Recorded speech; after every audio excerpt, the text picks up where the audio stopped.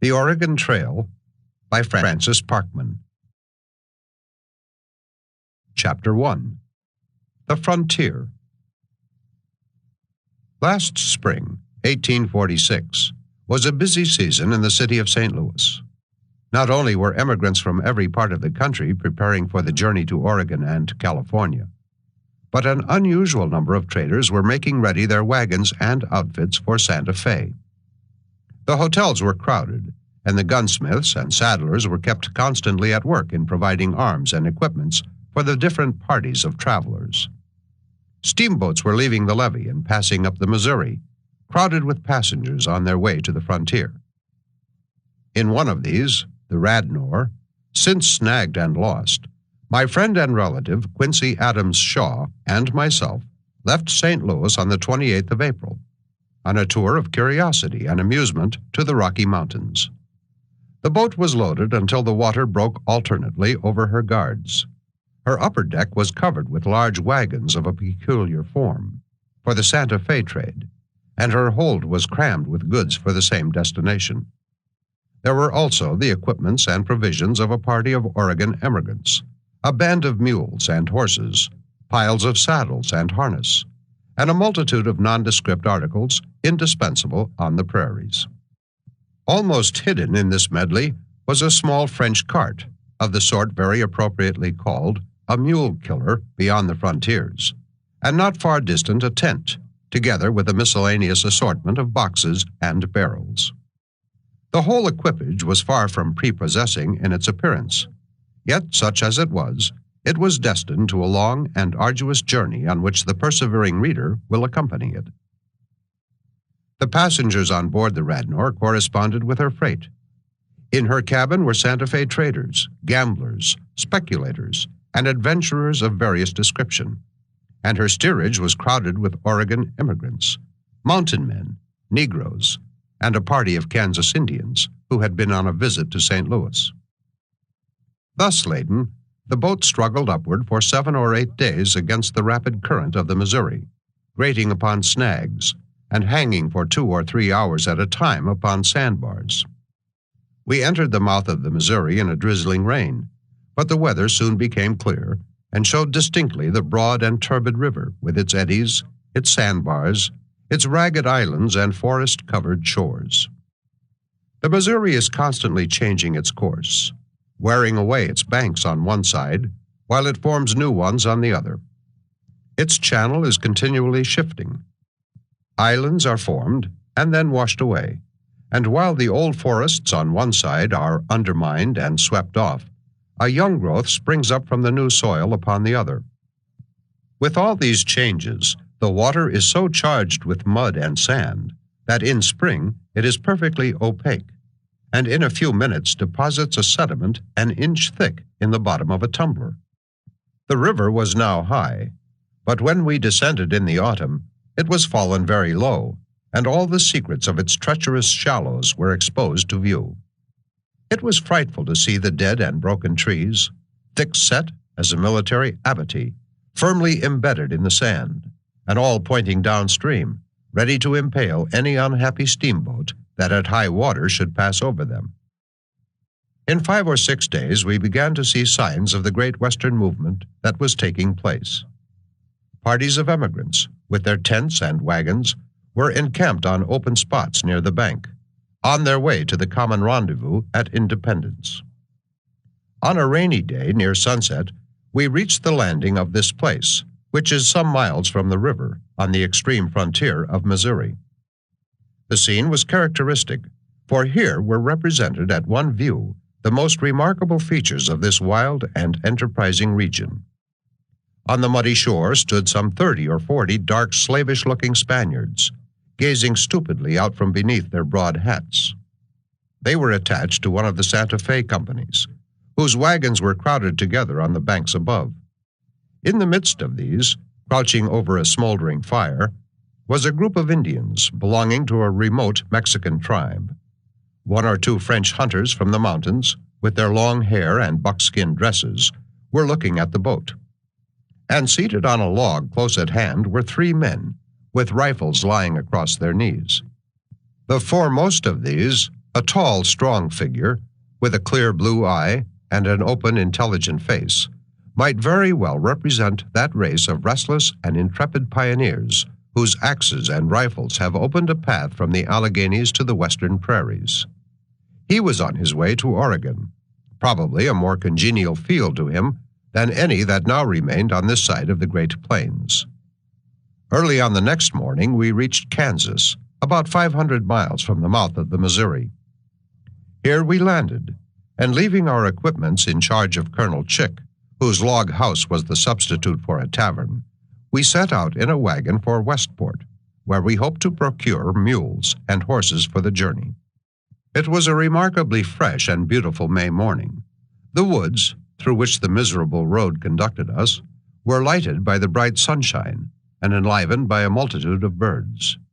We overtook on the way our late fellow travelers, the Kansas Indians, who, adorned with all their finery, were proceeding homeward at a round pace, and whatever they might have seemed on board the boat, they made a very striking and picturesque feature in the forest landscape. Westport was full of Indians, whose little shaggy ponies were tied by dozens along the houses and fences, Sacs and Foxes, with shaved heads and painted faces, Shawanoes and Delawares, fluttering in calico frocks and turbans, Wyandottes dressed like white men, and a few wretched Kansas, wrapped in old blankets, were strolling about the streets or lounging in and out of the shops and houses. As I stood at the door of the tavern, I saw a remarkable-looking personage coming up the street. He had a ruddy face, garnished with the stumps of a bristly red beard and mustache. On one side of his head was a round cap with a knob at the top, such as Scottish laborers sometimes wear. His coat was of a nondescript form, and made of a gray Scotch plaid, with the fringes hanging all about it. He wore trousers of coarse homespun and hobnailed shoes, and to complete his equipment, a little black pipe was stuck in one corner of his mouth. In this curious attire, I recognized Captain C. of the British Army, who with his brother and Mr. R., an English gentleman, was bound on a hunting expedition across the continent. I had seen the captain and his companions at St. Louis. They had now been for some time at Westport, making preparations for their departure and waiting for a reinforcement, since they were too few in number to attempt it alone. They might, it is true, have joined some of the parties of emigrants who were on the point of setting out for Oregon and California, but they professed great disinclination to have any connection with the Kentucky fellows. The captain now urged it upon us that we should join forces and proceed to the mountains in company. Feeling no greater partiality for the society of the emigrants than they did, we thought the arrangement a good one and consented to it. Our future fellow travelers had installed themselves in a little log house, where we found them surrounded by saddles, harness, guns, pistols, telescopes, knives, and in short their complete appointments for the prairie. R., who had a taste for natural history, sat at a table stuffing a woodpecker. The brother of the captain, who was an Irishman, was splicing a trail rope on the floor.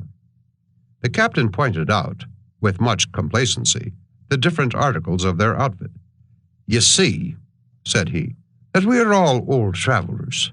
I am convinced that no party ever went upon the prairie better provided." The hunter whom they had employed, a surly-looking Canadian named Sorel, and their muleteer, an American ruffian from St. Louis, were lounging about the building.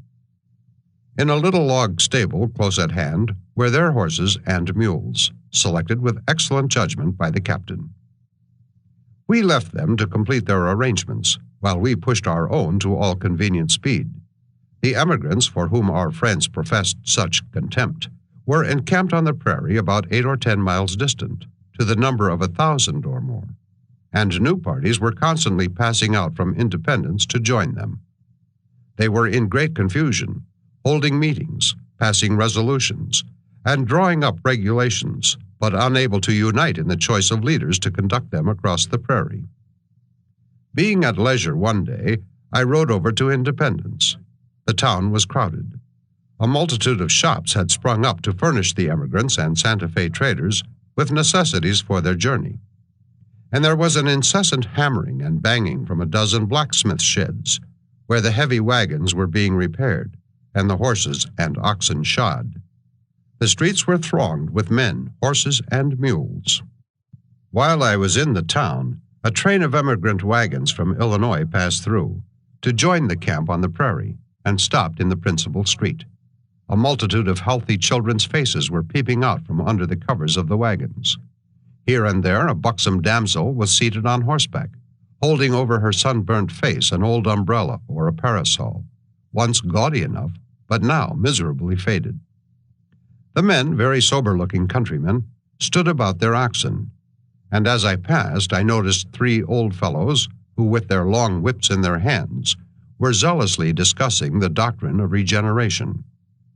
The emigrants, however, are not all of this stamp. Among them are some of the vilest outcasts in the country. I have often perplexed myself to divine the various motives that give impulse to this migration.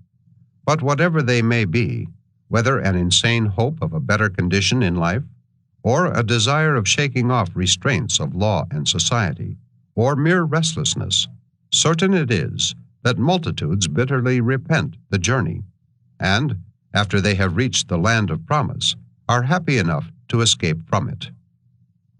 In the course of 7 or 8 days, we had brought our preparations nearly to a close. Meanwhile, our friends had completed theirs, and becoming tired of Westport, they told us that they would set out in advance and wait at the crossing of the Kansas till we should come up. Accordingly, R. and the muleteer went forward with the wagon and tent, while the captain and his brother, together with Sorrel and a trapper named Boisverd, who had joined them, followed with the band of horses. The commencement of the journey was ominous, for the captain was scarcely a mile from Westport, riding along in state at the head of his party, leading his intended buffalo horse by a rope, when a tremendous thunderstorm came on and drenched them all to the skin. They hurried on to reach the place, about 7 miles off, where R. was to have had the camp in readiness to receive them. But this prudent person, when he saw the storm approaching, had selected a sheltered glade in the woods where he pitched his tent and was sipping a comfortable cup of coffee while the captain galloped for miles beyond through the rain to look for him. At length the storm cleared away, and the sharp-eyed trapper succeeded in discovering his tent. R. had by this time finished his coffee and was seated on a buffalo robe smoking his pipe. The captain was one of the most easy-tempered men in existence, so he bore his ill luck with great composure, shared the dregs of the coffee with his brother, and lay down to sleep in his wet clothes. We ourselves had our share of the deluge. We were leading a pair of mules to Kansas when the storm broke. Such sharp and incessant flashes of lightning, such stunning and continuous thunder I had never known before. The woods were completely obscured by the diagonal sheets of rain that fell with a heavy roar and rose in spray from the ground, and the streams swelled so rapidly that we could hardly ford them. At length, looming through the rain, we saw the log house of Colonel Chick, who received us with his usual bland hospitality, while his wife, who, though a little soured and stiffened by a long course of camp meetings, was not behind him in good will, supplied us with the means of bettering our drenched and bedraggled condition. The storm clearing away at about sunset opened a noble prospect from the porch of the colonel's house, which stands upon a high hill. The sun streamed from the breaking clouds upon the swift and angry Missouri, and on the vast expanse of forest that stretched from its banks back to the distant bluffs. Returning on the next day to Westport, we received a message from the captain, who had ridden back to deliver it in person, but finding that we were in Kansas, had entrusted it with an acquaintance of his named Vogel, who kept a small grocery and liquor shop. Whiskey, by the way, circulates more freely in Westport than is altogether safe in a place where every man carries a loaded pistol in his pocket. As we passed this establishment, we saw Vogel's broad German face thrust from his door. He said he had something to tell us, and invited us to take a dram. Neither his liquor nor his message were very palatable. The captain had returned to give us notice that R., who assumed the direction of his party, had determined upon another route from that agreed upon between us, and instead of taking the course of the traders, had resolved to pass northward by Fort Leavenworth and follow the path marked out by the dragoons in their expedition of last summer. To adopt such a plan without consulting us, we looked upon as a high-handed proceeding, but suppressing our dissatisfaction as well as we could, we made up our minds to join them at Fort Leavenworth, where they were to wait for us. Accordingly, our preparation being now complete, we attempted one fine morning to begin our journey. The first step was an unfortunate one. No sooner were our animals put in harness than the shaft mule reared and plunged, burst ropes and straps, and nearly flung the cart into the Missouri. Finding her wholly uncontrollable, we exchanged her for another, with which we were furnished by our friend Mr. Boone of Westport, a grandson of Daniel Boone, the pioneer. This foretaste of prairie experience was very soon followed by another. Westport was scarcely out of sight when we encountered a deep, muddy gully of a species that afterward became but too familiar to us, and here, for the space of an hour or more, the cart stuck fast. Chapter 2. Breaking the Ice. Emerging from the mud holes of Westport, we pursued our way for some time along the narrow track in the checkered sunshine and shadow of the woods, till at length, issuing into the broad light, we left behind us the farthest outskirts of the great forest that once spread from the western plains to the shore of the Atlantic. Looking over an intervening belt of bushes, we saw the green, ocean-like expanse of prairie, stretching swell beyond swell to the horizon. It was a mild, calm spring day, a day when one is more disposed to musing and reverie than to action, and the softest part of his nature is apt to gain the upper hand. I rode in advance of the party as we passed through the bushes, and as a nook of green grass offered a strong temptation, I dismounted and lay down there. All the trees and saplings were in flower, or budding into fresh leaf. The red clusters of the maple blossoms and the rich flowers of the Indian apple were there in profusion, and I was half inclined to regret leaving behind the land of gardens for the rude and stern scenes of the prairie and the mountains. Meanwhile, the party came in sight out of the bushes. Foremost rode Henri Chatillon, our guide and hunter, a fine athletic figure, mounted on a hardy gray Wyandotte pony. He wore a white blanket coat, a broad hat of felt, moccasins, and trousers of deerskin, ornamented along the seams with rows of long fringes. His knife was stuck in his belt, his bullet pouch and powder horn hung at his side, and his rifle lay before him, resting against the high pommel of his saddle, which, like all his equipments, had seen hard service and was much the worse for wear. Shaw followed close, mounted on a little sorrel horse, and leading a larger animal by a rope. His outfit, which resembled mine, had been provided with a view to use rather than ornament.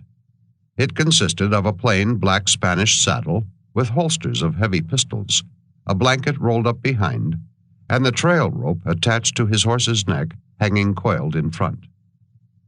He carried a double-barreled smoothbore, while I had a rifle of some 15 pounds weight. At that time, our attire, though far from elegant, bore some marks of civilization, and offered a very favorable contrast to the inimitable shabbiness of our appearance on the return journey. A red flannel shirt, belted around the waist like a frock, then constituted our upper garment. Moccasins had supplanted our failing boots, and the remaining essential portion of our attire consisted of an extraordinary article manufactured by a squaw out of smoked buckskin. Our muleteer, De Laurier, brought up the rear with his cart, wading ankle-deep in the mud, alternately puffing at his pipe and ejaculating in his prairie patois, "Sacré enfant de garce," as one of the mules would seem to recoil before some abyss of unusual profundity. The cart was of the kind that one may see by scores around the marketplace at Quebec, and had a white covering to protect the articles within. These were our provisions and a tent, with ammunition, blankets, and presents for the Indians. We were in all 4 men with 8 animals, for besides the spare horses led by Shaw and myself, an additional mule was driven along with us as a reserve in case of accident.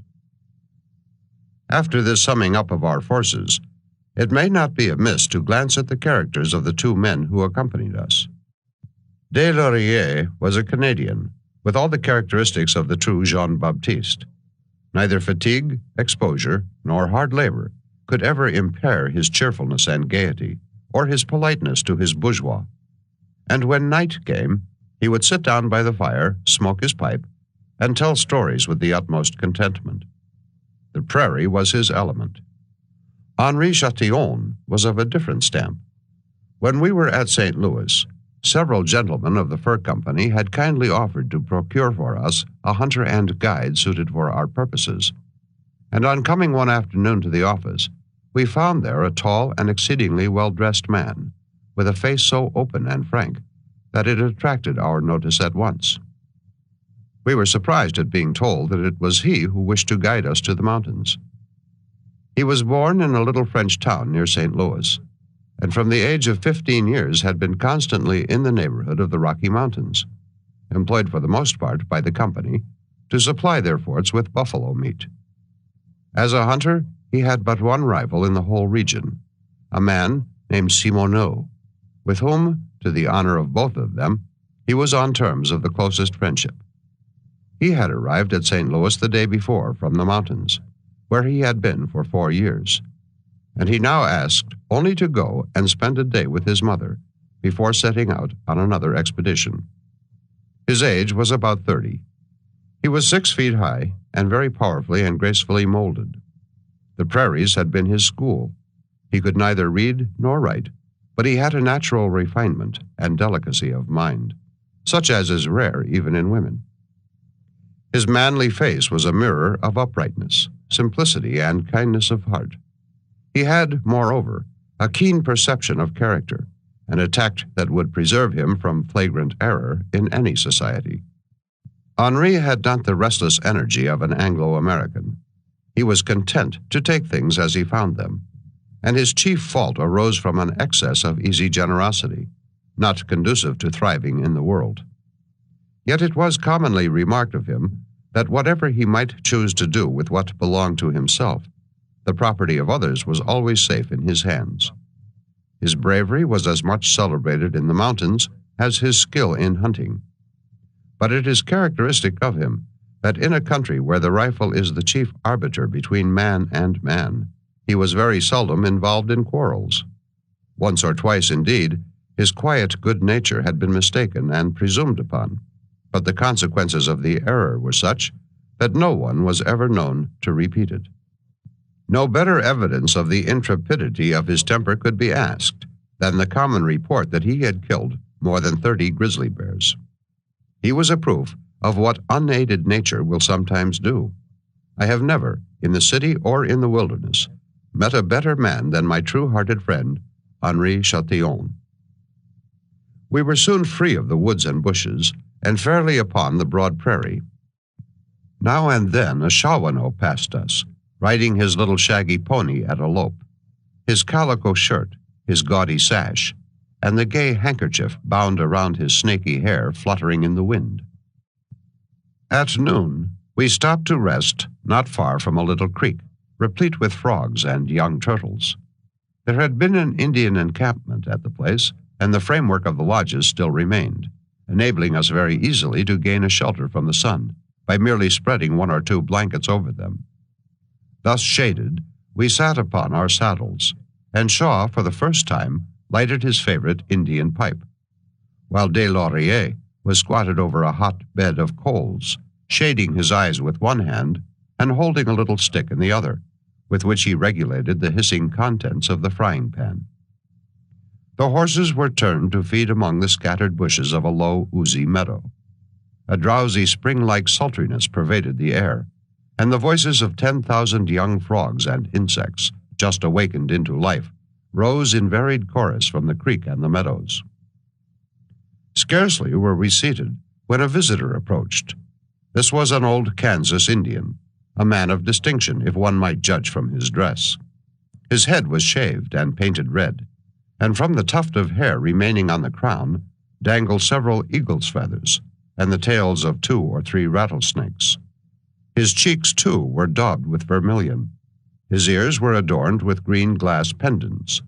A collar of grizzly bear's claws surrounded his neck, and several large necklaces of wampum hung on his breast. Having shaken us by the hand with a grunt of salutation, the old man, dropping his red blanket from his shoulders, sat down cross-legged on the ground. We offered him a cup of sweetened water, at which he ejaculated, "Good," and was beginning to tell us how great a man he was and how many Pawnees he had killed, when suddenly a motley concourse appeared wading across the creek towards us. They filed past in rapid succession, men, women, and children. Some were on horseback, some on foot, but all were alike squalid and wretched. Old squaws mounted astride of shaggy, meager little ponies, with perhaps 1 or 2 snake-eyed children seated behind them, clinging to their tattered blankets. Tall, lank young men on foot, with bows and arrows in their hands, and girls whose native ugliness not all the charms of glass beads and scarlet cloth could disguise, made up the procession. Although here and there was a man who, like our visitor, seemed to hold some rank in this respectable community. They were the dregs of the Kansas nation, who, while their betters were gone to hunt the buffalo, had left the village on a begging expedition to Westport. When this ragamuffin horde had passed, we caught our horses, saddled, harnessed, and resumed our journey. Fording the creek, the low roofs of a number of rude buildings appeared, rising from a cluster of groves and woods on the left, and riding up through a long lane amid a profusion of wild roses and early spring flowers, we found the log church and schoolhouses belonging to the Methodist Shawanoe Mission. The Indians were on the point of gathering to a religious meeting. Some scores of them, tall men in half-civilized dress, were seated on wooden benches under the trees, while their horses were tied to the sheds and fences. Their chief, Parks, a remarkably large and athletic man, had just arrived from Westport, where he owns a trading establishment. Beside this, he has a large farm and a considerable number of slaves. Indeed, the Shawanoes have made a greater progress in agriculture than any other tribe on the Missouri frontier, and both in appearance and in character form a marked contrast to our late acquaintance, the Kansas. A few hours' ride brought us to the banks of the River Kansas. Traversing the woods that lined it, and plowing through the deep sand, we encamped not far from the bank, at the lower Delaware crossing. Our tent was erected for the first time, on a meadow close to the woods, and the camp preparations being complete, we began to think of supper. An old Delaware woman of some 300 pounds weight sat in the porch of a little log house close to the water, and a very pretty half-breed girl was engaged, under her superintendence, in feeding a large flock of turkeys that were fluttering and gobbling about the door. But no offers of money, or even of tobacco, could induce her to part with one of her favorites, so I took my rifle to see if the woods or the river could furnish us anything. A multitude of quails were plaintively whistling in the meadows, but nothing appropriate to the rifle was to be seen, except 3 buzzards seated on the spectral limbs of an old dead sycamore that thrust itself out over the river from the dense sunny wall of fresh foliage. Their ugly heads were drawn down between their shoulders, and they seemed to luxuriate in the soft sunshine that was pouring from the west. As they offered no Epicurean temptations, I refrained from disturbing their enjoyment, but contented myself with admiring the calm beauty of the sunset. For the river, eddying swiftly in deep purple shadows between the impending woods, formed a wild but tranquilizing scene. When I returned to the camp, I found Shaw and an old Indian seated on the ground in close conference, passing the pipe between them. The old man was explaining that he loved the whites and had an especial partiality for tobacco. De Laurier was arranging upon the ground our service of tin cups and plates, and as other viands were not to be had, he set before us a repast of biscuit and bacon, and a large pot of coffee. Unsheathing our knives, we attacked it, disposed of the greater part, and tossed the residue to the Indian. Meanwhile, our horses, now hobbled for the first time, stood among the trees, with their forelegs tied together, in great disgust and astonishment. They seemed by no means to relish this foretaste of what awaited them. Mine, in particular, had conceived a mortal aversion to the prairie life. One of them, christened Hendrik, an animal whose strength and hardihood were his only merits, and who yielded to nothing but the cogent arguments of the whip, looked toward us with an indignant countenance, as if he meditated avenging his wrongs with a kick. The other, Pontiac, a good horse, though of plebeian lineage, stood with his head drooping and his mane hanging about his eyes, with the grieved and sulky air of a lubberly boy sent off to school. His forebodings were but too just, for when I last heard from him, he was under the lash of an Ogallala brave on a war party against the Crows.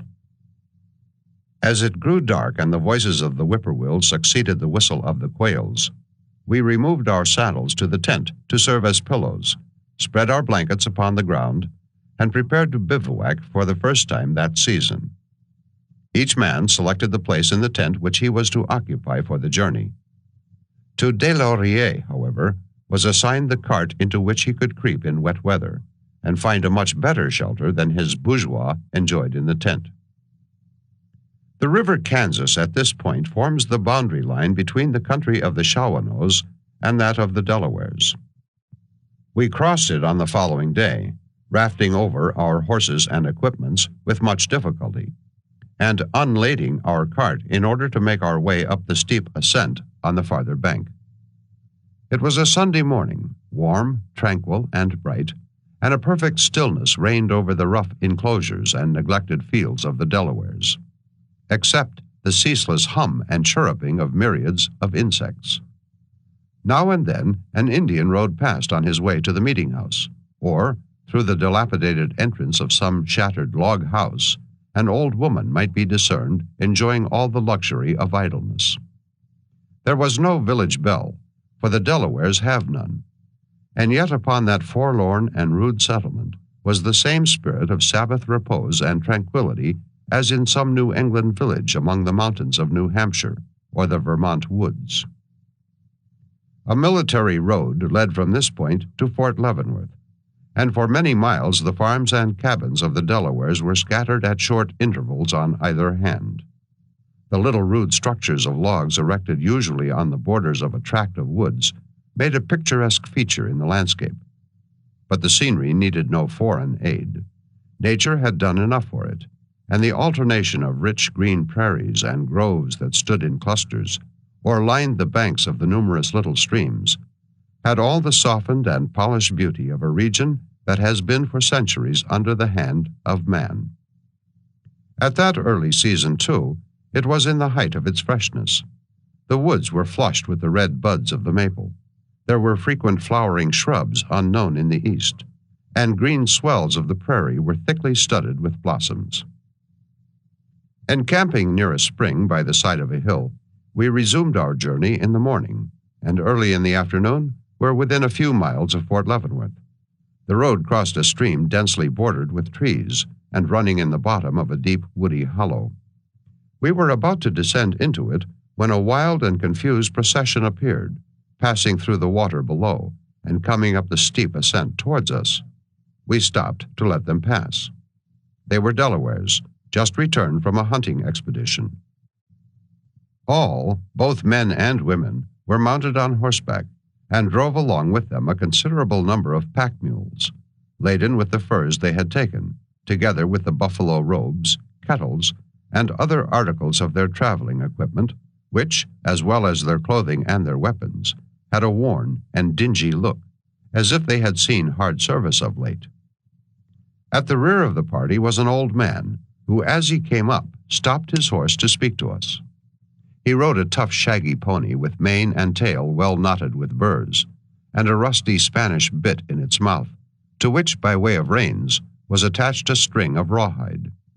His saddle, robbed probably from a Mexican, had no covering, being merely a tree of the Spanish form, with a piece of grizzly bear's skin laid over it, a pair of rude wooden stirrups attached, and, in the absence of girth, a thong of hide passing around the horse's belly.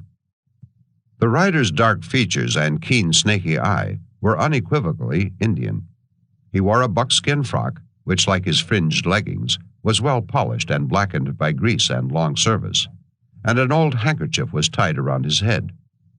Resting on the saddle before him lay his rifle, a weapon in the use of which the Delawares are skillful, though from its weight the distant prairie Indians are too lazy to carry it. "Who's your chief?"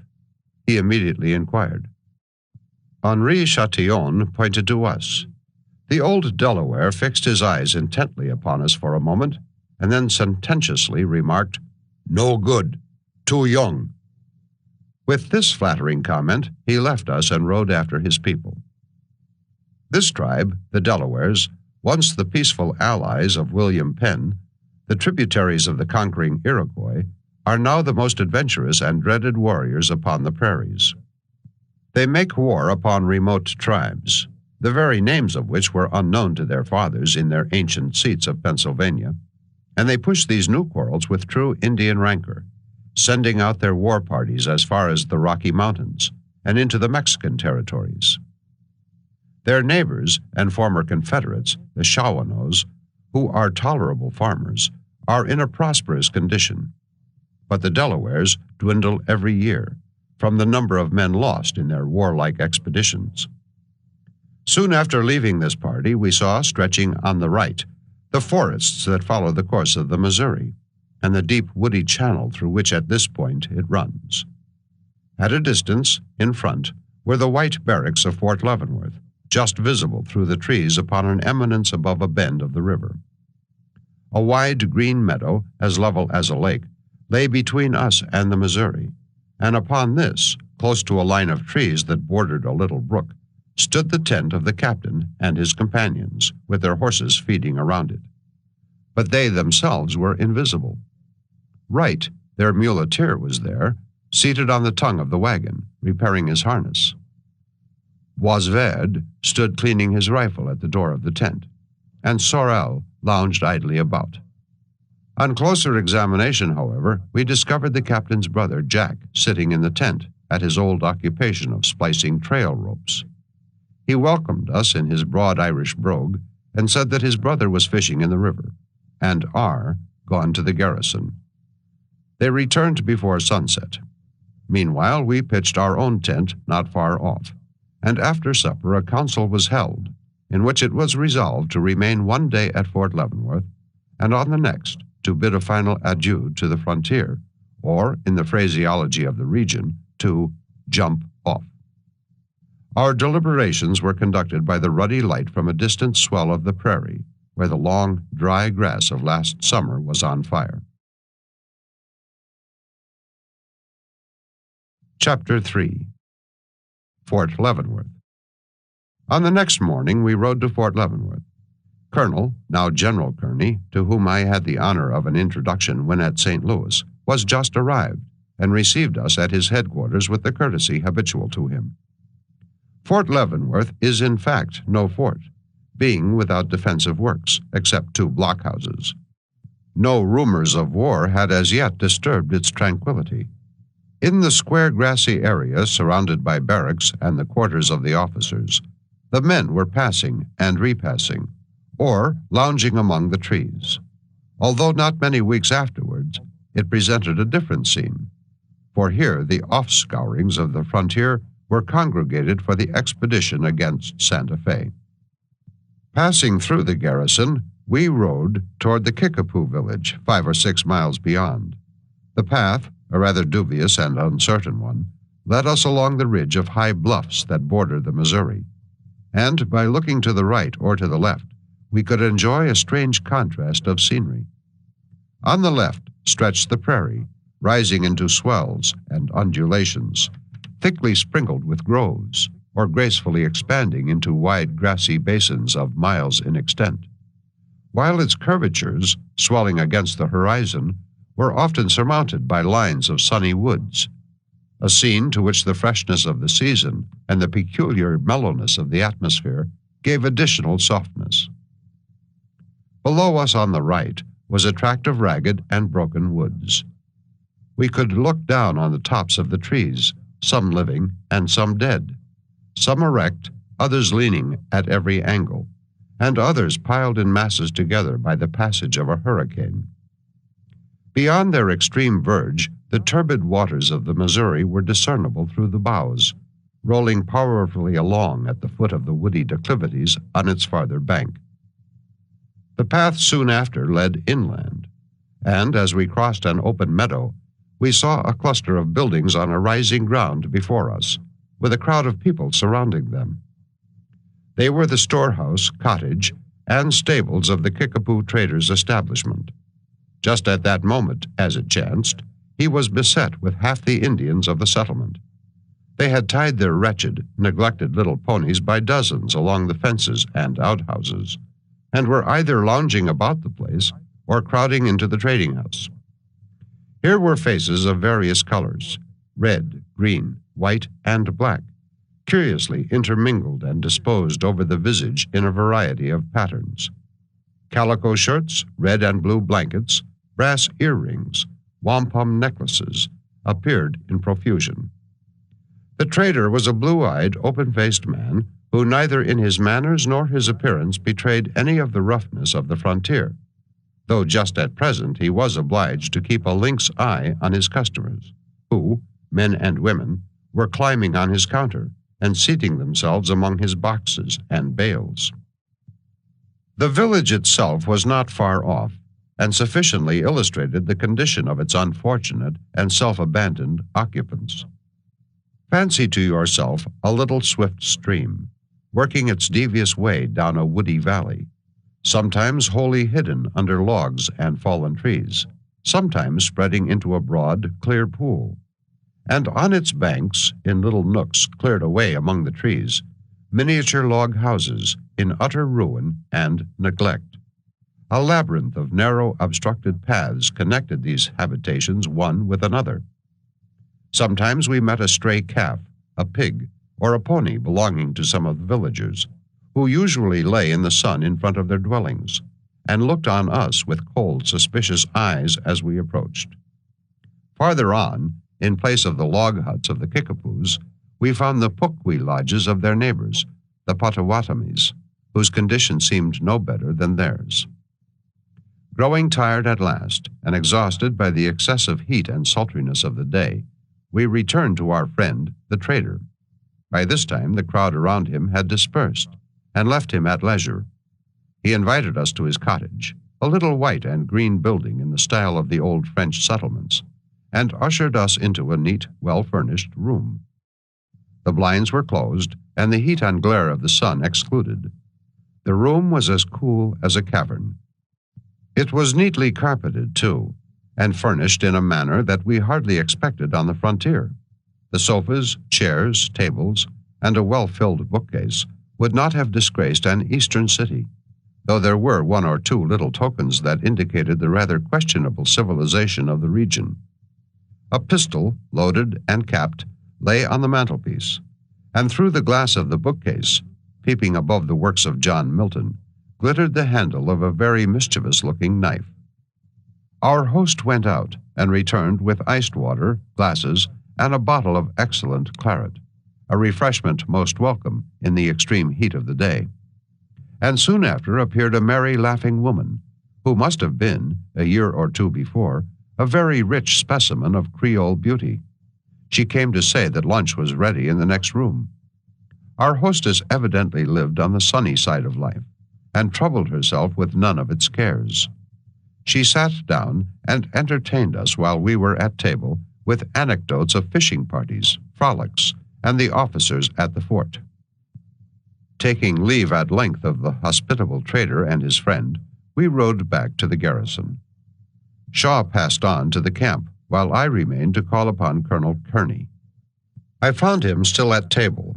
There sat our friend the captain, in the same remarkable habiliments in which we saw him at Westport, the black pipe, however, being for the present laid aside. He dangled his little cap in his hand and talked of steeplechases, touching occasionally upon his anticipated exploits in buffalo hunting. There, too, was R., somewhat more elegantly attired. For the last time, we tasted the luxuries of civilization and drank adieus to it in wine good enough to make us regret the leave-taking. Then, mounting, we rode together to the camp, where everything was in readiness for departure on the morrow. Chapter 4. Jumping Off. Our transatlantic companions were well equipped for the journey. They had a wagon drawn by 6 mules and crammed with provisions for 6 months, besides ammunition enough for a regiment, spare rifles and fowling pieces, ropes and harness, personal baggage, and a miscellaneous assortment of articles which produced infinite embarrassment. They had also decorated their persons with telescopes and portable compasses, and carried English double-barreled rifles of 16 to the pound caliber slung to their saddles in dragoon fashion. By sunrise on the 23rd of May, we had breakfasted. The tents were leveled, the animals saddled and harnessed, and all was prepared. "Avance donc!" "Get up!" cried Deslauriers to his mule. Wright, our friend's muleteer, after some swearing and lashing, got his insubordinate train in motion, and then the whole party filed from the ground. Thus we bade a long adieu to bed and board, and the principles of Blackstone's commentaries. The day was a most auspicious one, and yet Shaw and I felt certain misgivings, which in the sequel proved but too well founded. We had just learned that though R. had taken it upon him to adopt this course without consulting us, not a single man in the party knew the way, and the absurdity of the proceeding soon became manifest. His plan was to strike the trail of several companies of dragoons, who last summer had made an expedition under Colonel Kearney to Fort Laramie, and by this means to reach the grand trail of the Oregon emigrants up the Platte. We rode for an hour or two, when a familiar cluster of buildings appeared on a little hill. "Hello!" shouted the Kickapoo trader from over his fence. "Where are you going?" A few rather emphatic exclamations might have been heard among us when we found that we had gone miles out of our way and were not advanced an inch toward the Rocky Mountains. So we turned in the direction the trader indicated, and with the sun for a guide, began to trace a bee-line across the prairies. We struggled through copses and lines of wood. We waded brooks and pools of water. We traversed prairies as green as an emerald, expanding before us mile after mile, wider and more wild than the wastes Mazeppa rode over. Man, nor brute, nor dint of hoof, nor print of foot, lay in the wild, luxuriant soil. No sign of travel, none of toil. The very air was mute. Riding in advance, as we passed over one of these great plains, we looked back and saw the line of scattered horsemen stretching for a mile or more, and, far in the rear, against the horizon, the white wagons creeping slowly along. "Here we are at last," shouted the captain. And in truth, we had struck upon the traces of a large body of horse. We turned joyfully and followed this new course, with tempers somewhat improved, and towards sunset encamped on a high swell of the prairie, at the foot of which a lazy stream soaked along through clumps of rank grass. It was getting dark. We turned the horses loose to feed. "Drive down the tent pickets hard," said Henri Chatillon. "It is going to blow." We did so, and secured the tent as well as we could, for the sky had changed totally, and a fresh damp smell in the wind warned us that a stormy night was likely to succeed the hot, clear day. The prairie also wore a new aspect, and its vast swells had grown black and somber under the shadow of the clouds. The thunder soon began to growl at a distance. Picketing and hobbling the horses among the rich grass at the foot of the slope where we encamped, we gained a shelter just as the rain began to fall, and sat at the opening of the tent, watching the proceedings of the captain.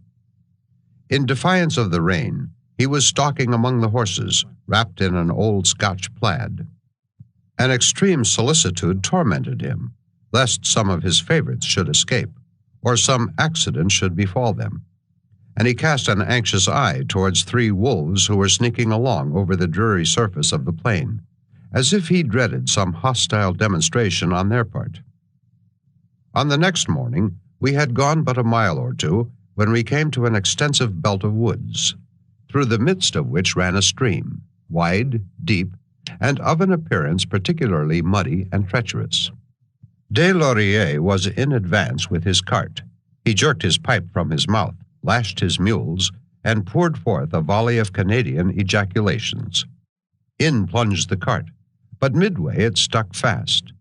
He leaped out knee-deep in water, and by dint of sacré and a vigorous application of the whip, urged the mules out of the slough. Then approached the long team and heavy wagon of our friends, but it paused on the brink. "Now, my advice is," began the captain, who had been anxiously contemplating the muddy gulf. "Drive on!" cried R. But Wright, the muleteer, apparently had not as yet decided the point in his own mind, and he sat still in his seat, on one of the shaft mules, whistling in a low contemplative strain to himself. "My advice is," resumed the captain, "that we unload, for I'll bet any man £5 that if we try to go through, we shall stick fast." "By the powers, we shall stick fast," echoed Jack, the captain's brother, shaking his large head with an air of firm conviction. "Drive on! Drive on!" cried R. petulantly.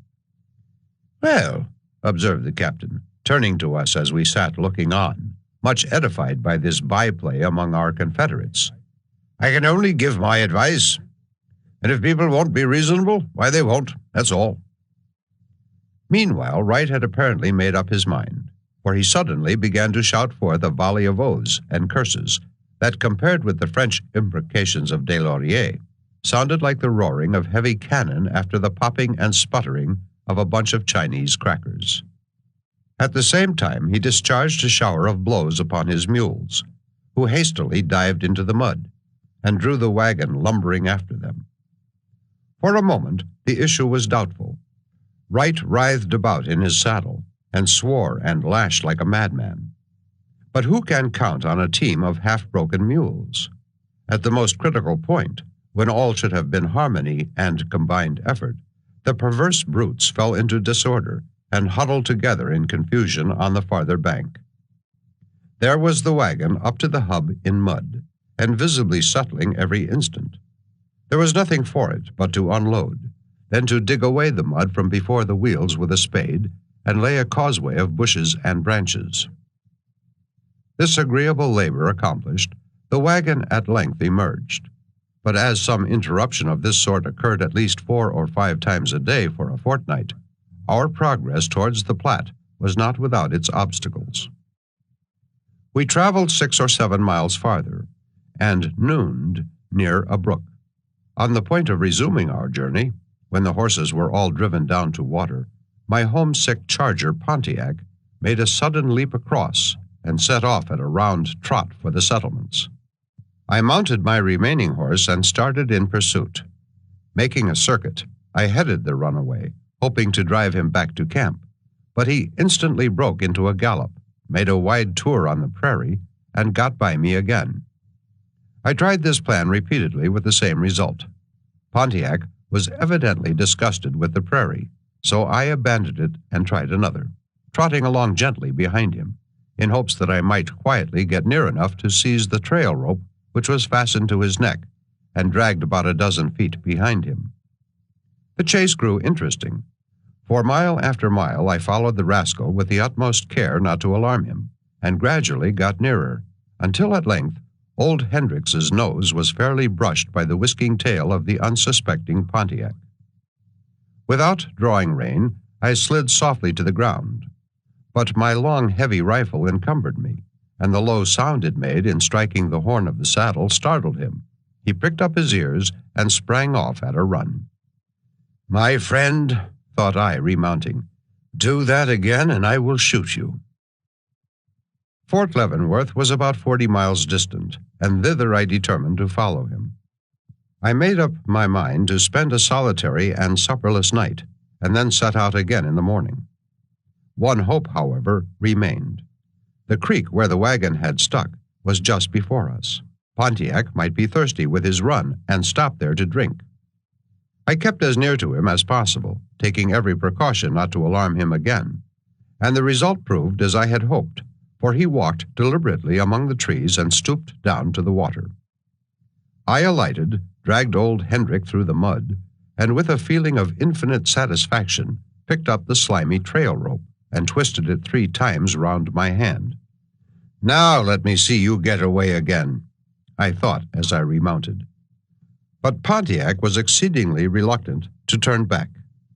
Hendrick, too, who had evidently flattered himself with vain hopes, showed the utmost repugnance and grumbled in a manner peculiar to himself at being compelled to face about. A smart cut of the whip restored his cheerfulness, and dragging the recovered truant behind, I set out in search of the camp. An hour or 2 elapsed, when near sunset I saw the tents, standing on a swell of the prairie beyond a line of woods, while the bands of horses were feeding in a low meadow close at hand. There sat Jack C., cross-legged in the sun, splicing a trail rope, and the rest were lying on the grass, smoking and telling stories.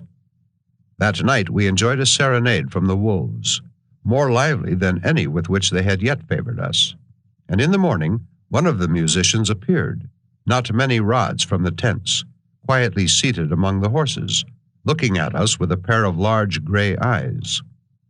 But perceiving a rifle leveled at him, he leaped up and made off in hot haste. I pass by the following day or 2 of our journey, for nothing occurred worthy of record. Should any one of my readers ever be impelled to visit the prairies, and should he choose the route of the Platte, the best perhaps that can be adopted, I can assure him that he need not think to enter at once upon the paradise of his imagination.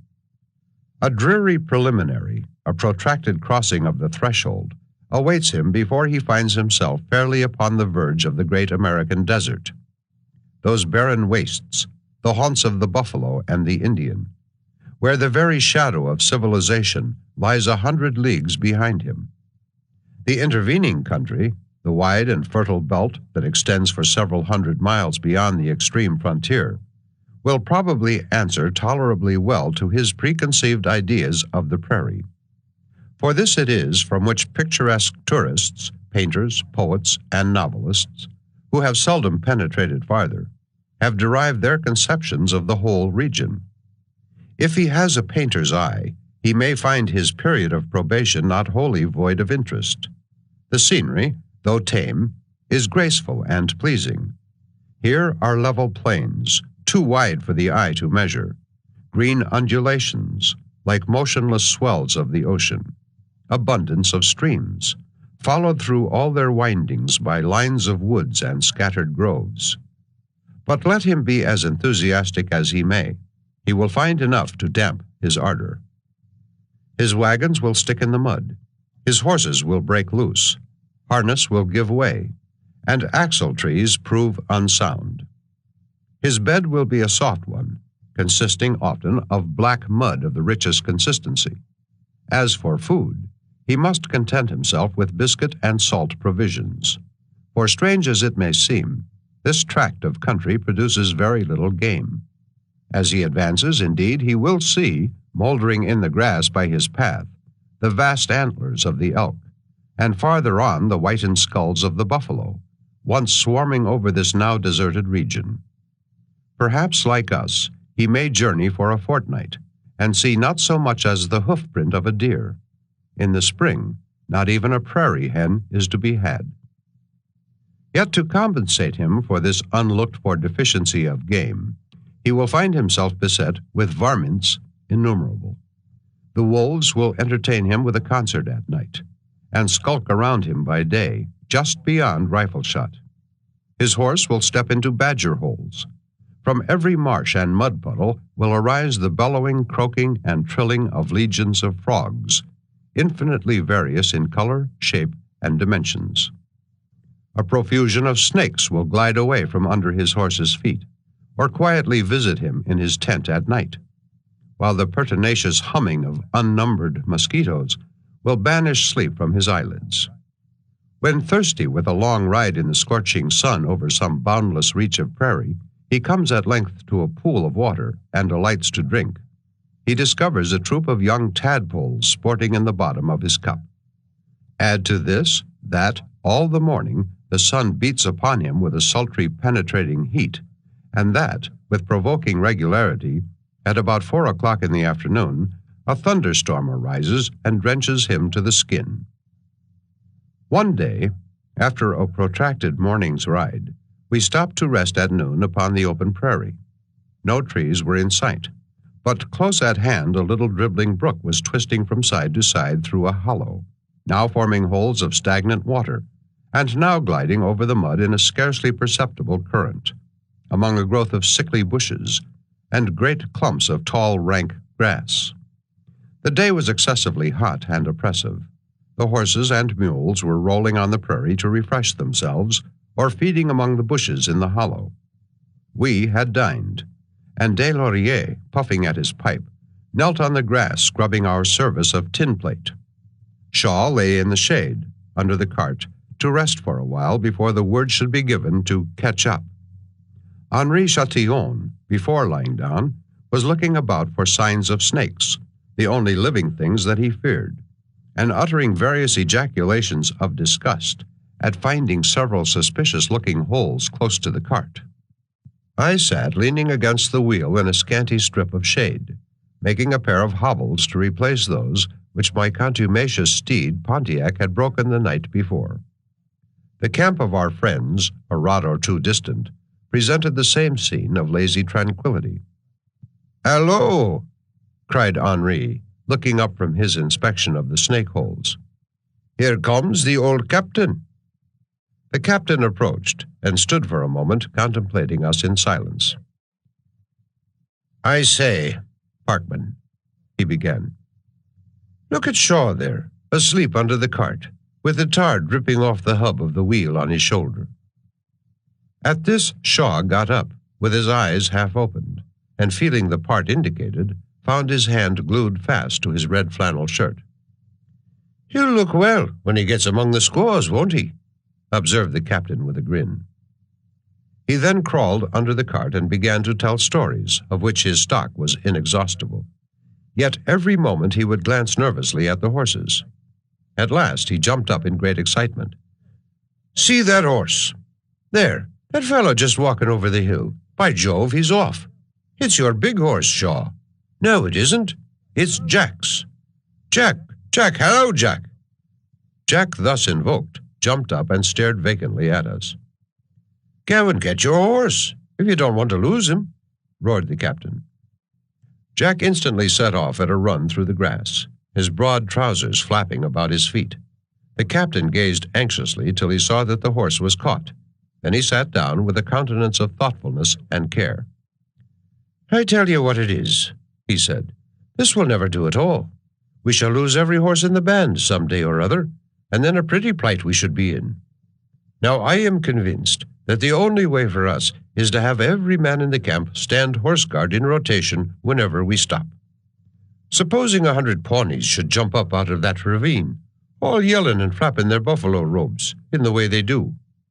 Why, in 2 minutes not a hoof would be in sight." We reminded the captain that 100 Pawnees would probably demolish the horse guard if he were to resist their depredations. "At any rate," pursued the captain, evading the point, "our whole system is wrong. I'm convinced of it. It is totally unmilitary. Why, the way we travel, strung out over the prairie for a mile, an enemy might attack the foremost men and cut them off before the rest could come up." "We are not in an enemy's country yet," said Shaw. "When we are, we'll travel together." "Then," said the captain, "we might be attacked in camp. We've no sentinels. We camp in disorder, no precautions at all to guard against surprise. My own convictions are that we ought to camp in a hollow square with the fires in the center, and have sentinels and a regular password appointed for every night. Besides, there should be vedettes riding in advance, to find a place for the camp and give warning of an enemy. These are my convictions. I don't want to dictate to any man. I give advice to the best of my judgment, that's all, and then let people do as they please. His plan of sending out vedettes seemed particularly dear to him, and as no one else was disposed to second his views on this point, he took it into his head to ride forward that afternoon himself. "Come on, Parkman," said he. "Will you go with me?" We set out together and rode a mile or two in advance. The captain, in the course of 20 years' service in the British Army, had seen something of life, and being naturally a pleasant fellow, he was a very entertaining companion.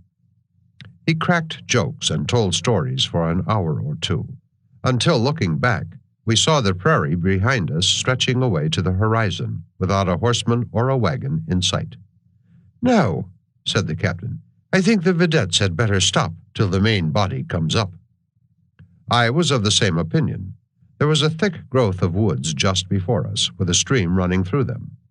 Having crossed this, we found on the other side a level meadow, half encircled by the trees, and fastening our horses to some bushes, we sat down on the grass, while, with an old stump of a tree for a target, I began to display the superiority of the renowned rifle of the backwoods over the foreign innovation borne by the captain. At length voices could be heard in the distance behind the trees. "There they come," said the captain. "Let's go and see how they get through the creek." We mounted and rode to the bank of the stream, where the trail crossed it. It ran in a deep hollow full of trees. As we looked down, we saw a confused crowd of horsemen riding through the water, and among the dingy habiliments of our party glittered the uniforms of 4 dragoons. Shaw came whipping his horse up the bank, in advance of the rest, with a somewhat indignant countenance. The first word he spoke was a blessing fervently invoked on the head of R., who was riding, with a crestfallen air, in the rear. Thanks to the ingenious devices of this gentleman, we had missed the track entirely, and wandered, not towards the Platte, but to the village of the Iowa Indians. This we learned from the dragoons, who had lately deserted from Fort Leavenworth. They told us that our best plan now was to keep to the northward until we should strike the trail formed by several parties of Oregon emigrants who had that season set out from St. Joseph in Missouri. In extremely bad temper, we encamped on this ill-starred spot, while the deserters, whose case admitted of no delay, rode rapidly forward. On the day following, striking the St. Joseph's Trail, we turned our horses' heads towards Fort Laramie, then about 700 miles to the westward. Chapter 5. The Big Blue. The great medley of Oregon and California emigrants at their camps around Independence had heard reports that several additional parties were on the point of setting out from St. Joseph farther to the northward. The prevailing impression was that these were Mormons, 2,300 in number, and a great alarm was excited in consequence. The people of Illinois and Missouri, who composed by far the greater part of the emigrants, have never been on the best terms with the Latter-day Saints, and it is notorious throughout the country how much blood has been spilt in their feuds, even far within the limits of the settlements. No one could predict what would be the result when large armed bodies of these fanatics should encounter the most impetuous and reckless of their old enemies on the broad prairies, far beyond the reach of law or military force. The women and children at Independence raised a great outcry. The men themselves were seriously alarmed, and, as I learned, they sent to Colonel Kearney requesting an escort of dragoons as far as the Platte. This was refused, and as the sequel proved, there was no occasion for it. The St. Joseph emigrants were as good Christians and as zealous Mormon haters as the rest, and the very few families of the Saints, who passed out this season by the route of the Platte, remained behind until the great tide of emigration had gone by, standing in quite as much awe of the Gentiles as the latter did of them. We were now upon the St. Joseph Trail. It was evident by the traces that large parties were a few days in advance of us, and as we too supposed them to be Mormons, we had some apprehension of interruption. The journey was monotonous. One day we rode on for hours without seeing a tree or a bush. Before, behind, and on either side stretched the vast expanse, rolling in a succession of graceful swells, covered with the unbroken carpet of fresh green grass. Here and there a crow, a raven, or a turkey buzzard relieved the uniformity. "What shall we do tonight for wood and water?" we began to ask of each other, for the sun was within an hour of setting. At length, a dark green speck appeared, far off on the right. It was the top of a tree, peering over a swell of the prairie, and leaving the trail, we made all haste towards it. It proved to be the vanguard of a cluster of bushes and low trees that surrounded some pools of water in an extensive hollow, so we encamped on the rising ground near it. Shaw and I were sitting in the tent when Deslauriers thrust his brown face and old felt hat into the opening, and dilating his eyes to their utmost extent, announced supper. There were the tin cups and the iron spoons, arranged in order on the grass, and the coffee pot predominant in the midst. The meal was soon dispatched, but Henri Chatillon still sat cross-legged, dallying with the remnant of his coffee, the beverage in universal use upon the prairie, and an especial favorite with him. He preferred it in its virgin flavor, unimpaired by sugar or cream, and on the present occasion it met his entire approval, being exceedingly strong, or, as he expressed it, right black. It was a gorgeous sunset, and the ruddy glow of the sky was reflected from some extensive pools of water among the shadowy copses in the meadow below. "I must have a bath tonight," said Shaw. "How is it, Deslauriers? Any chance for a swim down there?"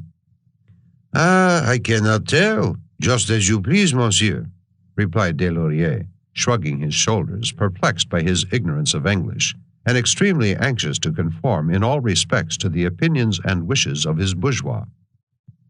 "Look at his moccasin," said I. It had evidently been lately immersed in a profound abyss of black mud. "Come," said Shaw. "At any rate, we can see for ourselves."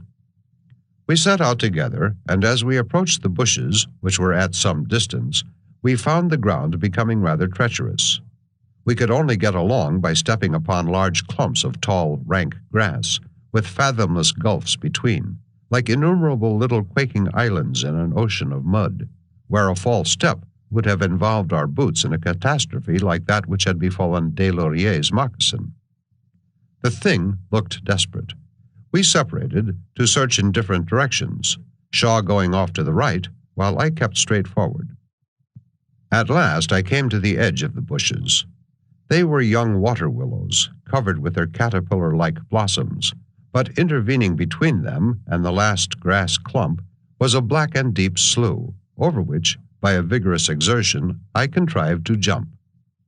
Then I shouldered my way through the willows, trampling them down by main force, till I came to a wide stream of water, 3 inches deep, languidly creeping along over a bottom of sleek mud. My arrival produced a great commotion. A huge green bullfrog uttered an indignant croak and jumped off the bank with a loud splash. His webbed feet twinkled above the surface as he jerked them energetically upward, and I could see him ensconcing himself in the unresisting slime at the bottom, whence several large air bubbles struggled lazily to the top.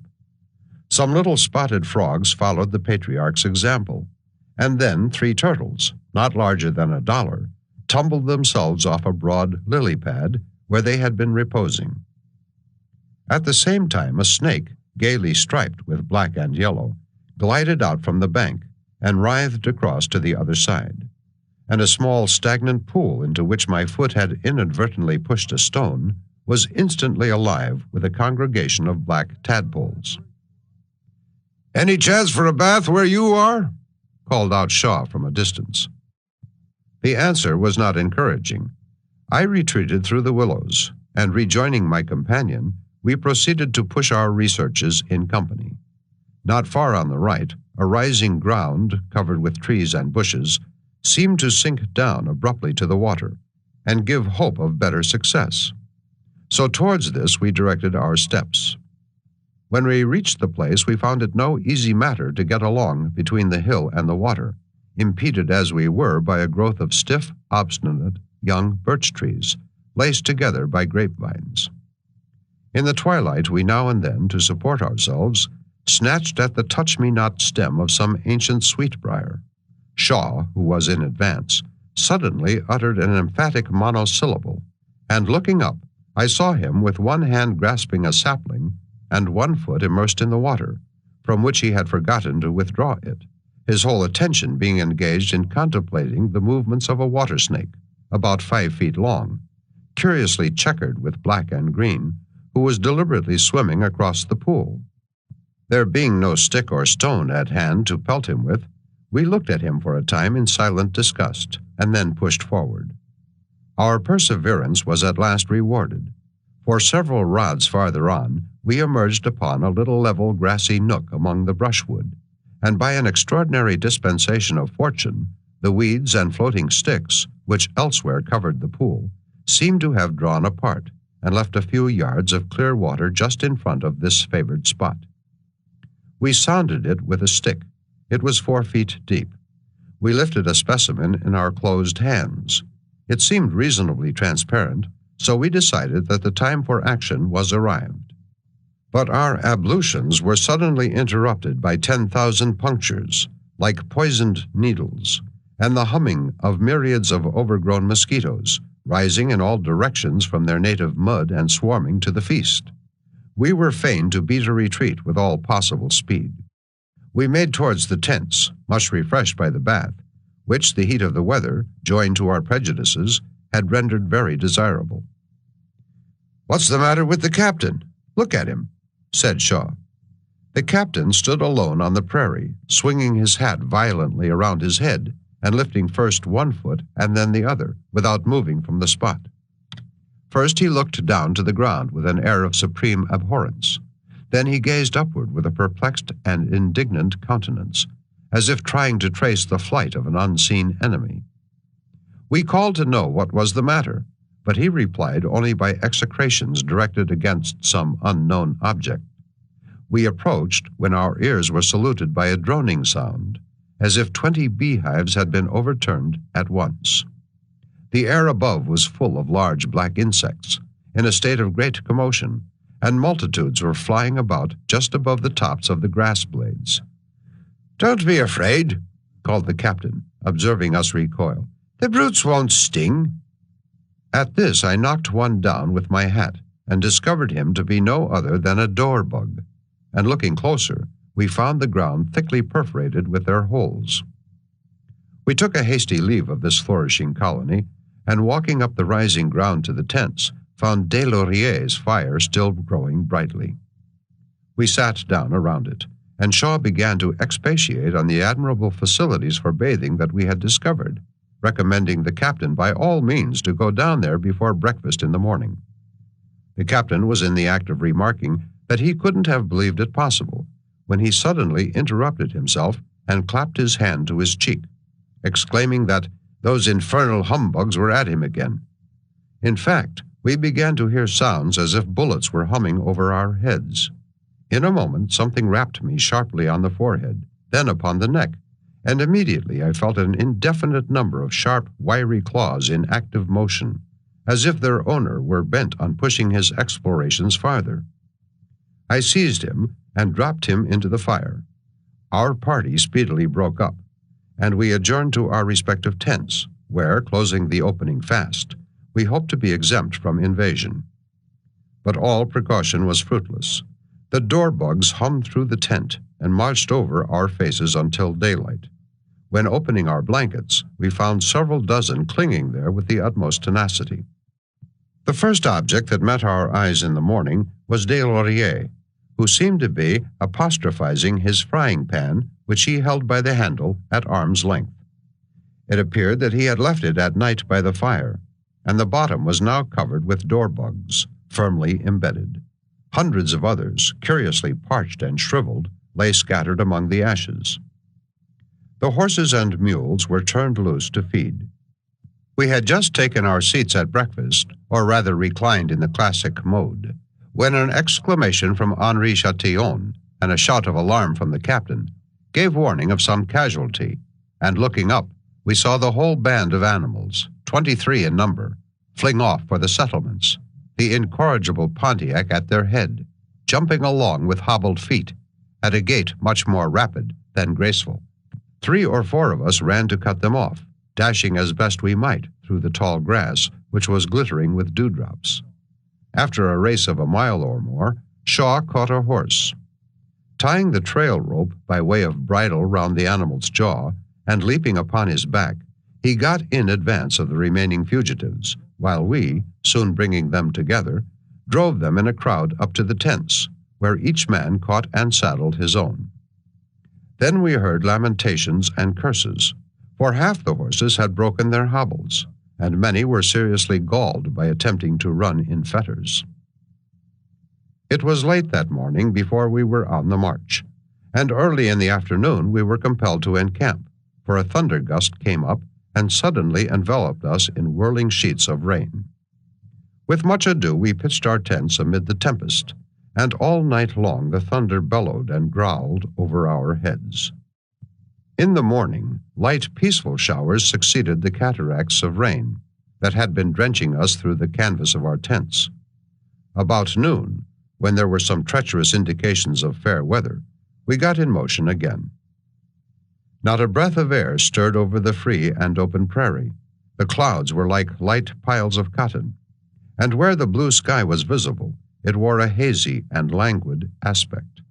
The sun beat down upon us with a sultry, penetrating heat almost insupportable, and as our party crept slowly along over the interminable level, the horses hung their heads as they waded fetlock deep through the mud, and the men slouched into the easiest position upon the saddle.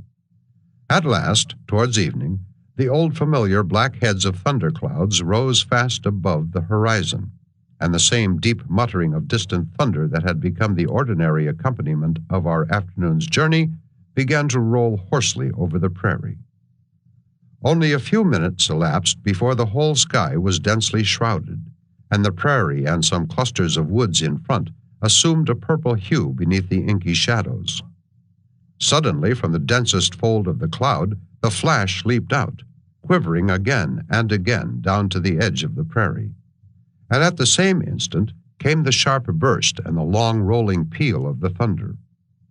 A cool wind, filled with the smell of rain, just then overtook us, leveling the tall grass by the side of the path. "Come on, we must ride for it," shouted Shaw, rushing by at full speed, his led horse snorting at his side. The whole party broke into full gallop, and made for the trees in front. Passing these, we found beyond them a meadow which they half enclosed. We rode pell-mell upon the ground, leaped from horseback, tore off our saddles, and in a moment each man was kneeling at his horse's feet. The hobbles were adjusted, and the animals turned loose. Then, as the wagons came wheeling rapidly to the spot, we seized upon the tent poles, and just as the storm broke, we were prepared to receive it. It came upon us almost with the darkness of night. The trees, which were close at hand, were completely shrouded by the roaring torrents of rain. We were sitting in the tent when Des Lauriers, with his broad felt hat hanging about his ears and his shoulders glistening with the rain, thrust in his head. "Voulez-vous souper? Tout suite? I can make fire? Sur la charrette? I believe so. I try." "Never mind supper, man. Come in out of the rain." Des Lauriers accordingly crouched in the entrance, for modesty would not permit him to intrude farther. Our tent was none of the best defense against such a cataract. The rain could not enter bodily, but it beat through the canvas in a fine drizzle that wetted us just as effectually. We sat upon our saddles with faces of the utmost surliness, while the water dropped from the visors of our caps and trickled down our cheeks. My India rubber cloak conducted 20 little rapid streamlets to the ground, and Shaw's blanket coat was saturated like a sponge. But what most concerned us was the sight of several puddles of water rapidly accumulating. One in particular, that was gathering around the tent pole, threatened to overspread the whole area within the tent, holding forth but an indifferent promise of a comfortable night's rest. Towards sunset, however, the storm ceased as suddenly as it began. A bright streak of clear red sky appeared above the western verge of the prairie. The horizontal rays of the sinking sun streamed through it and glittered in 1,000 prismatic colors upon the dripping groves and the prostrate grass. The pools in the tent dwindled and sunk into the saturated soil. But all our hopes were delusive. Scarcely had night set in when the tumult broke forth anew. The thunder here is not like the tame thunder of the Atlantic coast. Bursting with a terrific crash directly above our heads, it roared over the boundless waste of prairie, seeming to roll around the whole circle of the firmament, with a peculiar and awful reverberation. The lightning flashed all night, playing with its livid glare upon the neighboring trees, revealing the vast expanse of the plain, and then leaving us shut in, as if by a palpable wall of darkness. It did not disturb us much. Now and then a peal awakened us and made us conscious of the electric battle that was raging, and of the floods that dashed upon the stanch canvas over our heads. We lay upon india-rubber cloths, placed between our blankets and the soil.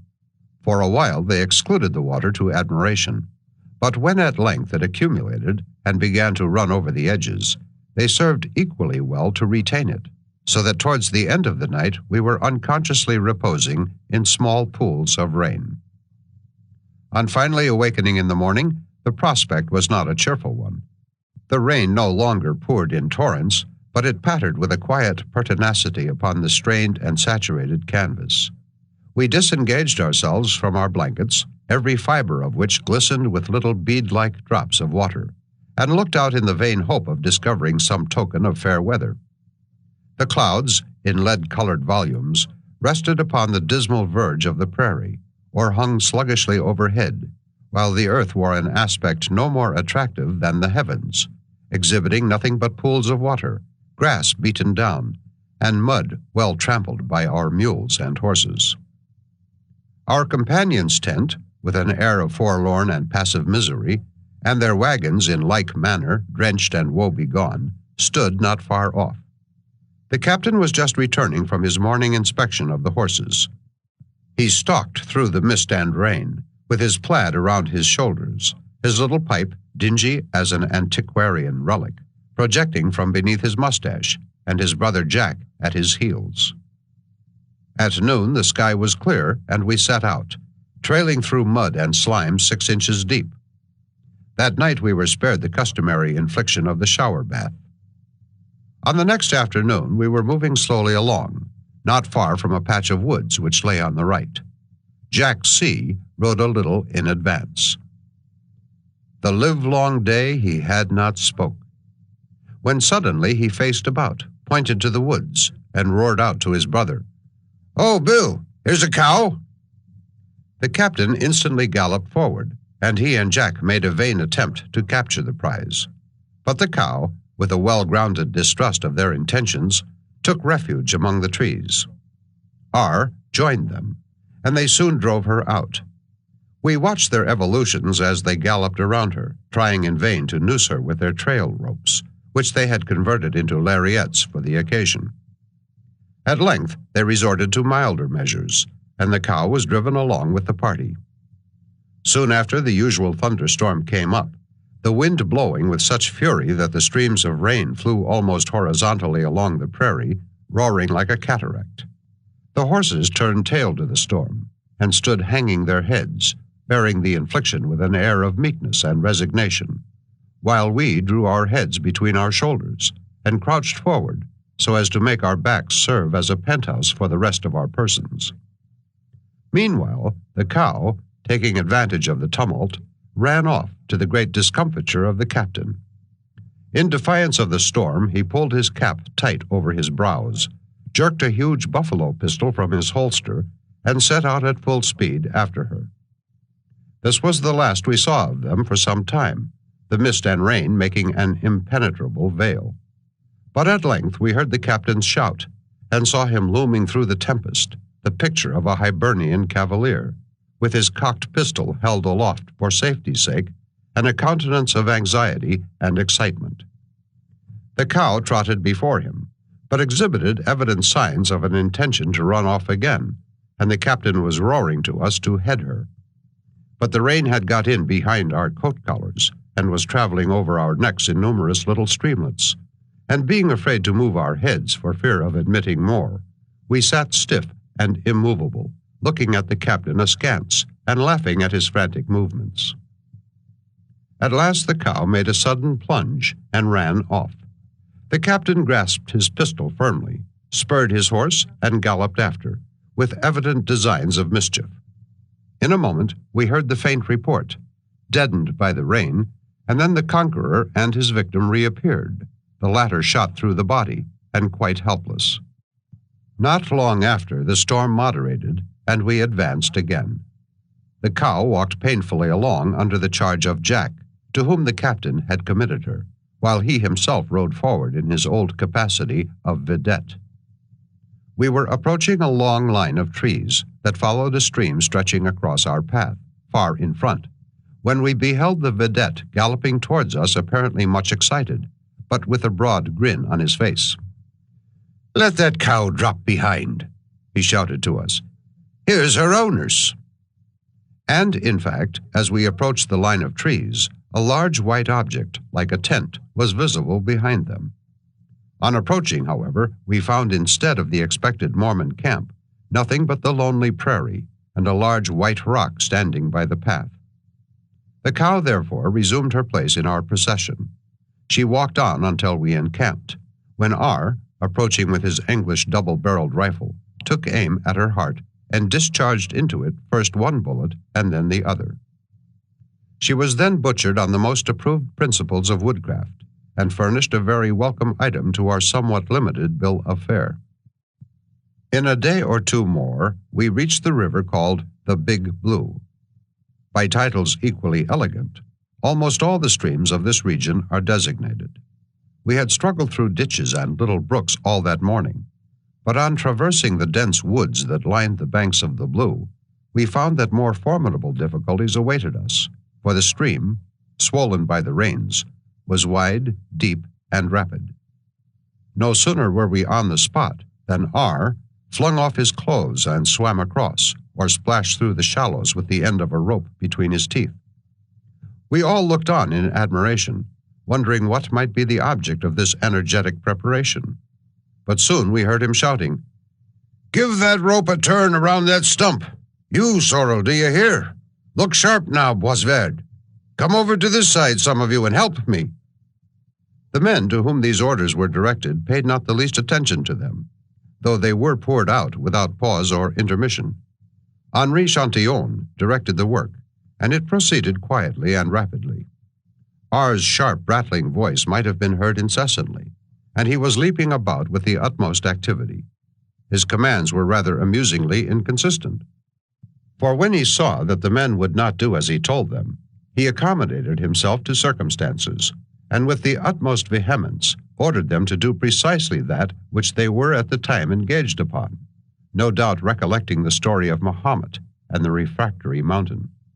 Shaw smiled. R. observed it, and approaching with a countenance of indignation, began to vapor a little, but was instantly reduced to silence. The raft was at length complete.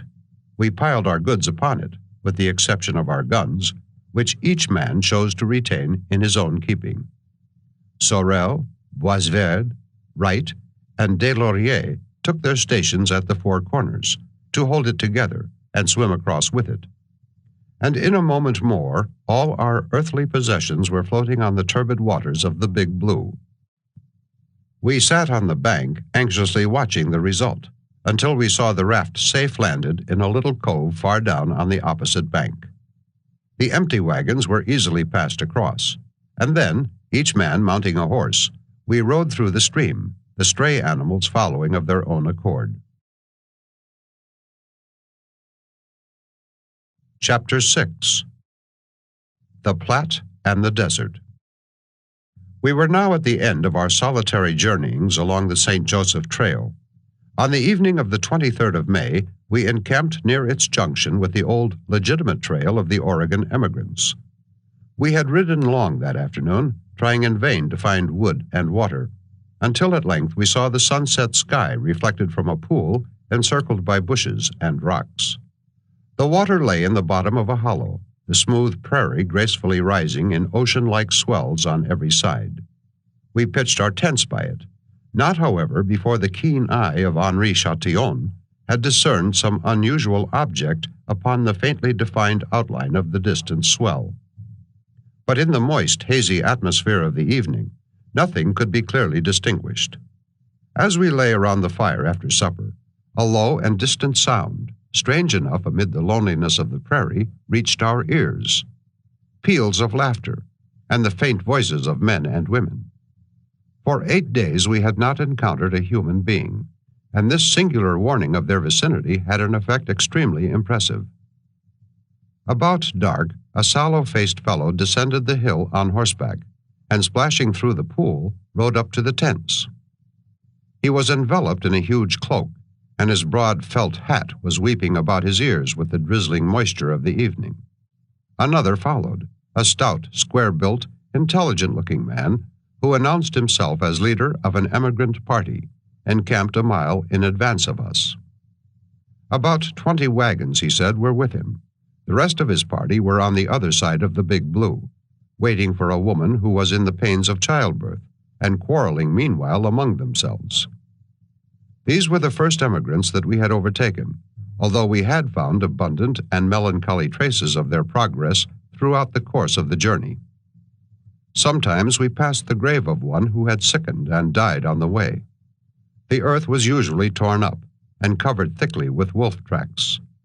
Some had escaped this violation.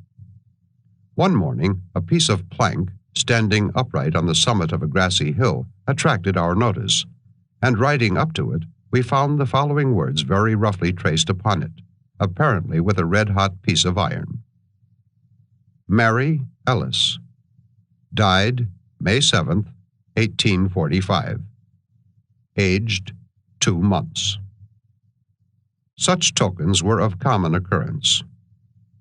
We were late in breaking up our camp on the following morning, and scarcely had we ridden a mile when we saw far in advance of us, drawn against the horizon, a line of objects stretching at regular intervals along the level edge of the prairie.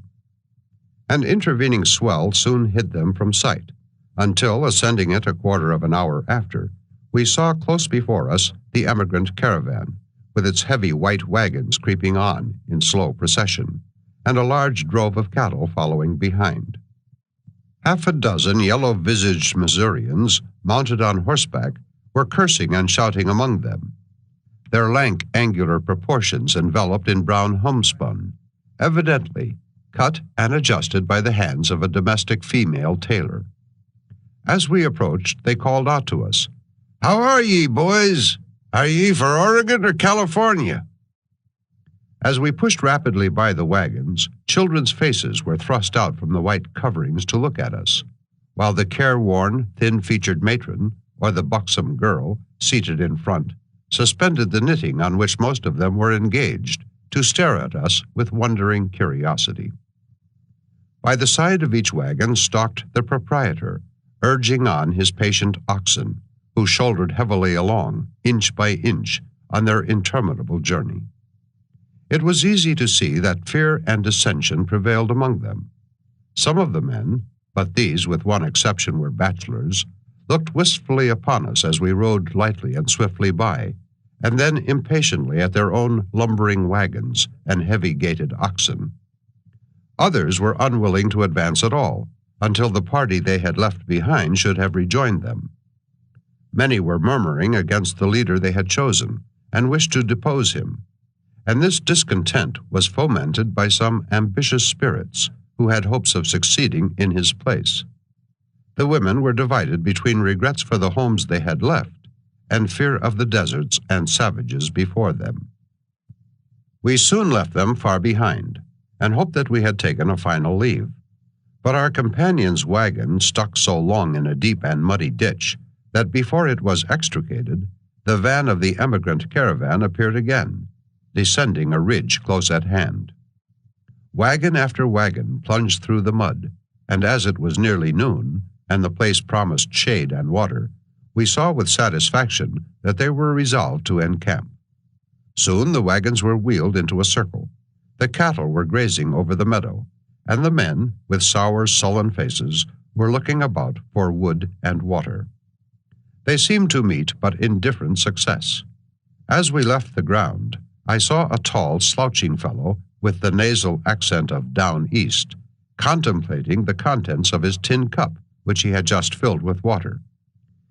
"Look here, you," said he. "It's chock full of animals." The cup, as he held it out, exhibited, in fact, an extraordinary variety of profusion of animal and vegetable life. Riding up the little hill and looking back on the meadow, we could easily see that all was not right in the camp of the emigrants. The men were crowded together, and an angry discussion seemed to be going forward. R. was missing from his wonted place in the line, and the captain told us that he had remained behind to get his horse shod by a blacksmith attached to the emigrant party. Something whispered in our ears that mischief was on foot. We kept on, however, and coming soon to a stream of tolerable water, we stopped to rest and dine. Still the absentee lingered behind. At last, at the distance of a mile, he and his horse suddenly appeared, sharply defined against the sky on the summit of a hill, and close behind, a huge white object rose slowly into view. "What is that blockhead bringing with him now?"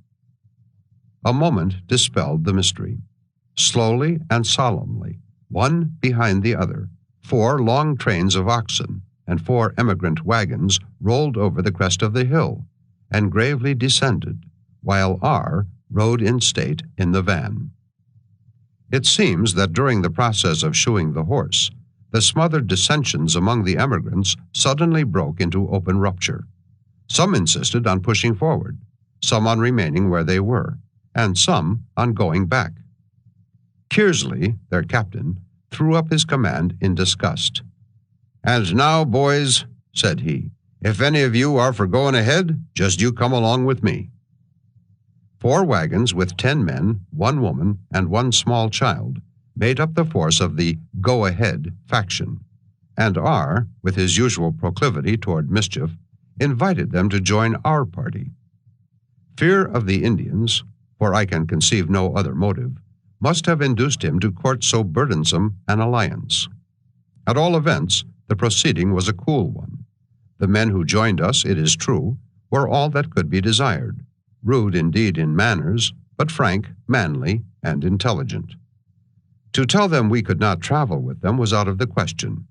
I merely reminded Kearsley that if his oxen could not keep up with our mules, he must expect to be left behind, as we could not consent to be farther delayed on the journey. But he immediately replied that his oxen should keep up, and if they couldn't, why, he allowed, he'd find out how to make 'em. On the next day, as it chanced, our English companions broke the axle-tree of their wagon, and down came the whole cumbrous machine, lumbering into the bed of a brook. Here was a day's work cut out for us. Meanwhile, our emigrant associates kept on their way, and so vigorously did they urge forward their powerful oxen that, what with the broken axle-tree and other mishaps, it was full a week before we overtook them. When at length we discovered them, one afternoon, crawling quietly along the sandy brink of the Platte. But meanwhile various incidents occurred to ourselves. It was probable that at this stage of our journey the Pawnees would attempt to rob us. We began therefore to stand guard in turn, dividing the night into 3 watches and appointing 2 men for each. Des Lauriers and I held guard together. We did not march with military precision to and fro before the tents. Our discipline was by no means so strict. We wrapped ourselves in our blankets and sat down by the fire. And Des Lauriers, combining his culinary functions with his duties as sentinel, employed himself in boiling the head of an antelope for our breakfast. Yet we were models of vigilance in comparison with some of the party. For the ordinary practice of the guard was to lay his rifle on the ground and, enveloping his nose in his blanket, meditate on his mistress, or whatever subject best pleased him. This is all well enough when among Indians who do not habitually proceed further in their hostility than robbing travelers of their horses and mules, though indeed a Pawnee's forbearance is not always to be trusted. But in certain regions farther to the west, the guard must beware how he exposes his person to the light of the fire, lest some keen-eyed skulking marksman should let fly a bullet or an arrow from the darkness. Among various tales that circulated around our campfire was one told by Boisverd, and not inappropriate here. He was trapping with several companions on the skirts of the Blackfoot country. The man on guard, knowing that it behooved him to put forth his utmost precaution, kept aloof from the firelight and sat watching intently on all sides. At length he was aware of a dark, crouching figure stealing noiselessly into the circle of the light. He hastily cocked his rifle, but the sharp click of the lock caught the ear of the Blackfoot, whose senses were all on the alert. Raising his arrow, already fitted to the string, he shot in the direction of the sound. So sure was his aim that he drove it through the throat of the unfortunate guard, and then, with a loud yell, bounded from the camp. As I looked at the partner of my watch, puffing and blowing over his fire, it occurred to me that he might not prove the most efficient auxiliary in time of trouble. "Des Lauriers," said I, "would you run away if the Pawnees should fire at us?" "Ah, oui, oui, monsieur," he replied very decisively. At this instant, a whimsical variety of voices, barks, howls, yelps, and whines, all mingled together, sounded from the prairie not far off, as if a conclave of wolves of every age and sex were assembled there. Des Lauriers looked up from his work with a laugh, and began to imitate this medley of sounds with a ludicrous accuracy. At this, they were repeated with redoubled emphasis, the musician being apparently indignant at the successful efforts of a rival. They all proceeded from the throat of one little wolf, not larger than a spaniel, seated by himself at some distance. He was of the species called the prairie wolf, a grim-visaged but harmless little brute whose worst propensity is creeping among horses and gnawing the ropes of rawhide by which they are picketed around the camp. Other beasts roam the prairies, far more formidable in aspect and in character. These are the large white and gray wolves, whose deep howl we heard at intervals from far and near. At last I fell into a doze, and awakening from it, found Des Lauriers fast asleep. Scandalized by this breach of discipline, I was about to stimulate his vigilance by stirring him with the stock of my rifle. But compassion prevailing, I determined to let him sleep a while, and then arouse him to administer a suitable reproof for such forgetfulness of duty. Now and then I walked the rounds among the silent horses, to see that all was right. The night was chill, damp, and dark, the dank grass bending under the icy dewdrops. At the distance of a rod or two, the tents were invisible, and nothing could be seen but the obscure figures of the horses, deeply breathing and restlessly starting as they slept, or still slowly champing the grass.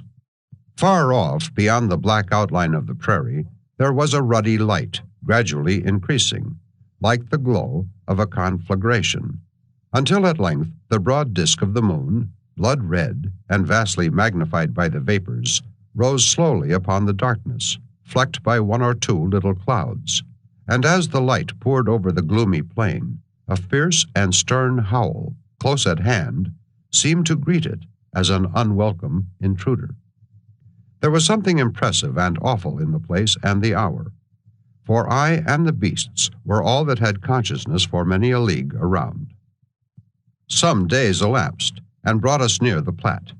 Two men on horseback approached us one morning, and we watched them with the curiosity and interest that, upon the solitude of the plains, such an encounter always excites. They were evidently whites, from their mode of riding, though contrary to the usage of that region, neither of them carried a rifle. "Fools," remarked Henri Chatillon, "to ride that way on the prairie. Pawnee find them, then they catch it." Pawnee had found them, and they have come very near catching it. Indeed, nothing saved them but the approach of our party. Shaw and I knew one of them, a man named Turner, whom we had seen at Westport. He and his companion belonged to an emigrant party encamped a few miles in advance, and had returned to look for some stray oxen, leaving their rifles, with characteristic rashness or ignorance, behind them.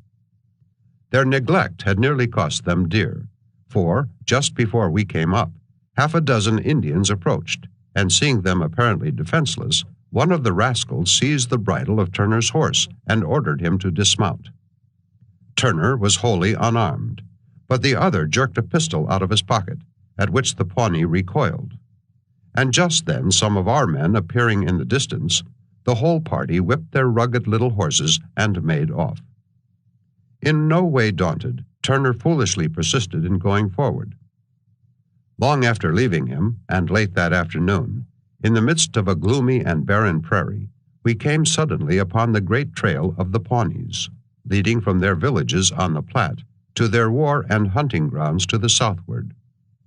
Here every summer passes the motley concourse, thousands of savages, men, women, and children, horses and mules, laden with their weapons and implements, and an innumerable multitude of unruly wolfish dogs, who have not acquired the civilized accomplishment of barking, but howl like their wild cousins of the prairie. The permanent winter villages of the Pawnees stand on the lower Platte, but throughout the summer the greater part of the inhabitants are wandering over the plains, a treacherous, cowardly banditti who, by 1,000 acts of pillage and murder, have deserved chastisement at the hands of government. Last year, a Dakota warrior performed a notable exploit at one of these villages. He approached it alone, in the middle of a dark night, and clambering up the outside of one of the lodges, which are in the forms of a half-sphere, looked in at the round hole made at the top for the escape of smoke. The dusky light from the embers showed him the forms of the sleeping inmates, and dropping lightly through the opening, he unsheathed his knife, and stirring the fire, coolly selected his victims. One by one, he stabbed and scalped them, when a child suddenly awoke and screamed. He rushed from the lodge, yelled a Sioux war cry, shouted his name in triumph and defiance, and darted out upon the dark prairie, leaving the whole village behind him in a tumult, with the howling and baying of dogs, the screams of women, and the yells of the enraged warriors. Our friend Kearsley, as we learned on rejoining him, signalized himself by a less bloody achievement. He and his men were good woodsmen, well skilled in the use of the rifle, but found themselves wholly out of their element on the prairie. None of them had ever seen a buffalo, and they had very vague conceptions of his nature and appearance. On the day after they reached the Platte, looking towards a distant swell, they beheld a multitude of little black specks in motion upon its surface. "Take your rifles, boys," said Kearsley, "and we'll have fresh meat for supper." This inducement was quite sufficient. The 10 men left their wagons and set out in hot haste, some on horseback and some on foot, in pursuit of the supposed buffalo.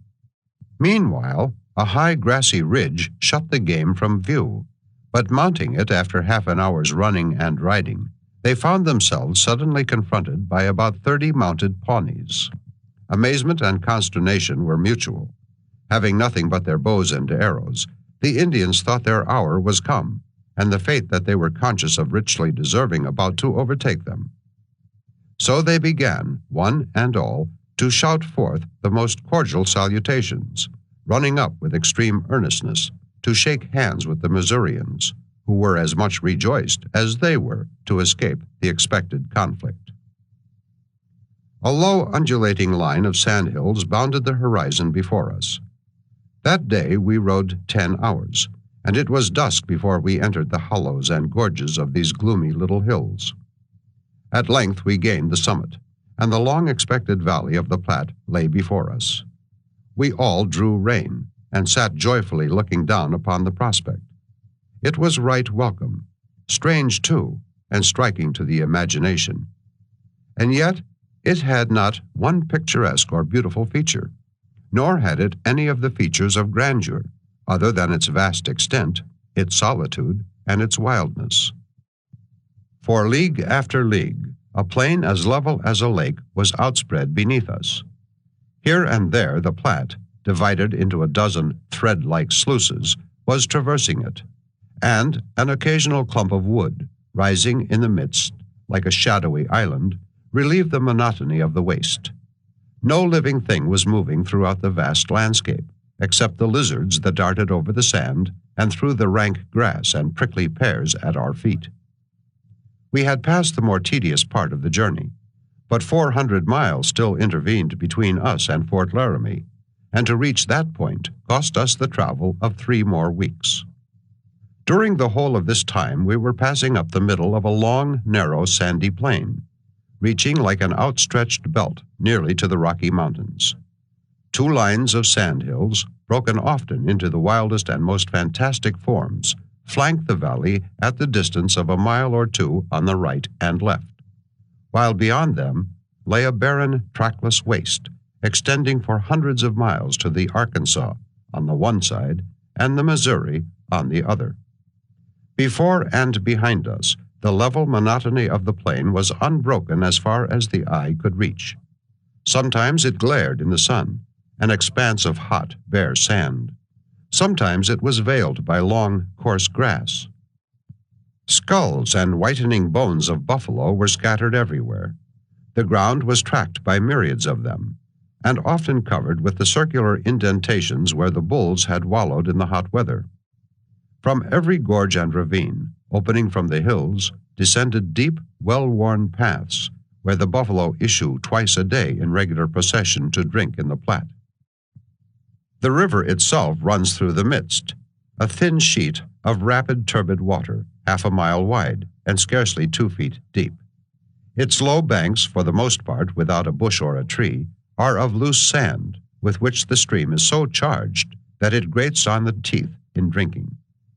The naked landscape is of itself dreary and monotonous enough, and yet the wild beasts and wild men that frequent the valley of the Platte make it a scene of interest and excitement to the traveler. Of those who have journeyed there, scarcely one, perhaps, fails to look back with fond regret to his horse and his rifle. Early in the morning, after we reached the Platte, a long procession of squalid savages approached our camp. Each was on foot, leading his horse by a rope of bull-hide. His attire consisted merely of a scanty cincture and an old buffalo robe, tattered and begrimed by use, which hung over his shoulders. His head was close-shaven, except a ridge of hair reaching over the crown from the middle of the forehead, very much like the long bristles on the back of a hyena, and he carried his bow and arrows in his hand, while his meager little horse was laden with dried buffalo meat, the produce of his hunting. Such were the first specimens that we met, and very indifferent ones they were, of the genuine savages of the prairie. They were the Pawnees whom Kearsley had encountered the day before, and belonged to a large hunting party, known to be ranging the prairie in the vicinity. They strode rapidly by, within a furlong of our tents, not pausing or looking towards us, after the manner of Indians when meditating mischief, or conscious of ill desert. I went out to meet them, and had an amicable conference with the chief, presenting him with half a pound of tobacco, at which unmerited bounty he expressed much gratification. These fellows, or some of their companions, had committed a dastardly outrage upon an emigrant party in advance of us. 2 men, at a distance from the rest, were seized by them, but lashing their horses, they broke away and fled. At this, the Pawnees raised the yell and shot at them, transfixing the hindmost through the back with several arrows, while his companion galloped away and brought in the news to his party.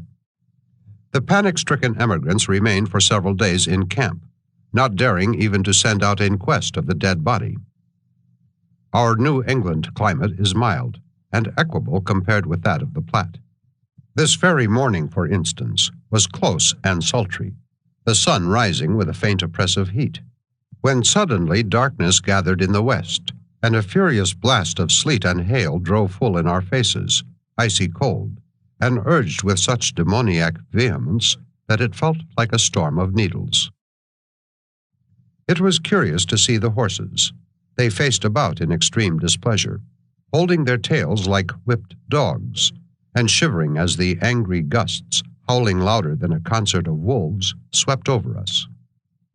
Wright's long train of mules came sweeping round before the storm, like a flight of snowbirds driven by a winter tempest. Thus we all remained stationary for some minutes, crouching close to our horses' necks, much too surly to speak, though once the captain looked up from between the collars of his coat, his face blood-red, and the muscles of his mouth contracted by the cold, into a most ludicrous grin of agony. He grumbled something that sounded like a curse, directed, as we believed, against the unhappy hour when he had first thought of leaving home. The thing was too good to last long, and the instant the puffs of wind subsided, we pitched our tents and remained in camp for the rest of a gloomy and lowering day. The emigrants also encamped near at hand.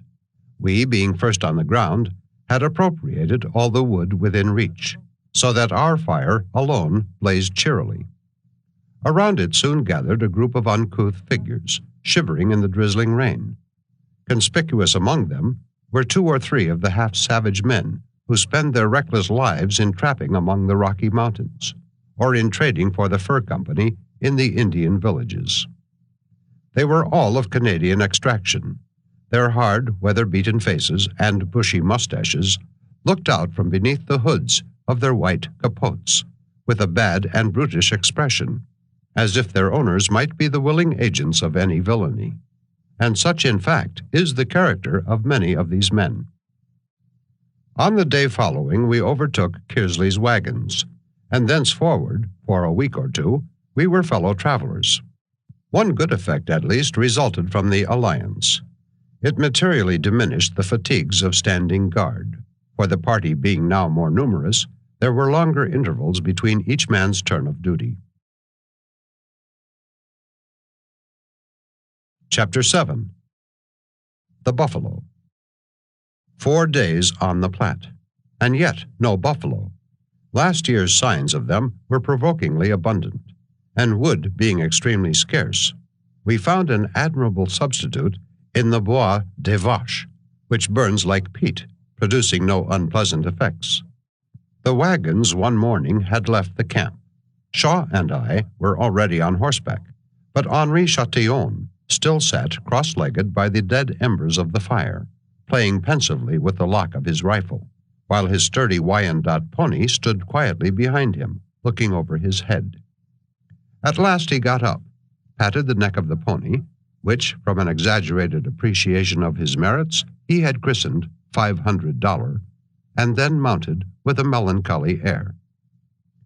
"What is it, Henri?" "Ah, I feel lonesome. I never been here before, but I see way yonder over the buttes and down there on the prairie, black, all black, with buffalo." In the afternoon, he and I left the party in search of an antelope, until, at the distance of a mile or 2 on the right, the tall white wagons and the little black specks of horsemen were just visible, so slowly advancing that they seemed motionless. And far on the left rose the broken line of scorched, desolate sand hills. The vast plain waved with tall, rank grass that swept our horses' bellies. It swayed to and fro in billows with the light breeze, and far and near, antelope and wolves were moving through it, the hairy backs of the latter alternately appearing and disappearing as they bounded awkwardly along, while the antelope, with the simple curiosity peculiar to them, would often approach us closely, their little horns and white throats just visible above the grass tops, as they gazed eagerly at us with their round black eyes. I dismounted and amused myself with firing at the wolves. Henri attentively scrutinized the surrounding landscape. At length he gave a shout and called on me to mount again, pointing in the direction of the sand hills. A mile and a half from us, 2 black specks slowly traversed the bare, glaring face of one of them and disappeared behind the summit. "Let us go!" cried Henri, belaboring the sides of $500, and I following in his wake. We galloped rapidly through the rank grass towards the base of the hills.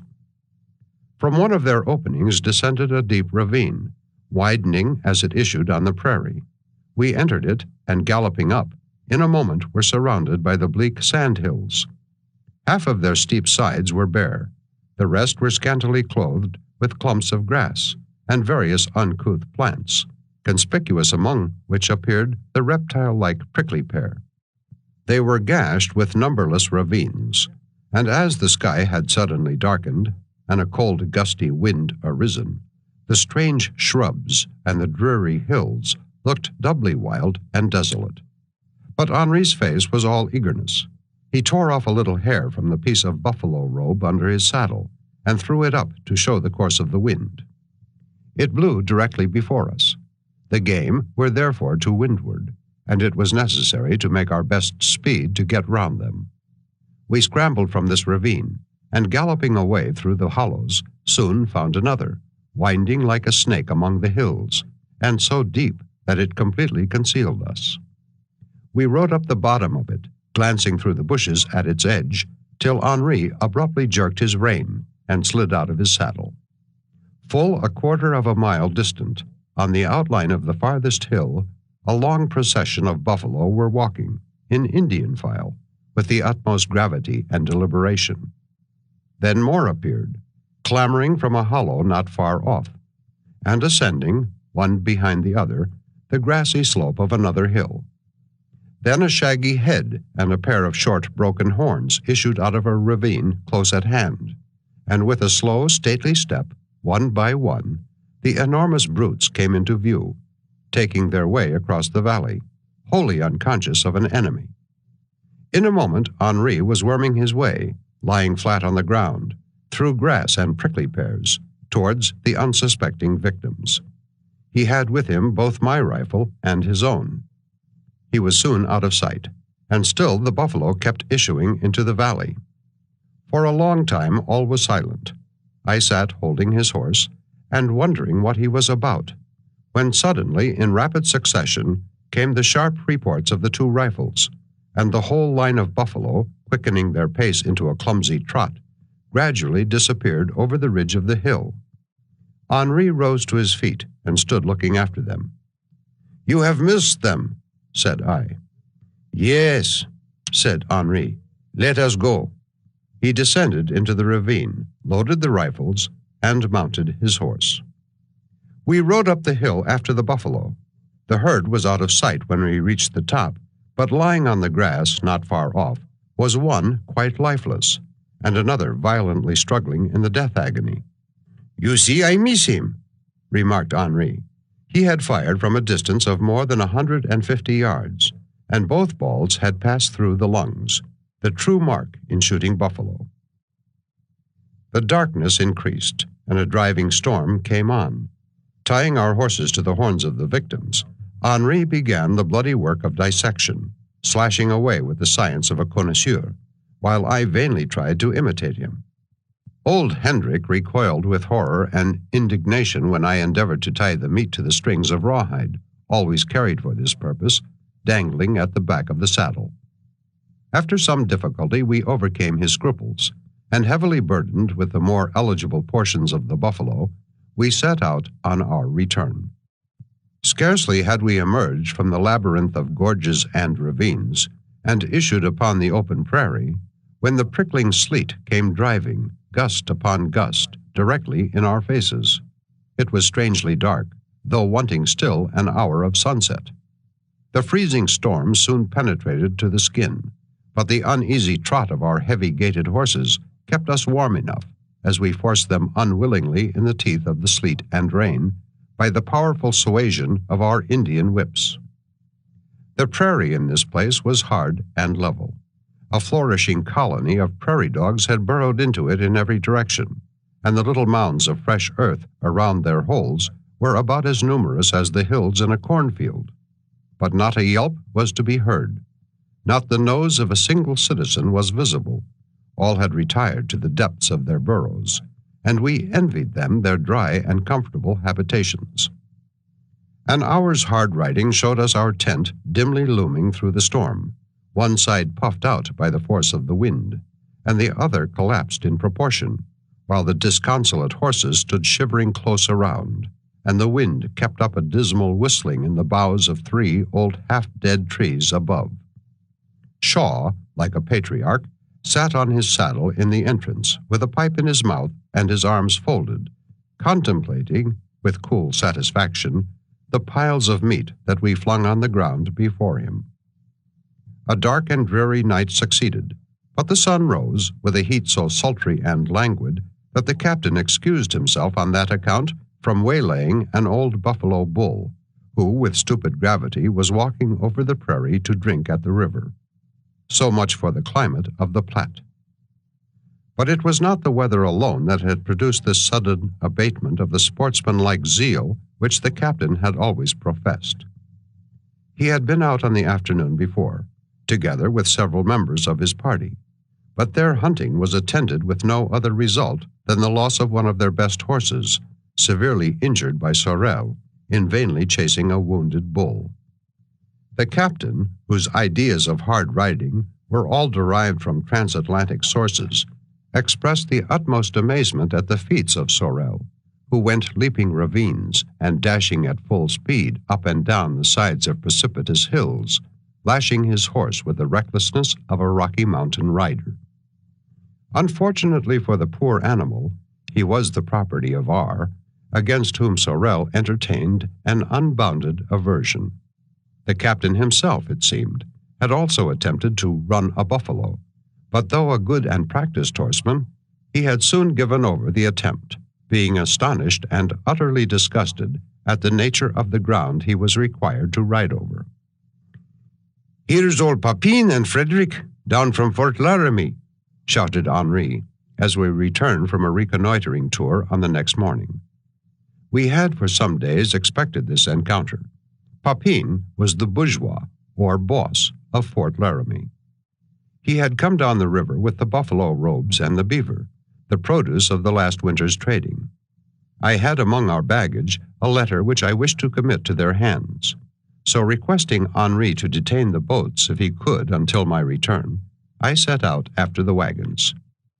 They were about 4 miles in advance. In half an hour I overtook them, got the letter, trotted back upon the trail, and looking carefully as I rode, saw a patch of broken storm-blasted trees, and, moving near them, some little black specks like men and horses. Arriving at the place, I found a strange assembly. The boats, 11 in number, deep laden with the skins, hugged close to the shore to escape being borne down by the swift current. The rowers, swarthy, ignoble Mexicans, turned their brutish faces upwards to look as I reached the bank. Papin sat in the middle of one of the boats, upon the canvas covering that protected the cargo. He was a stout, robust fellow, with a little gray eye that had a peculiarly sly twinkle.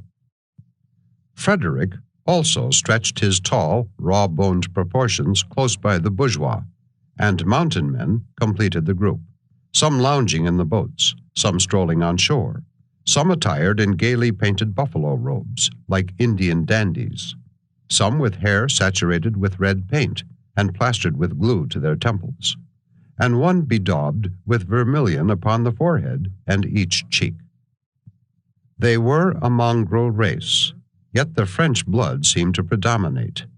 In a few, indeed, might be seen the black snaky eye of the Indian half-breed, and, one and all, they seemed to aim at assimilating themselves to their red associates. I shook hands with the bourgeois and delivered the letter. Then the boats swung round into the stream and floated away. They had reason for haste, for already the voyage from Fort Laramie had occupied a full month, and the river was growing daily more shallow. 50 times a day the boats had been aground. Indeed, those who navigate the Platte invariably spend half their time upon sandbars. 2 of these boats, the property of private traders, afterward separating from the rest, got hopelessly involved in the shallows, not very far from the Pawnee villages, and were soon surrounded by a swarm of the inhabitants. They carried off everything that they thought valuable, including most of the robes, and amused themselves by tying up the men left on guard and soundly whipping them with sticks. We encamped that night upon the bank of the river. Among the emigrants was an overgrown boy, some 18 years old, with a head as round and about as large as a pumpkin, and fever and ague fits had dyed his face of a corresponding color. He wore an old white hat, tied under his chin with a handkerchief. His body was short and stout, but his legs were of disproportioned and appalling length. I observed him at sunset, breasting the hill with gigantic strides, and standing against the sky on the summit, like a colossal pair of tongs. In a moment after, we heard him screaming frantically behind the ridge, and nothing doubting that he was in the clutches of Indians or grizzly bears, some of the party caught up their rifles and ran to the rescue. His outcries, however, were but an ebullition of joyous excitement. He had chased 2 wolf pups to their burrow, and was on his knees grubbing away like a dog at the mouth of the hole to get at them. Before morning, he caused more serious disquiet in the camp. It was his turn to hold the middle guard, but no sooner was he called up than he coolly arranged a pair of saddlebags under a wagon, laid his head upon them, closed his eyes, opened his mouth, and fell asleep. The guard on our side of the camp, thinking it no part of his duty to look after the cattle of the emigrants, contented himself with watching our own horses and mules. The wolves, he said, were unusually noisy, but still no mischief was anticipated until the sun rose, when not a hoof or horn was in sight. The cattle were gone. While Tom was quietly slumbering, the wolves had driven them away. Then we reaped the fruits of our precious plan of traveling in company with emigrants. To leave them in their distress was not to be thought of, and we felt bound to wait until the cattle could be searched for, and, if possible, recovered. But the reader may be curious to know what punishment awaited the faithless Tom. By the wholesome law of the prairie, he who falls asleep on guard is condemned to walk all day, leading his horse by the bridle. And we found much fault with our companions for not enforcing such a sentence on the offender. Nevertheless, had he been of our own party, I have no doubt that he would in like manner have escaped scot-free. But the emigrants went farther than mere forbearance.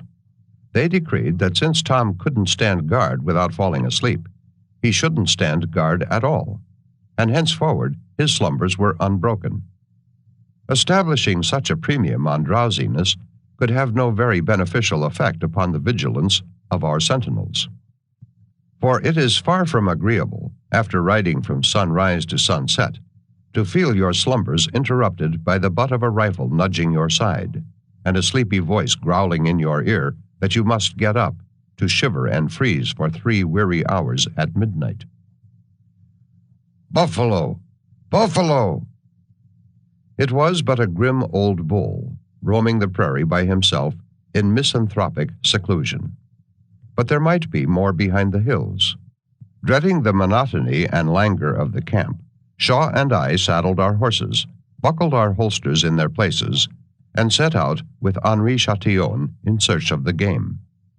Henri, not intending to take part in the chase, but merely conducting us, carried his rifle with him, while we left ours behind as encumbrances.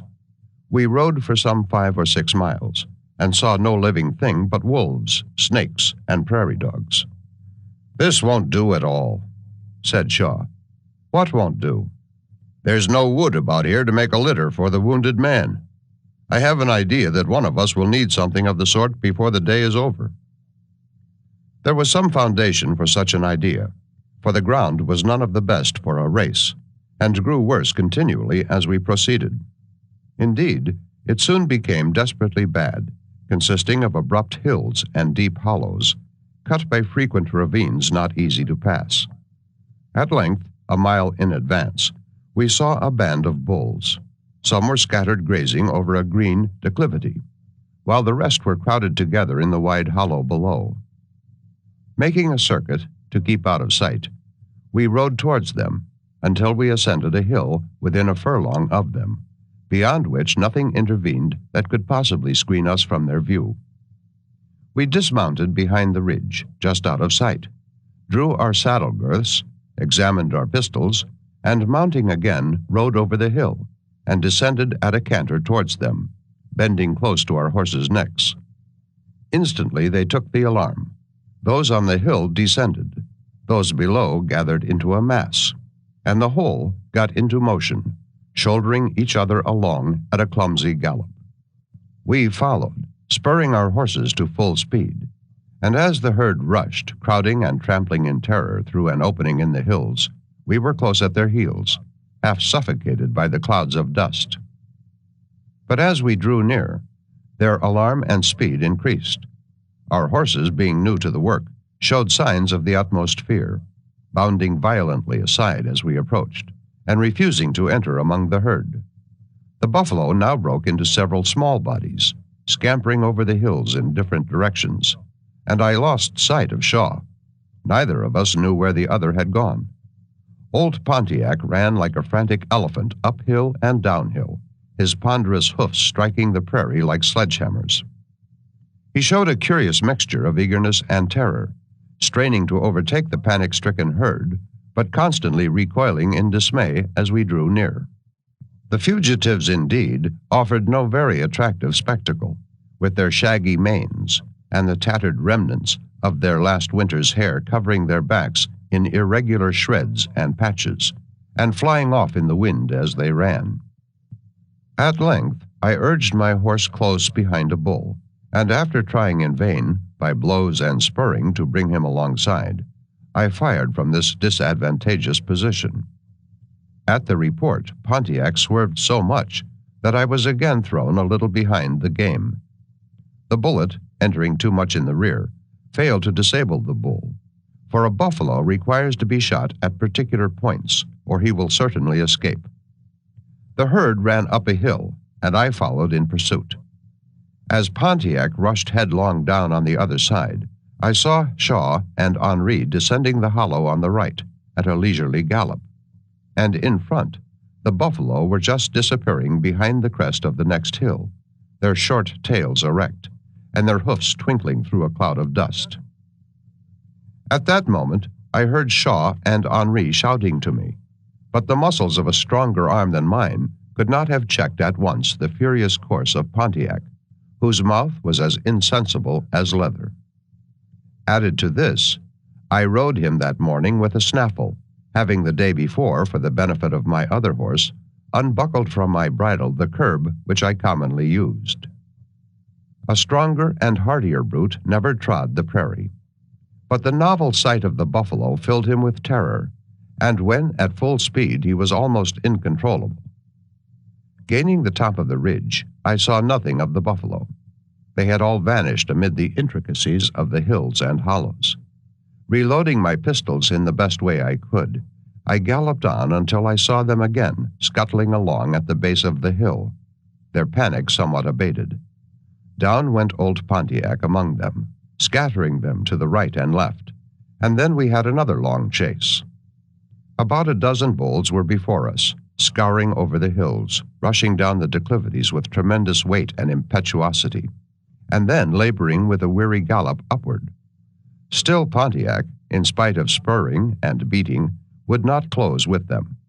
One bull at length fell a little behind the rest, and by dint of much effort, I urged my horse within 6 or 8 yards of his side. His back was darkened with sweat.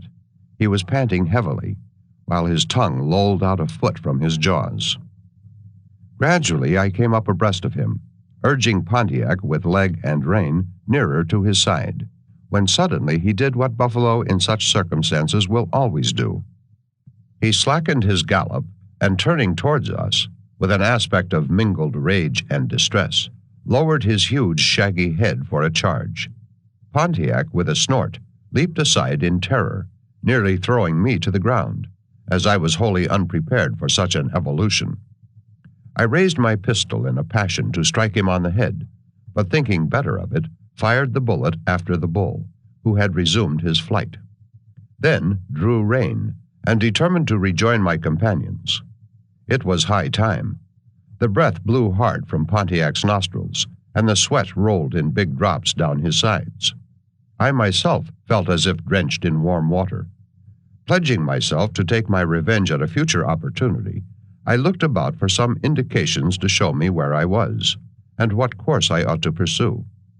I might as well have looked for landmarks in the midst of the ocean. How many miles I had run, or in what direction, I had no idea. And around me the prairie was rolling in steep swells and pitches, without a single distinctive feature to guide me. I had a little compass hung at my neck, and, ignorant that the Platte at this point diverged considerably from its easterly course, I thought that by keeping to the northward I should certainly reach it. So I turned and rode about 2 hours in that direction. The prairie changed as I advanced, softening away into easier undulations, but nothing like the Platte appeared, nor any sign of a human being. The same wild, endless expanse lay around me still, and to all appearance I was as far from my object as ever. I began now to think myself in danger of being lost, and reining in my horse, summoned the scanty share of woodcraft that I possessed, if that term is applicable upon the prairie, to extricate me. It occurred to me that the buffalo might prove my best guides. I soon found one of the paths made by them in their passage to the river. It ran nearly at right angles to my course, but turning my horse's head in the direction it indicated, his freer gait and erected ears assured me that I was right. But in the meantime my ride had been by no means a solitary one. The face of the country was dotted far and wide with countless hundreds of buffalo. They trooped along in files and columns, bulls, cows, and calves, on the green faces of the declivities in front. They scrambled away over the hills to the right and left, and far off the pale blue swells in the extreme distance were dotted with innumerable specks. Sometimes I surprised shaggy old bulls grazing alone or sleeping behind the ridges I ascended. They would leap up at my approach, stare stupidly at me through their tangled manes, and then gallop heavily away. The antelope were very numerous, and as they are always bold when in the neighborhood of buffalo, they would approach to look at me, gaze intently with their great round eyes, then suddenly leap aside and stretch lightly away over the prairie, as swiftly as a racehorse. Squalid, ruffian-like wolves sneaked through the hollows and sandy ravines. Several times I passed through villages of prairie dogs, who sat, each at the mouth of his burrow, holding his paws before him in a supplicating attitude, and yelping away most vehemently, whisking his little tail with every squeaking cry he uttered. Prairie dogs are not fastidious in their choice of companions. Various long checkered snakes were sunning themselves in the midst of the village, and demure little gray owls, with a large white ring round each eye, were perched side by side with the rightful inhabitants. The prairie teemed with life. Again and again I looked toward the crowded hillsides, and was sure I saw horsemen, and riding near, with a mixture of hope and dread, for Indians were abroad, I found them transformed into a group of buffalo. There was nothing in human shape amid all this vast congregation of brute forms. When I turned down the buffalo path, the prairie seemed changed. Only a wolf or two glided by at intervals, like conscious felons, never looking to the right or left. Being now free from anxiety, I was at leisure to observe minutely the objects around me, and here, for the first time, I noticed insects wholly different from any of the varieties found farther to the eastward. Gaudy butterflies fluttered about my horse's head. Strangely formed beetles, glittering with metallic luster, were crawling upon plants that I had never seen before. Multitudes of lizards, too, were darting like lightning over the sand. I had run to a great distance from the river. It cost me a long ride on the buffalo path before I saw, from the ridge of a sand hill, the pale surface of the Platte glistening in the midst of its desert valley, and the faint outline of the hills beyond, waving along the sky. From where I stood, not a tree nor a bush nor a living thing was visible throughout the whole extent of the sun-scorched landscape. In half an hour, I came upon the trail, not far from the river, and seeing that the party had not yet passed, I turned eastward to meet them, old Pontiac's long swinging trot again assuring me that I was right in doing so. Having been slightly ill on leaving camp in the morning, 6 or 7 hours of rough riding had fatigued me extremely. I soon stopped, therefore, flung my saddle on the ground, and with my head resting on it and my horse's trail rope tied loosely to my arm, lay waiting the arrival of the party, speculating meanwhile on the extent of the injuries Pontiac had received. At length, the white wagon coverings rose from the verge of the plain. By a singular coincidence, almost at the same moment, 2 horsemen appeared coming down from the hills. They were Shaw and Henri, who had searched for me a while in the morning, but well knowing the futility of the attempt in such a broken country, had placed themselves on the top of the highest hill they could find, and picketing their horses near them, as a signal to me, had lain down and fallen asleep. The stray cattle had been recovered, as the emigrants told us, about noon. Before sunset, we pushed forward 8 miles farther. June 7, 1846. 4 men are missing. R., Sorel, and 2 emigrants. They set out this morning after buffalo, and have not yet made their appearance. Whether killed or lost, we cannot tell. I find the above in my notebook, and well remember the council held on the occasion. Our fire was the scene of it, for the superiority of Henri Chatillon's experience and skill made him the resort of the whole camp upon every question of difficulty. He was molding bullets at the fire when the captain drew near, with a perturbed and careworn expression of countenance, faithfully reflected on the heavy features of Jack, who followed close behind. Then the emigrants came straggling from their wagons towards the common center. Various suggestions were made to account for the absence of the 4 men, and 1 or 2 of the emigrants declared that, when out after the cattle, they had seen Indians dogging them and crawling like wolves along the ridges of the hills. At this, the captain slowly shook his head with double gravity and solemnly remarked, "It's a serious thing to be traveling through this cursed wilderness," an opinion in which Jack immediately expressed a thorough coincidence. Henri would not commit himself by declaring any positive opinion. "Maybe he only followed the buffalo too far. Maybe Indian kill him. Maybe he got lost. I cannot tell." With this, the auditors were obliged to rest content. The emigrants, not in the least alarmed, though curious to know what had become of their comrades, walked back to their wagons, and the captain betook himself pensively to his tent. Shaw and I followed his example. Chapter 8. Taking French Leave. On the 8th of June, at 11 o'clock, we reached the South Fork of the Platte, at the usual fording place. For league upon league, the desert uniformity of the prospect was almost unbroken. The hills were dotted with little tufts of shriveled grass, but betwixt these the white sand was glaring in the sun. And the channel of the river, almost on a level with the plain, was but one great sand bed, about half a mile wide. It was covered with water, but so scantily that the bottom was scarcely hidden. For, wide as it is, the average depth of the Platte does not at this point exceed 1.5 feet. Stopping near its bank, we gathered bois de vache and made a meal of buffalo meat. Far off on the other side was a green meadow, where we could see the white tents and wagons of an emigrant camp. And just opposite to us, we could discern a group of men and animals at the water's edge.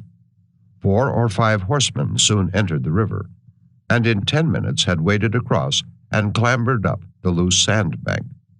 They were ill-looking fellows, thin and swarthy, with careworn, anxious faces, and lips rigidly compressed. They had good cause for anxiety. It was 3 days since they first encamped here, and on the night of their arrival, they had lost 123 of their best cattle, driven off by the wolves, through the neglect of the man on guard. This discouraging and alarming calamity was not the first that had overtaken them. Since leaving the settlements, they had met with nothing but misfortune. Some of their party had died. One man had been killed by the Pawnees, and about a week before, they had been plundered by the Dakotas of all their best horses, the wretched animals on which our visitors were mounted being the only ones that were left. They had encamped, they told us, near sunset by the side of the Platte, and their oxen were scattered over the meadow, while the horses were feeding a little farther off. Suddenly, the ridges of the hills were alive with a swarm of mounted Indians, at least 600 in number, who came pouring with a yell down towards the camp, rushing up within a few rods, to the great terror of the emigrants, when suddenly wheeling, they swept around the band of horses, and in 5 minutes disappeared with their prey through the openings of the hills. As these emigrants were telling their story, we saw 4 other men approaching. They proved to be R. and his companions, who had encountered no mischance of any kind, but had only wandered too far in pursuit of the game. They said they had seen no Indians, but only millions of buffalo, and both R. and Sorel had meat dangling behind their saddles. The emigrants recrossed the river, and we prepared to follow. First, the heavy ox wagons plunged down the bank and dragged slowly over the sand beds. Sometimes the hoofs of the oxen were scarcely wet by the thin sheet of water, and the next moment the river would be boiling against their sides and eddying around the wheels. Inch by inch they receded from the shore, dwindling every moment, until at length they seemed to be floating far out in the middle of the river. A more critical experiment awaited us, for our little mule cart was ill-fitted for the passage of so swift a stream. We watched it with anxiety, till it seemed a motionless white speck in the midst of the waters, and it was motionless, for it had stuck fast in a quicksand. The mules were losing their footing, the wheels were sinking deeper and deeper, and the water began to rise through the bottom and drench the goods within. All of us who had remained on the hither bank galloped to the rescue. The men jumped into the water, adding their strength to that of the mules, until by much effort the cart was extricated and conveyed in safety across. As we gained the other bank, a rough group of men surrounded us. They were not robust nor large of frame, yet they had an aspect of hardy endurance. Finding at home no scope for their energies, they had betaken themselves to the prairie, and in them seemed to be revived, with redoubled force, that fierce spirit which impelled their ancestors, scarcely more lawless than themselves, from the German forests to inundate Europe and overwhelm the Roman Empire. A fortnight afterwards, this unfortunate party passed Fort Laramie while we were there. Not one of their missing oxen had been recovered, though they had remained encamped a week in search of them, and they had been compelled to abandon a great part of their baggage and provisions, and yoke cows and heifers to their wagons to carry them forward upon their journey, the most toilsome and hazardous part of which lay still before them. It is worth noticing that on the Platte one may sometimes see the shattered wrecks of ancient claw-footed tables, well waxed and rubbed, or massive bureaus of carved oak. These, some of them no doubt the relics of ancestral prosperity in the colonial time, must have encountered strange vicissitudes, brought, perhaps, originally from England, then, with the declining fortunes of their owners, borne across the Alleghanies to the wilderness of Ohio or Kentucky, then to Illinois or Missouri, and now at last fondly stowed away in the family wagon for the interminable journey to Oregon. But the stern privations of the way are little anticipated. The cherished relic is soon flung out to scorch and crack upon the hot prairie. We resumed our journey, but we had gone scarcely a mile when R. called out from the rear, "We'll camp here." "Why do you want to camp? Look at the sun. It is not 3 o'clock yet." "We'll camp here." This was the only reply vouchsafed. Deslauriers was in advance with his cart. Seeing the mule wagon wheeling from the track, he began to turn his own team in the same direction. "Go on, Deslauriers," and the little cart advanced again. As we rode on, we soon heard the wagon of our Confederates creaking and jolting behind us, and the driver, Wright, discharging a furious volley of oaths against his mules, no doubt venting upon them the wrath which he dared not direct against a more appropriate object. Something of this sort had frequently occurred. Our English companion was by no means partial to us, and we thought we discovered in his conduct an intention to thwart and annoy us, especially by retarding the movements of the party, which he knew that we were anxious to quicken. Therefore, he would insist on encamping at all unseasonable hours, saying that 15 miles was a sufficient day's journey. Finding our wishes disregarded, we took the direction of affairs into our own hands. Keeping always in advance, to the inexpressible indignation of R., we encamped at what time and place we thought proper, not much caring whether the rest chose to follow or not. They always did so, however, pitching their tent near ours, with sullen and wrathful countenances. Traveling together on these terms did not suit our tastes, and for some time we had meditated a separation.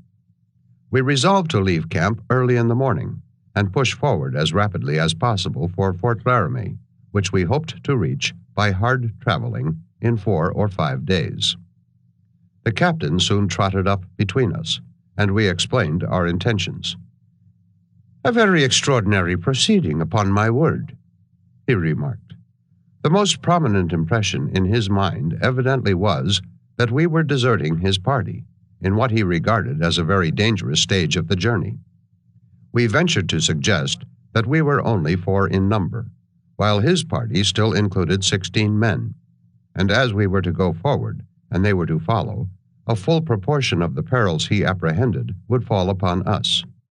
But the austerity of the captain's features would not relax. "A very extraordinary proceeding, gentlemen." And repeating this, he rode off to confer with his principal. Before sunrise on the next morning, our tent was down.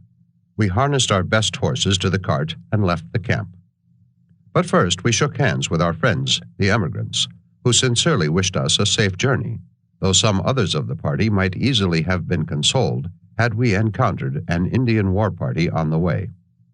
The captain and his brother were standing on the top of a hill, wrapped in their plaids, like spirits of the mist, keeping an anxious eye on the band of horses below. We waved adieu to them as we rode off the ground. The captain replied with a salutation of the utmost dignity, which Jack tried to imitate, though not with perfect success. In 5 minutes we had gained the foot of the hills, but here we came to a stop. Hendrik was in the shafts, and being the incarnation of perverse and brutish obstinacy, he utterly refused to move.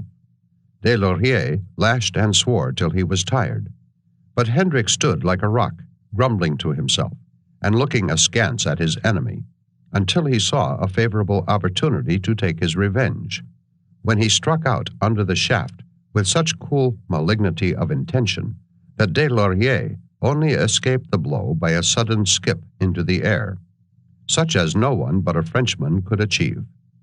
Shaw and he then joined forces and lashed on both sides at once. The brute stood still for a while, till he could bear it no longer, when he began to kick and plunge till he threatened the utter demolition of the cart and harness. We glanced back at the camp, which was in full sight. Our companions, inspired by emulation, were leveling their tents and driving in their cattle and horses. "Take the horse out," said I. I took the saddle from Pontiac and put it upon Hendrik. The former was harnessed to the cart in an instant. "Avance donc!" cried De Laurier. Pontiac strode up the hill, twitching the little cart after him as if it were a feather's weight. And though, as we gained the top, we saw the wagons of our deserted comrades just getting into motion, we had little fear that they could overtake us. Leaving the trail, we struck directly across the country and took the shortest cut to reach the mainstream of the Platte. A deep ravine suddenly intercepted us. We skirted its sides until we found them less abrupt, and then plunged through in the best way we could. Passing behind the sandy ravines called Ash Hollow, we stopped for a short nooning at the side of a pool of rainwater, but soon resumed our journey, and some hours before sunset descended the ravines and gorges opening downward upon the Platte west of Ash Hollow. Our horses waded to the fetlock in sand. The sun scorched like fire, and the air swarmed with sandflies and mosquitoes. At last we gained the Platte. Following it for about 5 miles, we saw, just as the sun was sinking, a great meadow dotted with hundreds of cattle, and beyond them an encampment of emigrants. A party of them came out to meet us, looking upon us at first with cold and suspicious faces. Seeing 4 men, different in appearance and equipment from themselves, emerging from the hills, they had taken us for the van of the much-dreaded Mormons, whom they were very apprehensive of encountering. We made known our true character, and then they greeted us cordially. They expressed much surprise that so small a party should venture to traverse that region, though in fact such attempts are often made by trappers and Indian traders. We rode with them to their camp. The wagons, some 50 in number, with here and there a tent intervening, were arranged as usual in a circle. The best horses were picketed in the area within, and the whole circumference was glowing with the dusky light of fires, displaying the forms of the women and children who were crowded around them. This patriarchal scene was curious and striking enough, but we made our escape from the place with all possible dispatch, being tormented by the intrusive questioning of the men who thronged about us. Yankee curiosity was nothing to theirs. They demanded our names, whence we came, whither we were going, and what was our business. The last query was particularly embarrassing, since traveling in that country, or indeed anywhere, from any other motive than gain, was an idea of which they took no cognizance. Yet they were fine-looking fellows, with an air of frankness, generosity, and even courtesy, having come from one of the least barbarous of the frontier counties. We passed about a mile beyond them and encamped. Being too few in number to stand guard without excessive fatigue, we extinguished our fire, lest it should attract the notice of wandering Indians, and, picketing our horses close around us, slept undisturbed till morning. For 3 days we traveled without interruption, and on the evening of the 3rd encamped by the well-known spring on Scott's Bluff. Henri Chatillon and I rode out in the morning, and descending the western side of the bluff, were crossing the plain beyond. Something that seemed to me a file of buffalo came into view, descending the hills several miles before us. But Henri reined in his horse, and peering across the prairie with a better and more practiced eye, soon discovered its real nature. "Indians," he said. "Old Smoke's lodges, I believe. Come, let us go. Wah, get up now. $500. And laying on the lash with good will, he galloped forward, and I rode by his side. Not long after, a black speck became visible on the prairie, full 2 miles off. It grew larger and larger.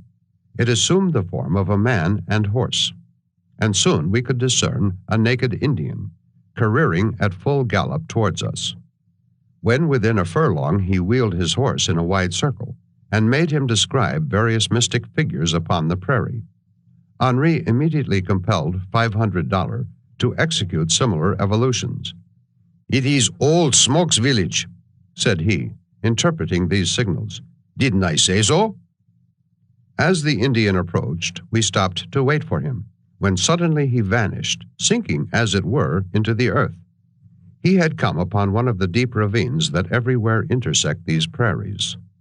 In an instant, the rough head of his horse stretched upwards from the edge, and the rider and steed came scrambling out and bounded up to us. A sudden jerk of the rein brought the wild, panting horse to a full stop. Then followed the needful formality of shaking hands. I forget our visitor's name. He was a young fellow, of no note in his nation, yet in his person and equipments he was a good specimen of a Dakota warrior in his ordinary traveling dress. Like most of his people, he was nearly 6 feet high, lithely and gracefully, yet strongly proportioned, and with a skin singularly clear and delicate. He wore no paint.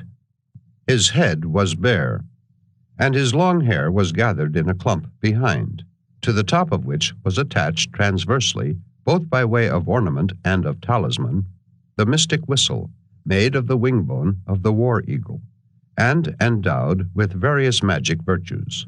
From the back of his head descended a line of glittering brass plates, tapering from the size of a doubloon to that of a half-dime, a cumbrous ornament, in high vogue among the Dakotas, and for which they pay the traders a most extravagant price.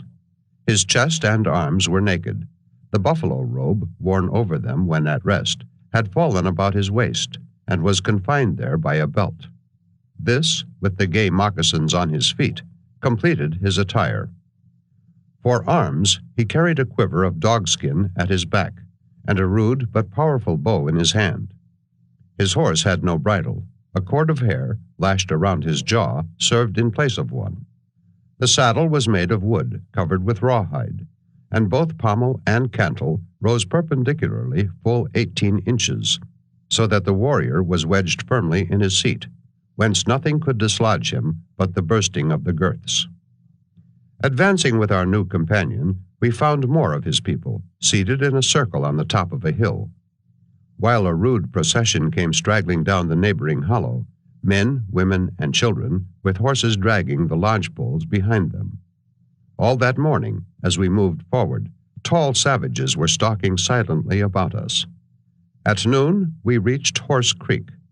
The main body of the Indians had arrived before us.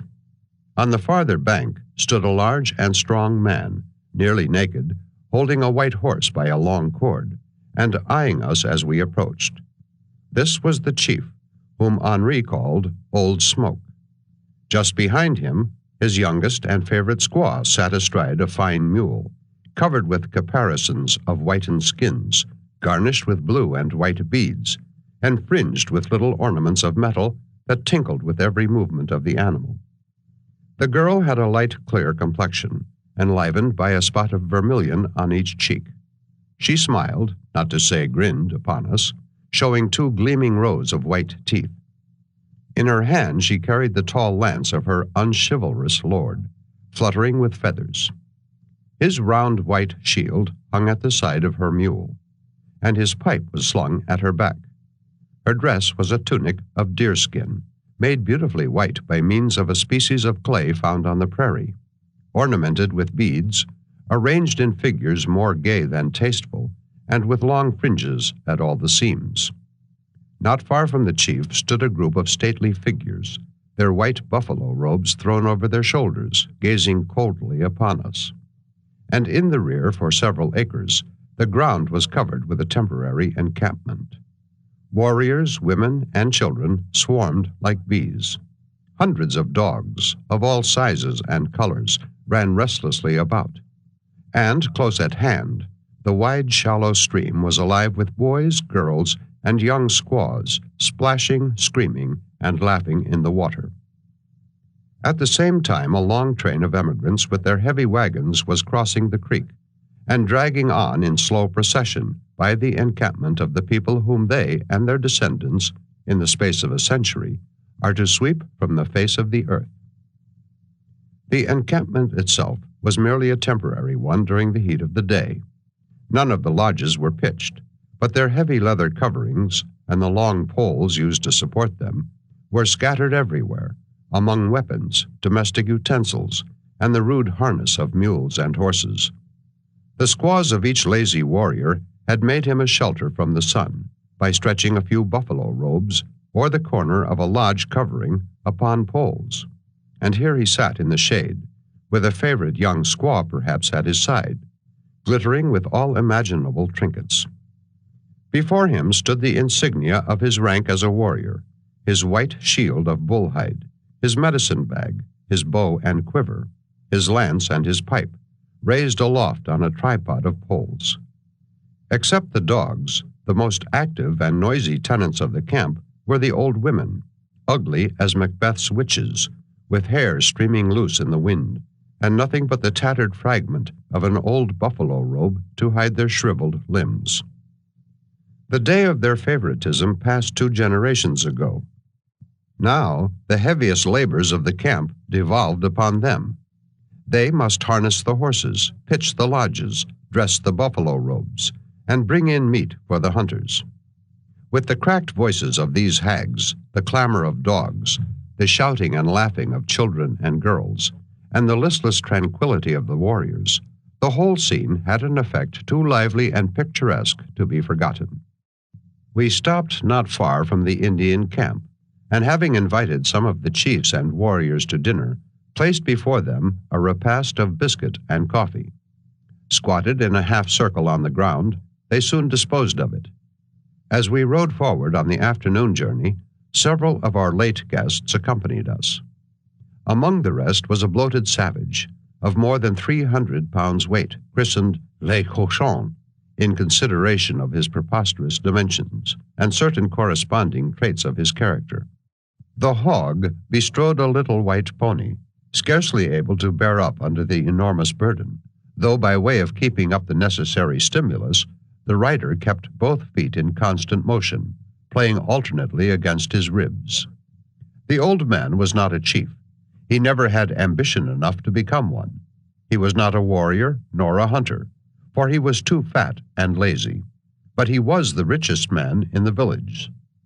Riches among the Dakotas consist in horses, and of these the hog had accumulated more than 30. He had already 10 times as many as he wanted, yet still his appetite for horses was insatiable. Trotting up to me, he shook me by the hand, and gave me to understand that he was my devoted friend. Then he began a series of signs and gesticulations, his oily countenance radiant with smiles, and his little eyes peeping out with a cunning twinkle from between the masses of flesh that almost obscured them. Knowing nothing at that time of the sign language of the Indians, I could only guess at his meaning, so I called on Henri to explain it. The hog, it seems, was anxious to conclude a matrimonial bargain, and barter one of his daughters for my horse. These overtures I chose to reject, at which the hog, still laughing with undiminished good humor, gathered his robe about his shoulders and rode away. Where we encamped that night, an arm of the Platte ran between high bluffs. It was turbid and swift as heretofore, but trees were growing on its crumbling banks, and there was a nook of grass between the water and the hill. Just before entering this place, we saw the emigrants encamping 2 or 3 miles distant on the right, while the whole Indian rabble was pouring down the neighboring hill in hope of the same sort of entertainment which they had experienced from us. In the savage landscape before our camp, nothing but the rushing of the Platte broke the silence. Through the ragged boughs of the trees, dilapidated and half dead, we saw the sun setting in crimson behind the peaks of the Black Hills. The restless bosom of the river was suffused with red. Our white tent was tinged with it, and the sterile bluffs up to the rocks that crowned them partook of the same fiery hue. It soon passed away. No light remained but that from our fire, blazing high among the dusky trees and bushes, while we lay around it wrapped in our blankets, smoking and conversing through half the night. We crossed a sun-scorched plain on the next morning, the line of old cottonwood trees that fringed the bank of the Platte forming its extreme verge. Nestled close beneath them, we could discern in the distance something like a building. As we came nearer, it assumed form and dimensions, and proved to be a rough structure of logs. It was a little trading fort, belonging to 2 private traders, and originally intended, like all the forts of the country, to form a hollow square, with rooms for lodging and storage opening upon the area within.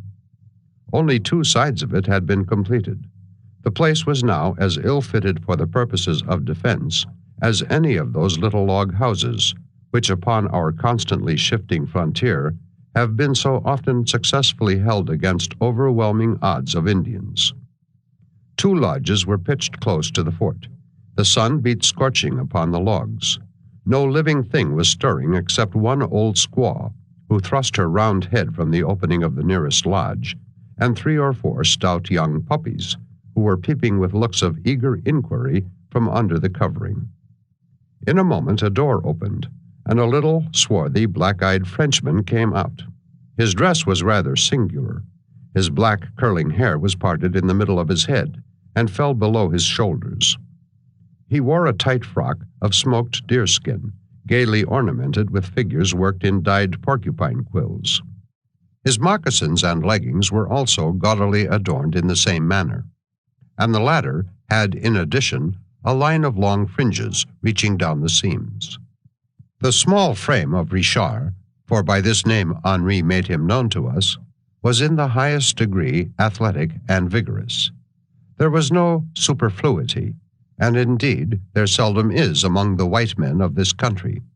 But every limb was compact and hard, every sinew had its full tone and elasticity, and the whole man wore an air of mingled hardihood and buoyancy. Richard committed our horses to a Navajo slave, a mean-looking fellow taken prisoner on the Mexican frontier, and relieving us of our rifles with ready politeness, led the way into the principal apartment of his establishment. This was a room 10 feet square. The walls and floor were of black mud, and the roof of rough timber. There was a huge fireplace made of 4 flat rocks picked up on the prairie, an Indian bow and otter skin quiver, several gaudy articles of Rocky Mountain finery, an Indian medicine bag, and a pipe and tobacco pouch garnished the walls, and rifles rested in a corner. There was no furniture except a sort of rough settle, covered with buffalo robes, upon which lolled a tall half-breed with his hair glued in masses upon each temple, and saturated with vermilion. 2 or 3 more mountain men sat cross-legged on the floor.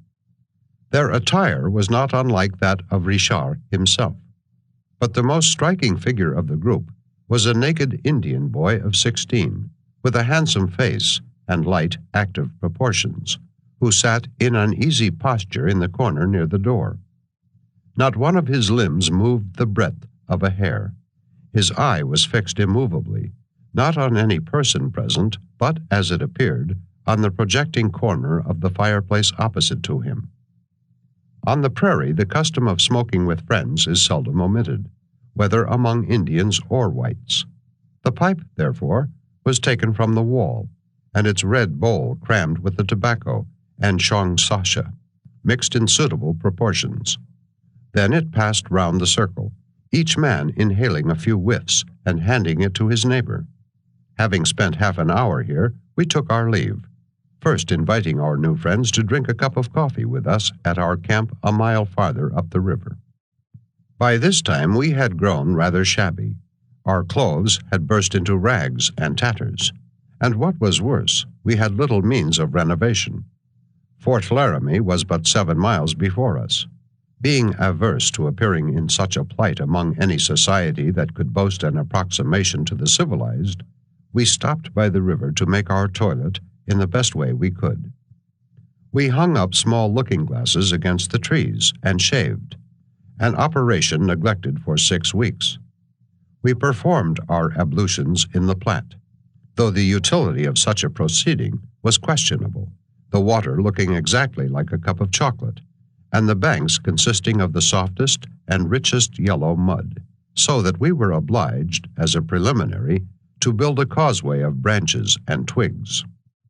Having also put on radiant moccasins, procured from a squaw of Richard's establishment, and made what other improvements our narrow circumstances allowed, we took our seats on the grass with a feeling of greatly increased respectability to await the arrival of our guests.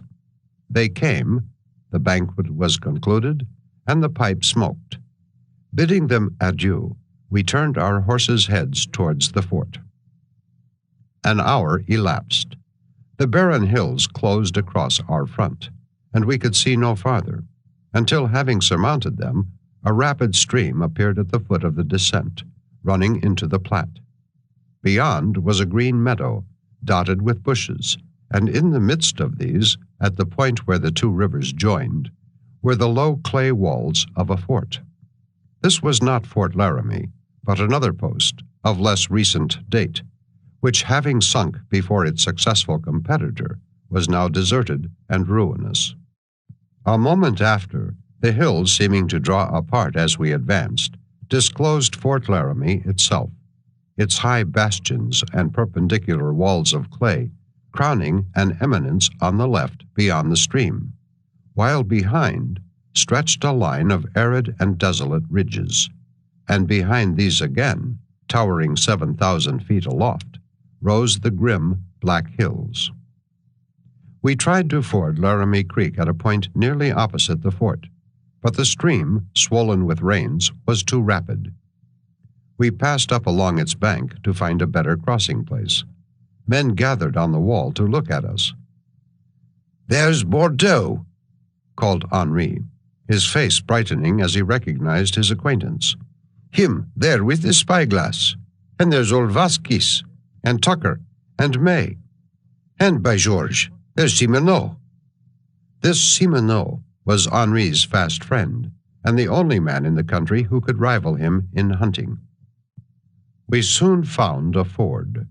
Henri led the way, the pony approaching the bank with a countenance of cool indifference, bracing his feet and sliding into the stream with the most unmoved composure.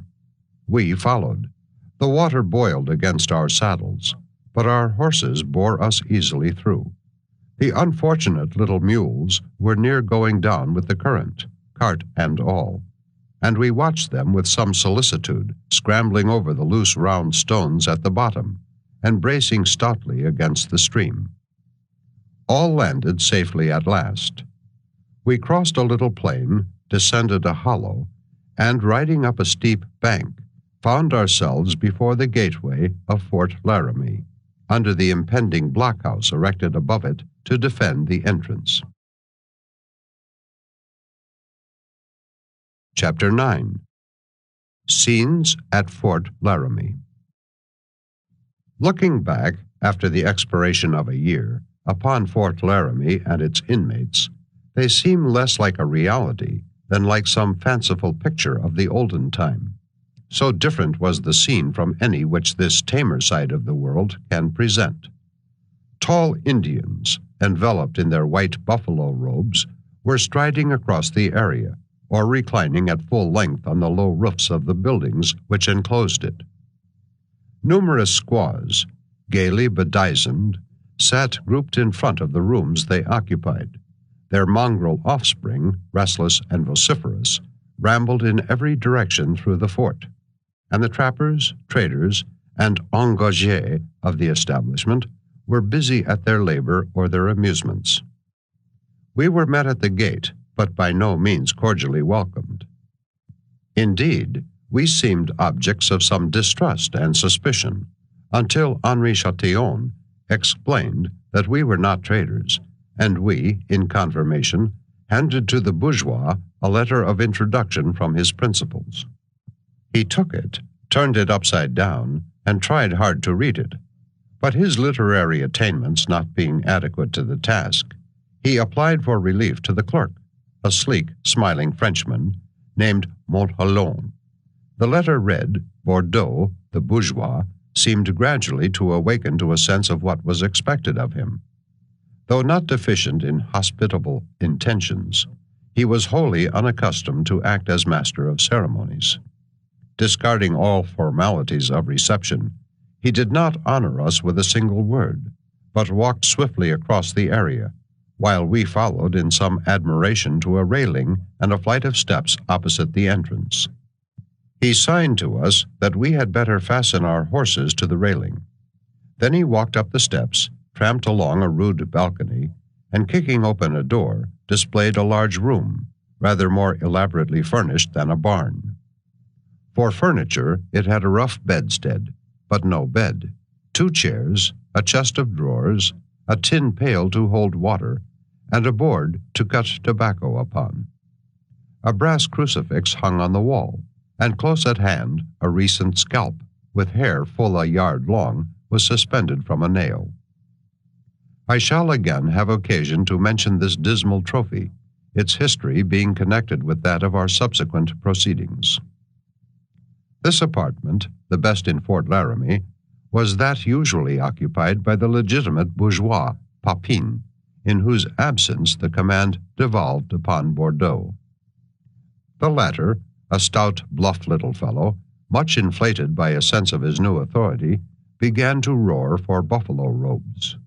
These, being brought and spread upon the floor, formed our beds, much better ones than we had of late been accustomed to. Our arrangements made, we stepped out to the balcony to take a more leisurely survey of the long-looked-for haven at which we had arrived at last. Beneath us was the square area surrounded by little rooms, or rather cells, which opened upon it. These were devoted to various purposes, but served chiefly for the accommodation of the men employed at the fort, or of the equally numerous squaws whom they were allowed to maintain in it. Opposite to us rose the blockhouse above the gateway. It was adorned with the figure of a horse at full speed, daubed upon the boards with red paint, and exhibiting a degree of skill which might rival that displayed by the Indians in executing similar designs upon their robes and lodges. A busy scene was enacting in the area. The wagons of Vasquez, an old trader, were about to set out for a remote post in the mountains, and the Canadians were going through their preparations with all possible bustle, while here and there an Indian stood looking on with imperturbable gravity.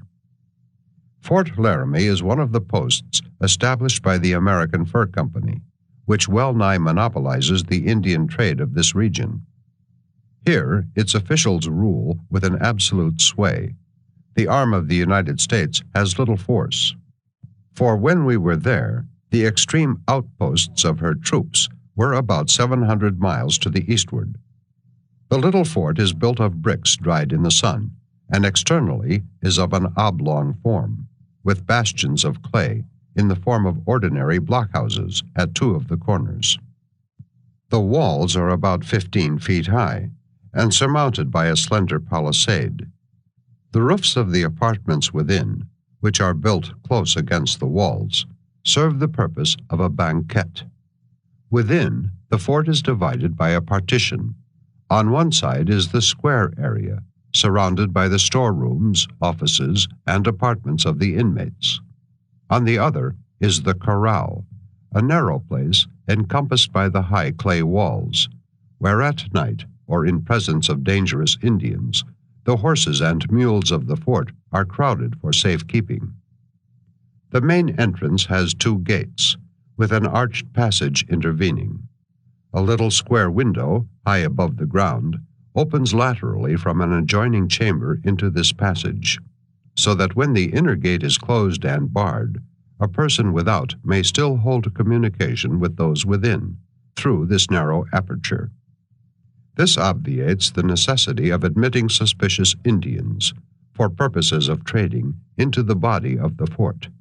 For when danger is apprehended, the inner gate is shut fast, and all traffic is carried on by means of the window. This precaution, though necessary at some of the company's posts, is seldom resorted to at Fort Laramie, where, though men are frequently killed in the neighborhood, no apprehensions are felt of any general designs of hostility from the Indians. We did not long enjoy our new quarters undisturbed. The door was silently pushed open, and two eyeballs and a visage as black as night looked in upon us. Then a red arm and shoulder intruded themselves, and a tall Indian, gliding in, shook us by the hand, grunted his salutation, and sat down on the floor. Others followed, with faces of the natural hue, and letting fall their heavy robes from their shoulders, took their seats quite at ease in a semicircle before us. The pipe was now to be lighted and passed from one to another, and this was the only entertainment that at present they expected from us. These visitors were fathers, brothers, or other relatives of the squaws in the fort, where they were permitted to remain, loitering about in perfect idleness. All those who smoked with us were men of standing and repute. 2 or 3 others dropped in also, young fellows who neither by their years nor their exploits were entitled to rank with the old men and warriors, who, abashed in the presence of their superiors, stood aloof, never withdrawing their eyes from us. Their cheeks were adorned with vermilion, their ears with pendants of shell, and their necks with beads. Never yet having signalized themselves as hunters, or performed the honorable exploit of killing a man, they were held in slight esteem, and were diffident and bashful in proportion. Certain formidable inconveniences attended this influx of visitors. They were bent on inspecting everything in the room. Our equipments and our dress alike underwent their scrutiny. For though the contrary has been asserted, few beings have more curiosity than Indians in regard to subjects within their ordinary range of thought. As to other matters, indeed, they seem utterly indifferent. They will not trouble themselves to inquire into what they cannot comprehend, but are quite contented to place their hands over their mouths in token of wonder, and exclaim that it is great medicine. With this comprehensive solution, an Indian never is at a loss. He never launches into speculation and conjecture. His reason moves in its beaten track. His soul is dormant, and no exertions of the missionaries, Jesuit or Puritan, of the Old World or the New, have as yet availed to arouse it. As we were looking at sunset from the wall upon the desolate plains that surround the fort, we observed a cluster of strange objects, like scaffolds, rising in the distance against the red western sky. They bore aloft some singular-looking burdens, and at their foot glimmered something white, like bones. This was the place of sepulture of some Dakota chiefs, whose remains their people are fond of placing in the vicinity of the fort, in the hope that they may thus be protected from violation at the hands of their enemies. Yet it has happened more than once, and quite recently, that war parties of the Crow Indians, ranging through the country, have thrown the bodies from the scaffolds and broken them to pieces, amid the yells of the Dakota, who remained pent up in the fort, too few to defend the honored relics from insult.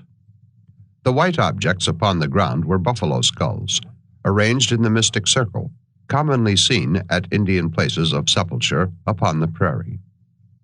We soon discovered in the twilight a band of 50 or 60 horses approaching the fort. These were the animals belonging to the establishment, who, having been sent out to feed, under the care of armed guards, in the meadows below, were now being driven into the corral for the night. A gate opened into this enclosure.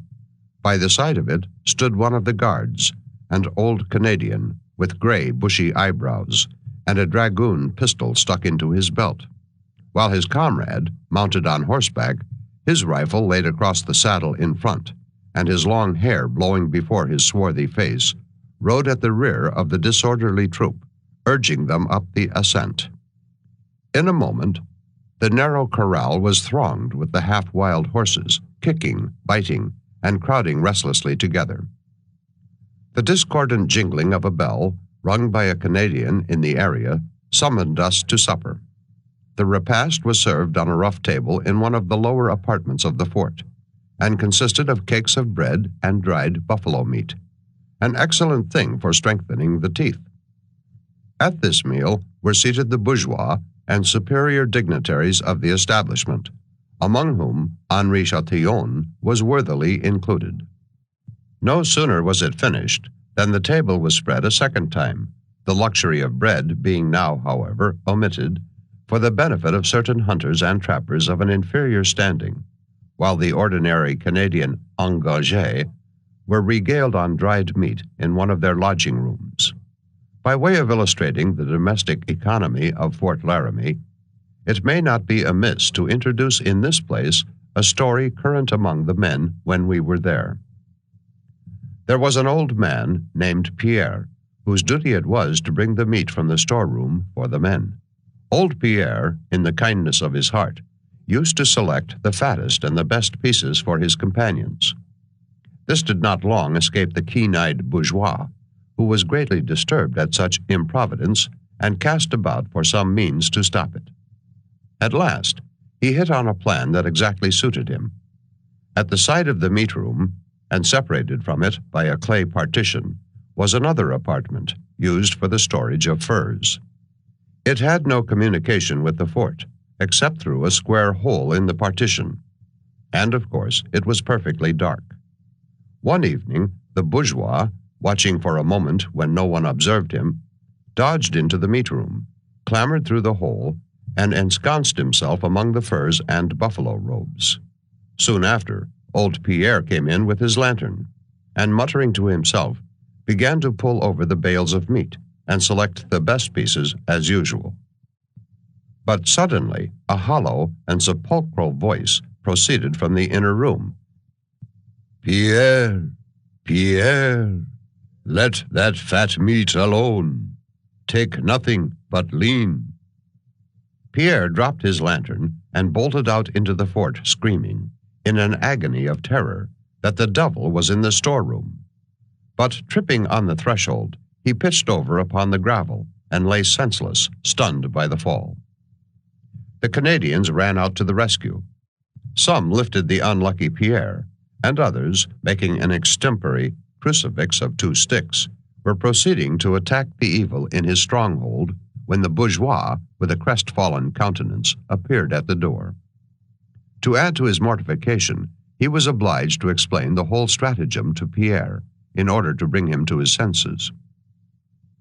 We were sitting on the following morning in the passageway between the gates, conversing with the traders Vasquez and May. These 2 men, together with our sleek friend, the clerk Montalon, were, I believe, the only persons then in the fort who could read and write. May was telling a curious story about the traveler Catlin, when an ugly, diminutive Indian, wretchedly mounted, came up at a gallop and rode by us into the fort. On being questioned, he said that Smoke's village was close at hand.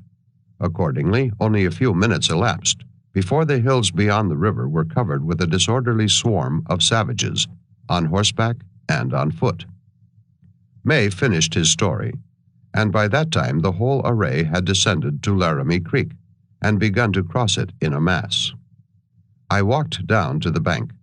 The stream is wide and was then between 3 and 4 feet deep, with a very swift current. For several rods, the water was alive with dogs, horses, and Indians. The long poles used in pitching the lodges are carried by the horses, fastened by the heavier end, 2 or 3 on each side, to a rude sort of pack saddle, while the other end drags on the ground. About a foot behind the horse, a kind of large basket or panier is suspended between the poles and firmly lashed in its place. On the back of the horse are piled various articles of luggage. The basket also is well filled with domestic utensils, or, quite as often, with a litter of puppies, a brood of small children, or a superannuated old man. Numbers of these curious vehicles, traîneaux, or as the Canadians called them, travaux, were now splashing together through the stream. Among them swam countless dogs, often burdened with miniature traîneaux, and dashing forward on horseback through the throng came the warriors, the slender figure of some lynx-eyed boy clinging fast behind them. The women sat perched on the pack saddles, adding not a little to the load of the already overburdened horses. The confusion was prodigious. The dogs yelled and howled in chorus. The puppies in the traîneau set up a dismal whine as the water invaded their comfortable retreat. The little black-eyed children, from 1 year of age upward, clung fast with both hands to the edge of their basket and looked over in alarm at the water rushing so near them, sputtering and making wry mouths as it splashed against their faces. Some of the dogs, encumbered by their load, were carried down by the current, yelping piteously, and the old squaws would rush into the water, seize their favorites by the neck, and drag them out. As each horse gained the bank, he scrambled up as he could. Stray horses and colts came among the rest, often breaking away at full speed through the crowd, followed by the old hags, screaming after their fashion on all occasions of excitement.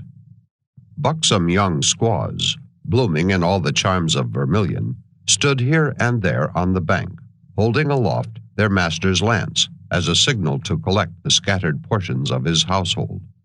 In a few moments, the crowd melted away, each family, with its horses and equipage, filing off to the plain at the rear of the fort. And here, in the space of half an hour, arose 60 or 70 of their tapering lodges. Their horses were feeding by hundreds over the surrounding prairie, and their dogs were roaming everywhere. The fort was full of warriors, and the children were whooping and yelling incessantly under the walls. These newcomers were scarcely arrived when Bordeaux ran across the fort, shouting to his squaw to bring him his spyglass. The obedient Marie, the very model of a squaw, produced the instrument, and Bordeaux hurried with it to the wall. Pointing it eastward, he exclaimed with an oath that the families were coming. But a few moments elapsed before the heavy caravan of the emigrant wagons could be seen, steadily advancing from the hills. They gained the river, and without turning or pausing, plunged in, passed through, and slowly ascending the opposing bank, kept directly on their way by the fort and the Indian village, until, gaining a spot a quarter of a mile distant, they wheeled into a circle. For some time, our tranquility was undisturbed. The emigrants were preparing their encampment. But no sooner was this accomplished than Fort Laramie was taken by storm.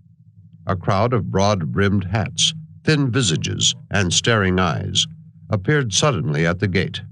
Tall, awkward men in brown homespun, women with cadaverous faces and long, lank figures came thronging in together, and, as if inspired by the very demon of curiosity, ransacked every nook and corner of the fort.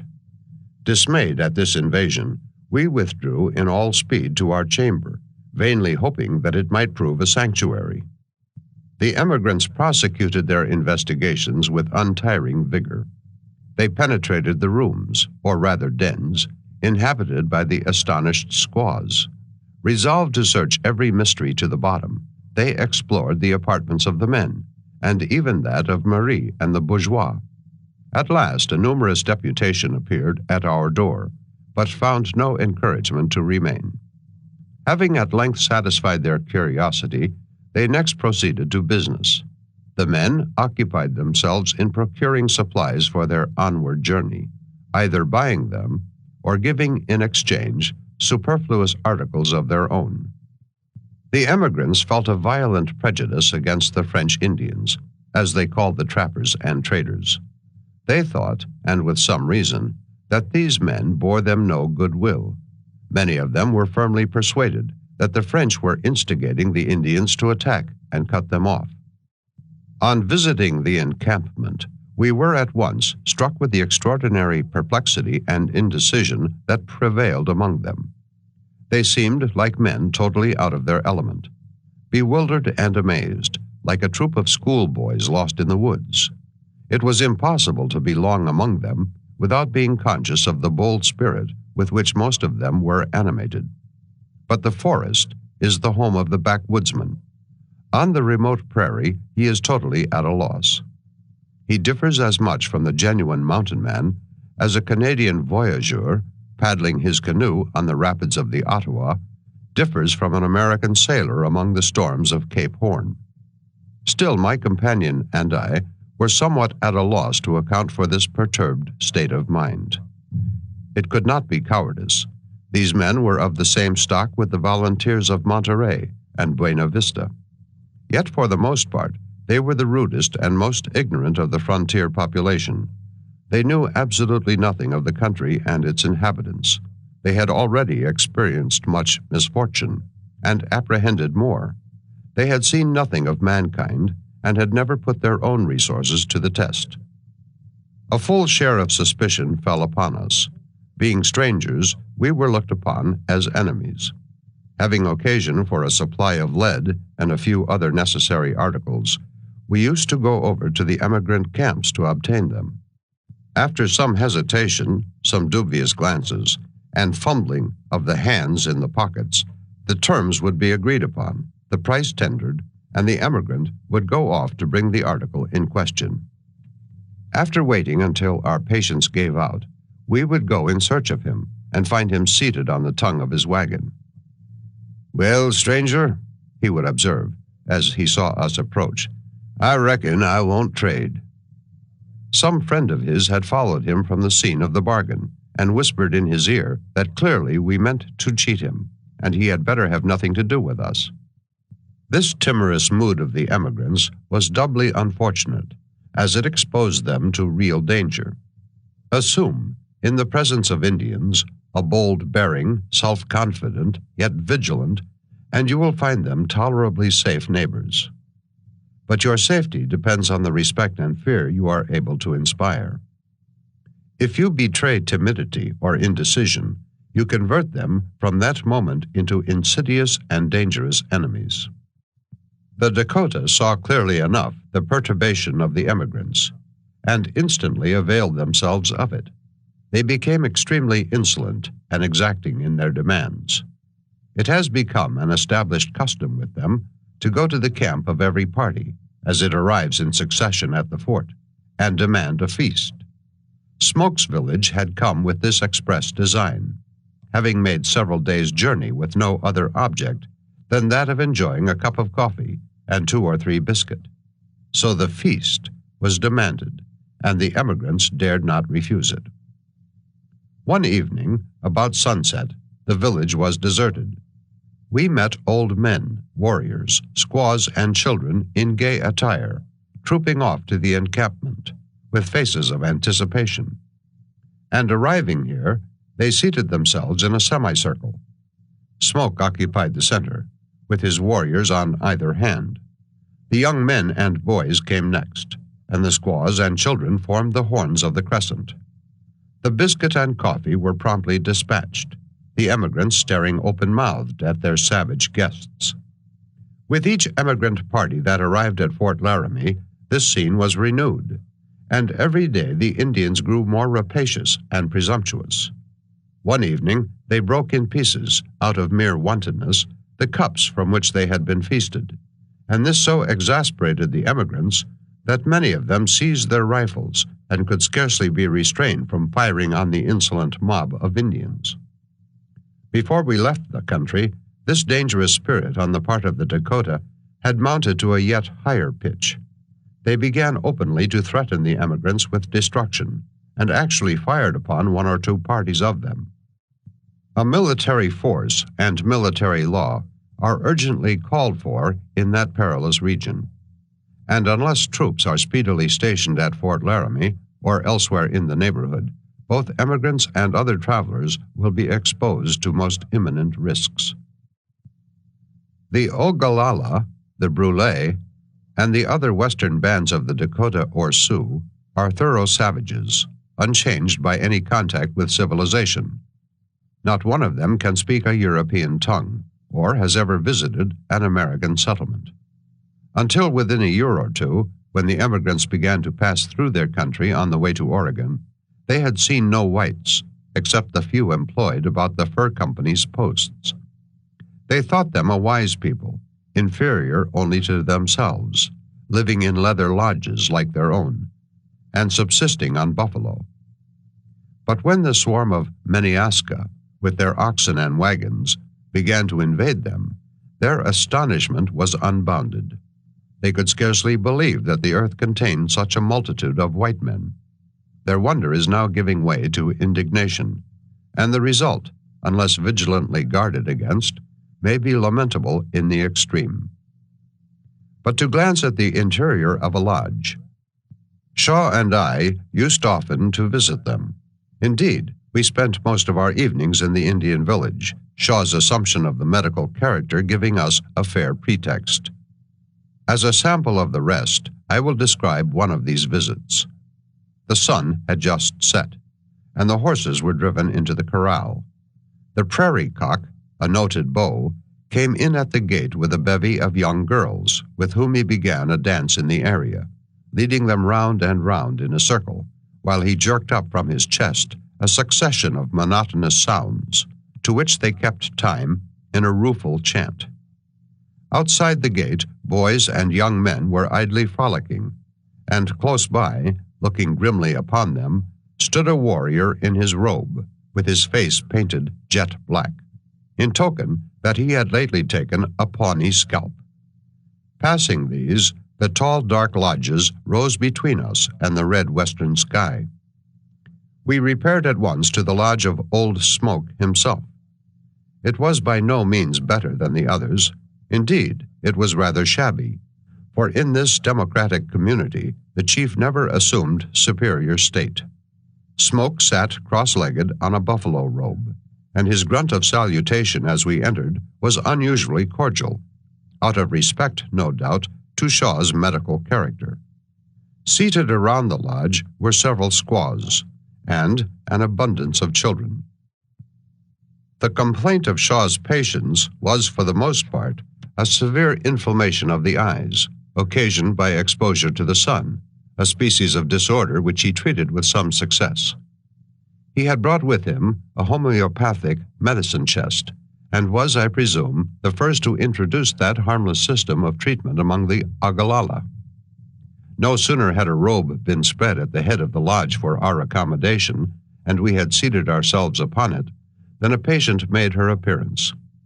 The chief's daughter herself, who, to do her justice, was the best-looking girl in the village. Being on excellent terms with the physician, she placed herself readily under his hands, and submitted with a good grace to his applications, laughing in his face during the whole process, for a squaw hardly knows how to smile. This case dispatched, another of a different kind succeeded. A hideous, emaciated old woman sat in the darkest corner of the lodge, rocking to and fro with pain, and hiding her eyes from the light by pressing the palms of both hands against her face. At Smoke's command she came forward, very unwillingly, and exhibited a pair of eyes that had nearly disappeared from excess of inflammation. No sooner had the doctor fastened his grip upon her than she set up a dismal moaning, and writhed so in his grasp that he lost all patience. But being resolved to carry his point, he succeeded at last in applying his favorite remedies. "It is strange," he said, when the operation was finished, "that I forgot to bring any Spanish flies with me. We must have something here to answer for a counter-irritant." So in the absence of better, he seized upon a red-hot brand from the fire and clapped it against the temple of the old squaw, who set up an unearthly howl, at which the rest of the family broke into a laugh. During these medical operations, Smoke's eldest squaw entered the lodge with a mallet in her hand, the stone head of which, precisely like those sometimes plowed up in the fields of New England, was made fast to the handle by a covering of rawhide. I had observed, some time before, a litter of well-grown black puppies, comfortably nestled among some buffalo robes at one side.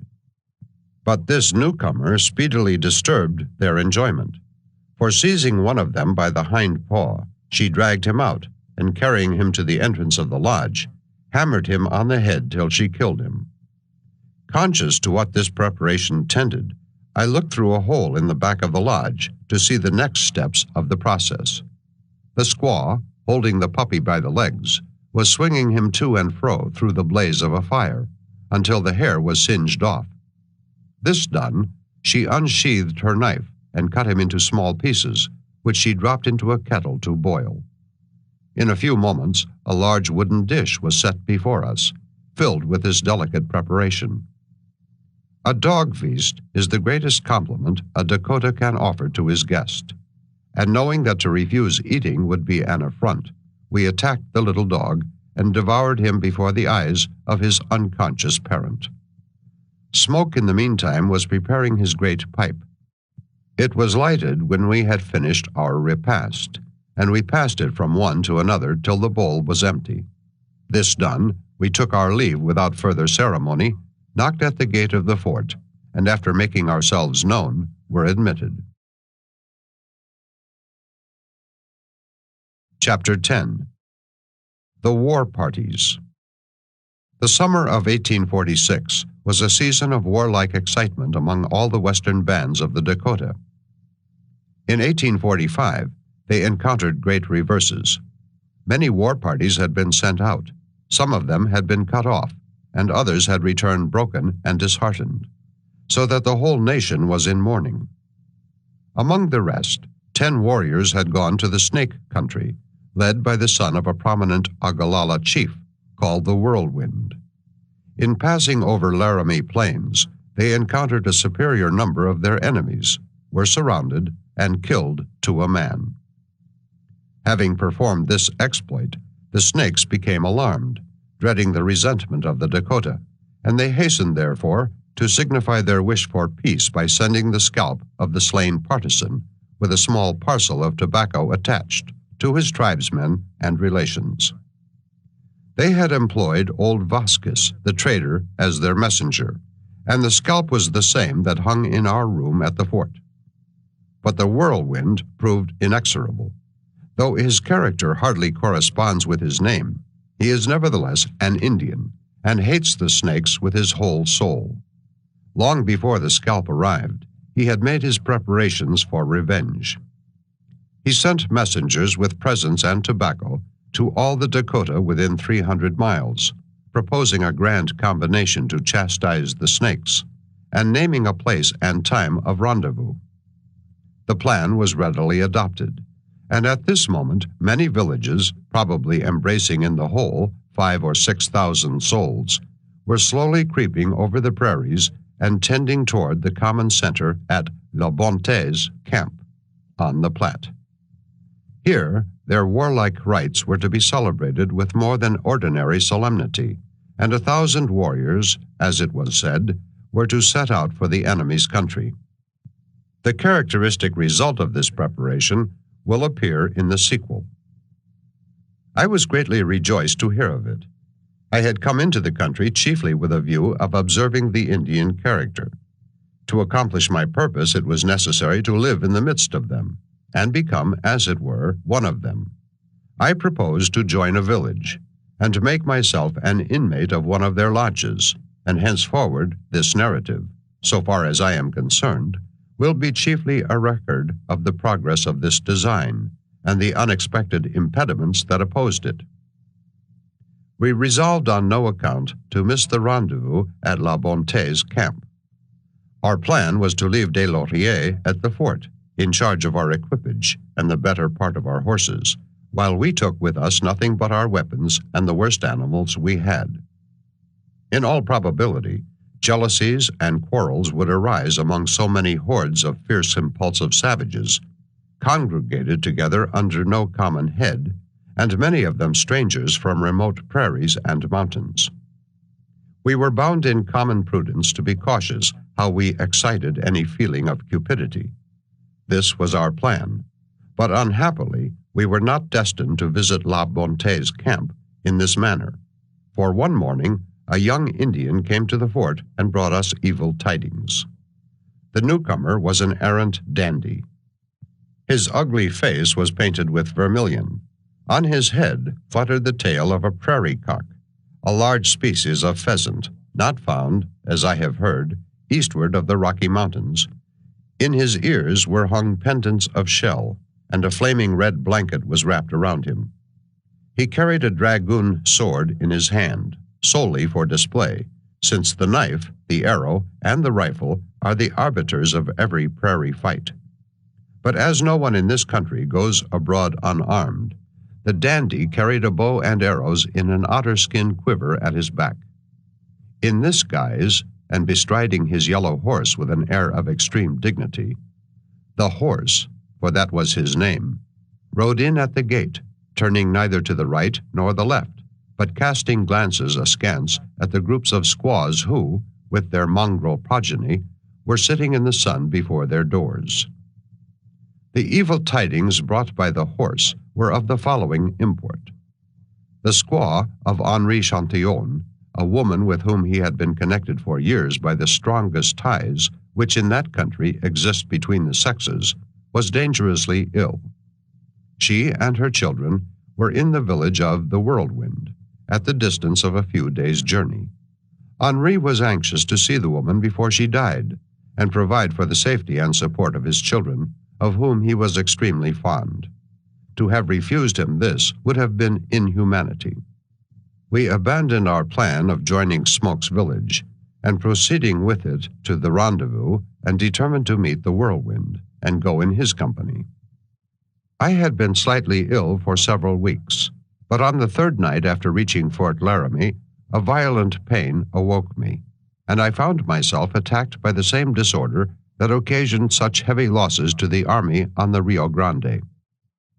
In a day and a half, I was reduced to extreme weakness, so that I could not walk without pain and effort.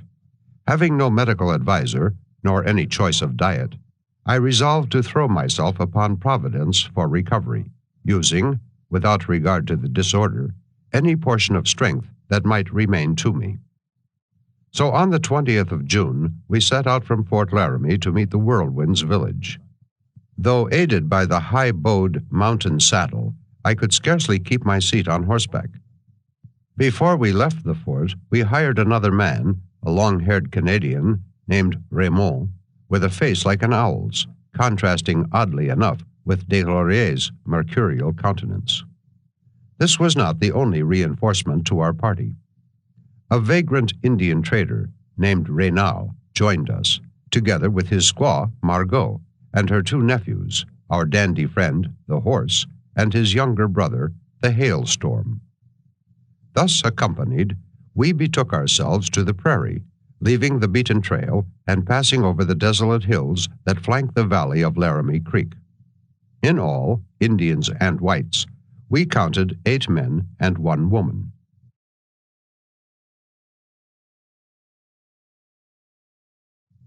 Reynal, the trader, the image of sleek and selfish complacency, carried the Horse's dragoon sword in his hand, delighting apparently in this useless parade, for, from spending half his life among Indians, he had caught not only their habits but their ideas. Margot, a female animal of more than 200 pounds weight, was couched in the basket of a traîneau, such as I have before described. Besides her ponderous bulk, various domestic utensils were attached to the vehicle, and she led by a trail rope a pack horse, which carried the covering of Reynal's lodge. Des Lauriers walked briskly by the side of the cart, and Raymond came behind, swearing at the spare horses which it was his business to drive. The restless young Indians, their quivers at their backs and their bows in their hands, galloped over the hills, often starting a wolf or an antelope from the thick growth of wild sage bushes. Shaw and I were in keeping with the rest of the rude cavalcade, having in the failure of other clothing adopted the buckskin attire of the trappers. Henri Chatillon rode in advance of the whole. Thus we passed hill after hill and hollow after hollow, a country arid, broken, and so parched by the sun that none of the plants familiar to our more favored soil would flourish upon it, though there were multitudes of strange medicinal herbs, more especially the absinthe, which covered every declivity, while cacti were hanging like reptiles at the edges of every ravine. At length we ascended a high hill, our horses treading upon pebbles of flint, agate, and rough jasper, until gaining the top, we looked down on the wild bottoms of Laramie Creek, which far below us wound like a writhing snake from side to side of the narrow interval, amid a growth of shattered cottonwood and ash trees. Lines of tall cliffs, white as chalk, shut in this green strip of woods and meadowland, into which we descended and encamped for the night. In the morning we passed a wide grassy plain by the river. There was a grove in front, and beneath its shadows the ruins of an old trading fort of logs. The grove bloomed with myriads of wild roses, with their sweet perfume fraught with recollections of home. As we emerged from the trees, a rattlesnake, as large as a man's arm and more than 4 feet long, lay coiled on a rock, fiercely rattling and hissing at us. A gray hare, twice as large as those of New England, leaped up from the tall ferns. Curlew flew screaming over our heads, and a host of little prairie dogs sat yelping at us at the mouths of their burrows on the dry plain beyond. Suddenly, an antelope leaped up from the wild sage bushes, gazed eagerly at us, and then, erecting his white tail, stretched away like a greyhound. The 2 Indian boys found a white wolf, as large as a calf, in a hollow, and giving a sharp yell, they galloped after him. But the wolf leaped into the stream and swam across. Then came the crack of a rifle, the bullet whistling harmlessly over his head as he scrambled up the steep declivity, rattling down stones and earth into the water below. Advancing a little, we beheld, on the farther bank of the stream, a spectacle not common even in that region, for emerging from among the trees, a herd of some 200 elk came out upon the meadow, their antlers clattering as they walked forward in a dense throng. Seeing us, they broke into a run, rushing across the opening and disappearing among the trees and scattered groves. On our left was a barren prairie, stretching to the horizon. On our right, a deep gulf with Laramie Creek at the bottom. We found ourselves at length at the edge of a steep descent, a narrow valley with long rank grass and scattered trees stretching before us for a mile or more along the course of the stream. Reaching the farther end, we stopped and encamped. A huge old cottonwood tree spread its branches horizontally over our tent.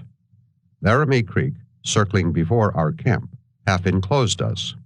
It swept along the bottom of a line of tall white cliffs that looked down on us from the farther bank. There were dense copses on our right. The cliffs, too, were half hidden by bushes, though behind us a few cottonwood trees, dotting the green prairie, alone impeded the view, and friend or enemy could be discerned in that direction at a mile's distance.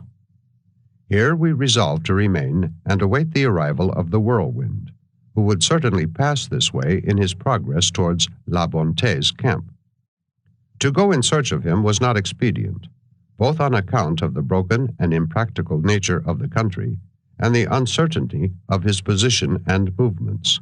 Besides, our horses were almost worn out, and I was in no condition to travel. We had good grass, good water, tolerable fish from the stream, and plenty of small game, such as antelope and deer, though no buffalo.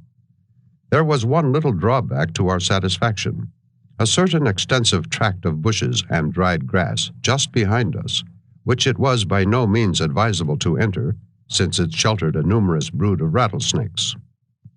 Henri Chatillon again dispatched the horse to the village, with a message to his squaw that she and her relatives should leave the rest and push on as rapidly as possible to our camp. Our daily routine soon became as regular as that of a well-ordered household. The weather-beaten old tree was in the center. Our rifles generally rested against its vast trunk, and our saddles were flung on the ground around it. Its distorted roots were so twisted as to form one or two convenient armchairs, where we could sit in the shade and read or smoke. But mealtimes became, on the whole, the most interesting hours of the day, and a bountiful provision was made for them. An antelope or a deer usually swung from a bough, and haunches were suspended against the trunk. The camp is daguerreotyped on my memory, the old tree, the white tent, with Shaw sleeping in the shadow of it, and Reynal's miserable lodge close by the bank of the stream. It was a wretched oven-shaped structure, made of begrimed and tattered buffalo hides stretched over a frame of poles. One side was open, and at the side of the opening hung the powder horn and bullet pouch of the owner, together with his long red pipe and a rich quiver of otter skin, with a bow and arrows. For Reynal, an Indian in most things but color, chose to hunt buffalo with these primitive weapons. In the darkness of this cavern-like habitation might be discerned Madame Margot, her overgrown bulk stowed away among her domestic implements, furs, robes, blankets, and painted cases of rawhide, in which dried meat is kept. Here she sat from sunrise to sunset, an impersonation of gluttony and laziness, while her affectionate proprietor was smoking, or begging petty gifts from us, or telling lies concerning his own achievements, or perchance engaged in the more profitable occupation of cooking some preparation of prairie delicacies. Reynal was an adept at this work. He and Des Lauriers have joined forces and are hard at work together over the fire, while Ramon spreads, by way of tablecloth, a buffalo hide carefully whitened with pipe clay on the grass before the tent. Here he arranges the teacups and plates, and then, creeping on all fours like a dog, thrusts his head in at the opening of the tent. For a moment we see his round, owlish eyes rolling wildly, as if the idea he came to communicate had suddenly escaped him. Then, collecting his scattered thoughts, as if by an effort, he informs us that supper is ready and instantly withdraws. When sunset came, and at that hour the wild and desolate scene would assume a new aspect, the horses were driven in. They had been grazing all day in the neighboring meadow, but now they were picketed close about the camp. As the prairie darkened, we sat and conversed around the fire, until, becoming drowsy, we spread our saddles on the ground, wrapped our blankets around us, and lay down. We never placed a guard, having by this time become too indolent. But Henri Chatillon folded his loaded rifle in the same blanket with himself, observing that he always took it to bed with him when he camped in that place. Henri was too bold a man to use such a precaution without good cause. We had a hint now and then that our situation was none of the safest. Several Crow war parties were known to be in the vicinity, and one of them, that passed here some time before, had peeled the bark from a neighboring tree and engraved upon the white wood certain hieroglyphics to signify that they had invaded the territories of their enemies, the Dakota, and set them at defiance. One morning a thick mist covered the whole country. Shaw and Henri went out to ride, and soon came back with a startling piece of intelligence. They had found, within rifle shot of our camp, the recent trail of about 30 horsemen. They could not be whites, and they could not be Dakota, since we knew no such parties to be in the neighborhood. Therefore, they must be Crows. Thanks to that friendly mist, we had escaped a hard battle. They would inevitably have attacked us and our Indian companions had they seen our camp.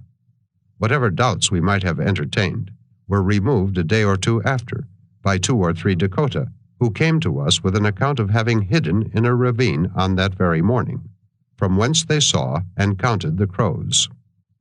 They said that they had followed them, carefully keeping out of sight, as they passed up Chugwater. Then here the Crows discovered 5 dead bodies of Dakota, placed according to custom in trees, and flinging them to the ground, held their guns against them and blew them to atoms. If our camp were not altogether safe, still it was comfortable enough. At least it was so to Shaw, for I was tormented with illness and vexed by the delay in the accomplishment of my designs. When a respite in my disorder gave me some returning strength, I rode out well armed upon the prairie, or bathed with Shaw in the stream, or waged a petty warfare with the inhabitants of a neighboring prairie dog village. Around our fire at night, we employed ourselves in inveighing against the fickleness and inconstancy of Indians, and execrating the Whirlwind and all his crew. At last the thing grew insufferable. "Tomorrow morning," said I will start for the fort, and see if I can hear any news there. Late that evening, when the fire had sunk low, and all the camp were asleep, a loud cry sounded from the darkness. Henri leaped up, recognized the voice, replied to it, and our dandy friend, the horse, rode in among us, just returned from his mission to the village. He coolly picketed his mare, without saying a word, sat down by the fire and began to eat. But his imperturbable philosophy was too much for our patience. Where was the village? About 50 miles south of us.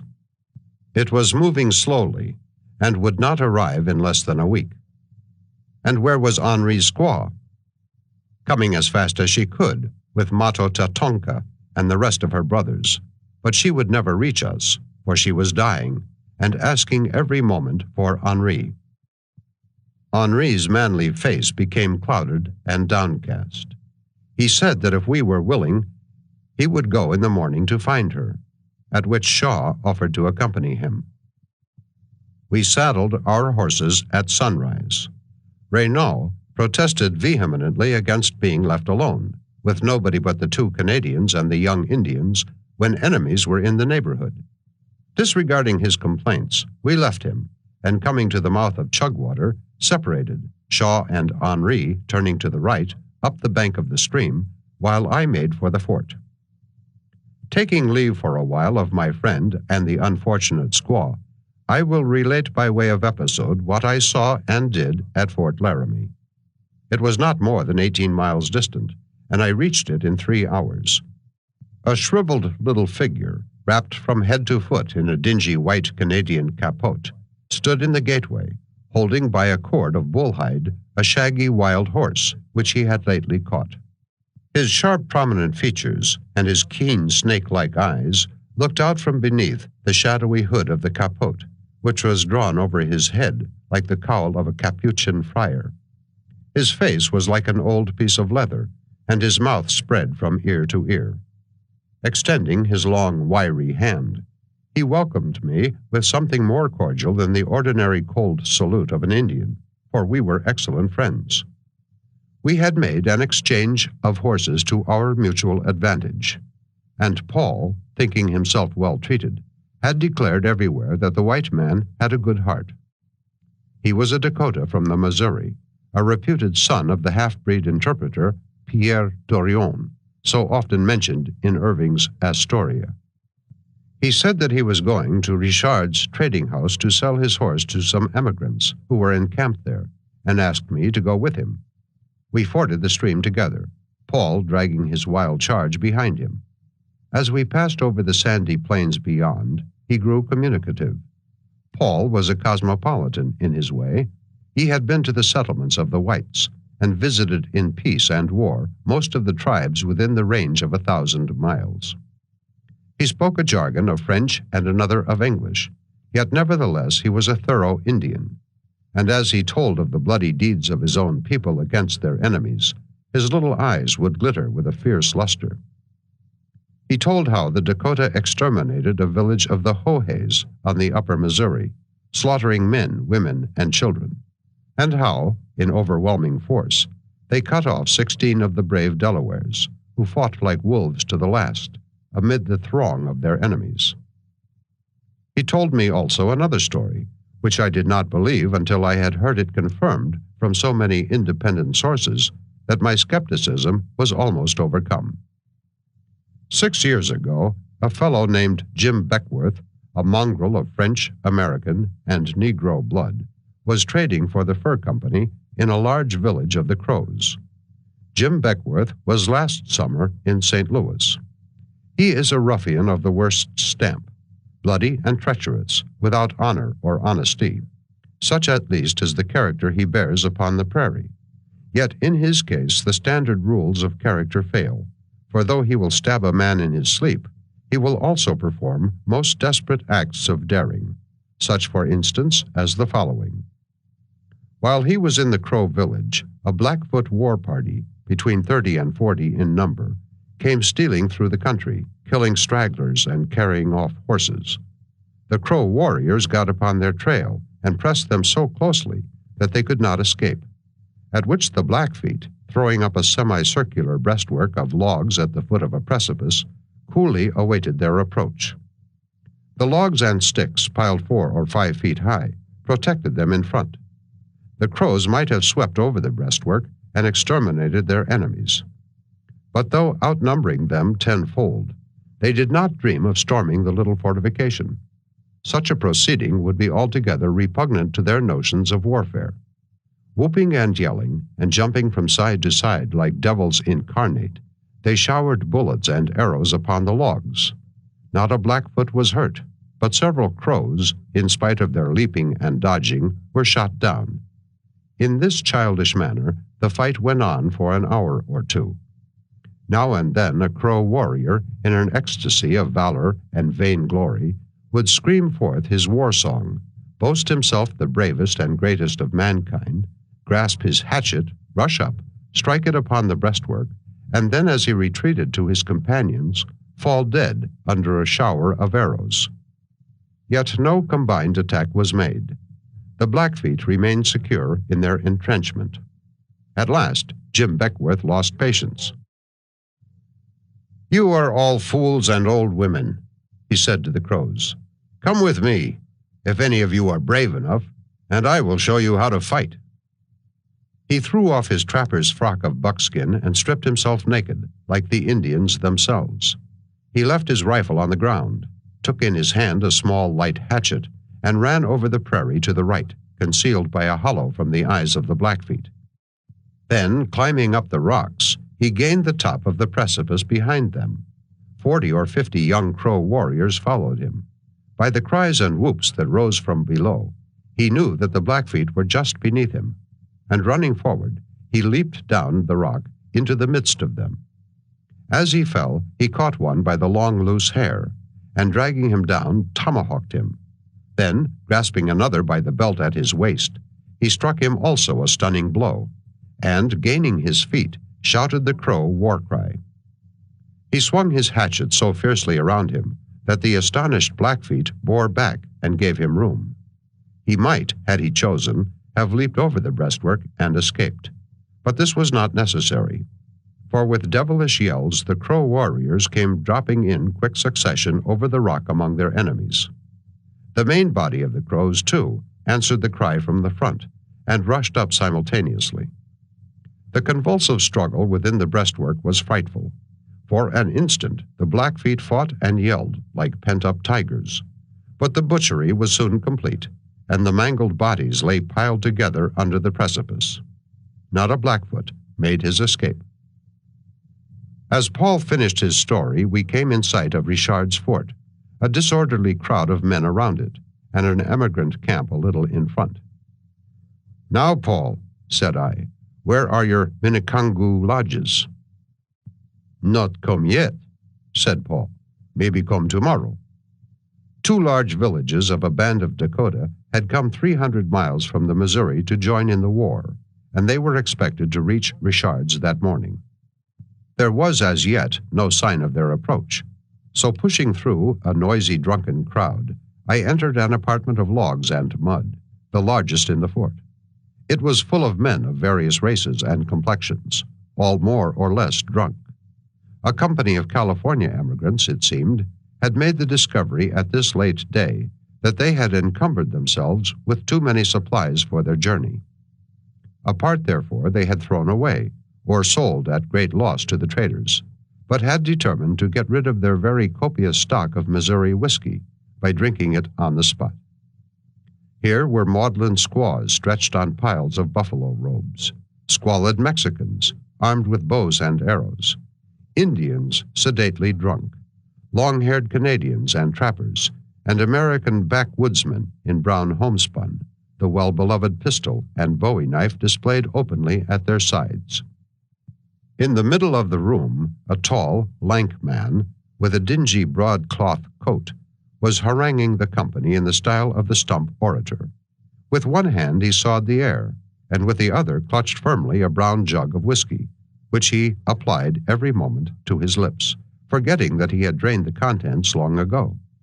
Richard formally introduced me to this personage, who was no less a man than Colonel R., once the leader of the party.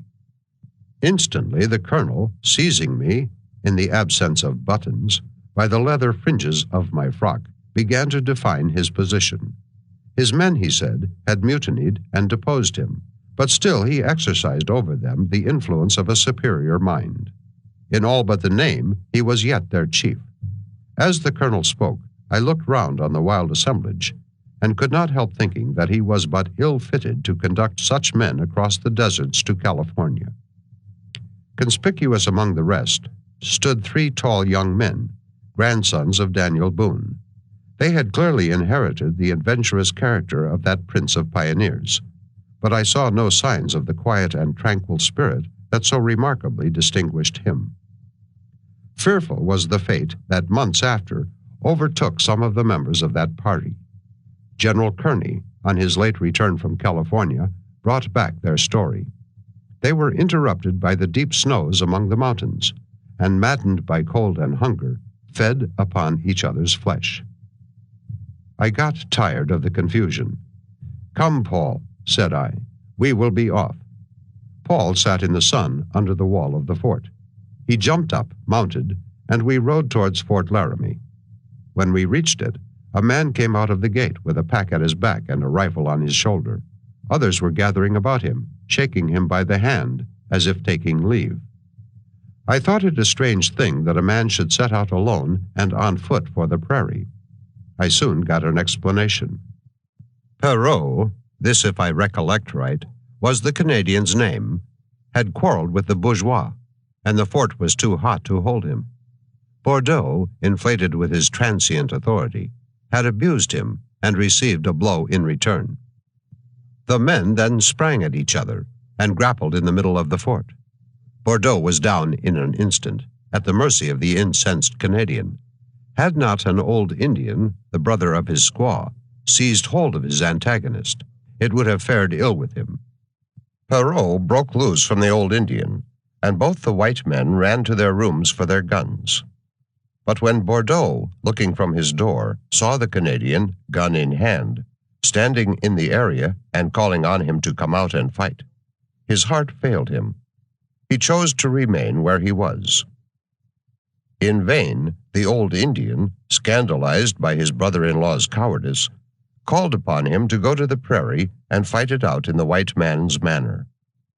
And Bordeaux's own squaw, equally incensed, screamed to her lord and master that he was a dog and an old woman. It all availed nothing. Bordeaux's prudence got the better of his valor, and he would not stir. Perrault stood showering opprobrious epithets at the recreant bourgeois, till growing tired of this, he made up a pack of dried meat and, slinging it at his back, set out alone for Fort Pierre on the Missouri, a distance of 300 miles over a desert country full of hostile Indians. I remained in the fort all night. In the morning, as I was coming out for breakfast, talking with a trader named McCluskey, I saw a strange Indian leaning against the side of the gate. He was a tall, strong man with heavy features. "Who is he?" I asked. "That's the Whirlwind," said McCluskey. "He is the fellow that made all this stir about the war. It's always the way with the Sioux. They never stop cutting each other's throats. It's all they are fit for, instead of sitting in their lodges and getting robes to trade with us in the winter. If this war goes on, we'll make a poor trade of it next season, I reckon." And this was the opinion of all the traders, who were vehemently opposed to the war from the injury that it must occasion to their interests. The Whirlwind left his village the day before to make a visit to the fort. His warlike ardor had abated not a little since he first conceived the design of avenging his son's death. The long and complicated preparations for the expedition were too much for his fickle disposition.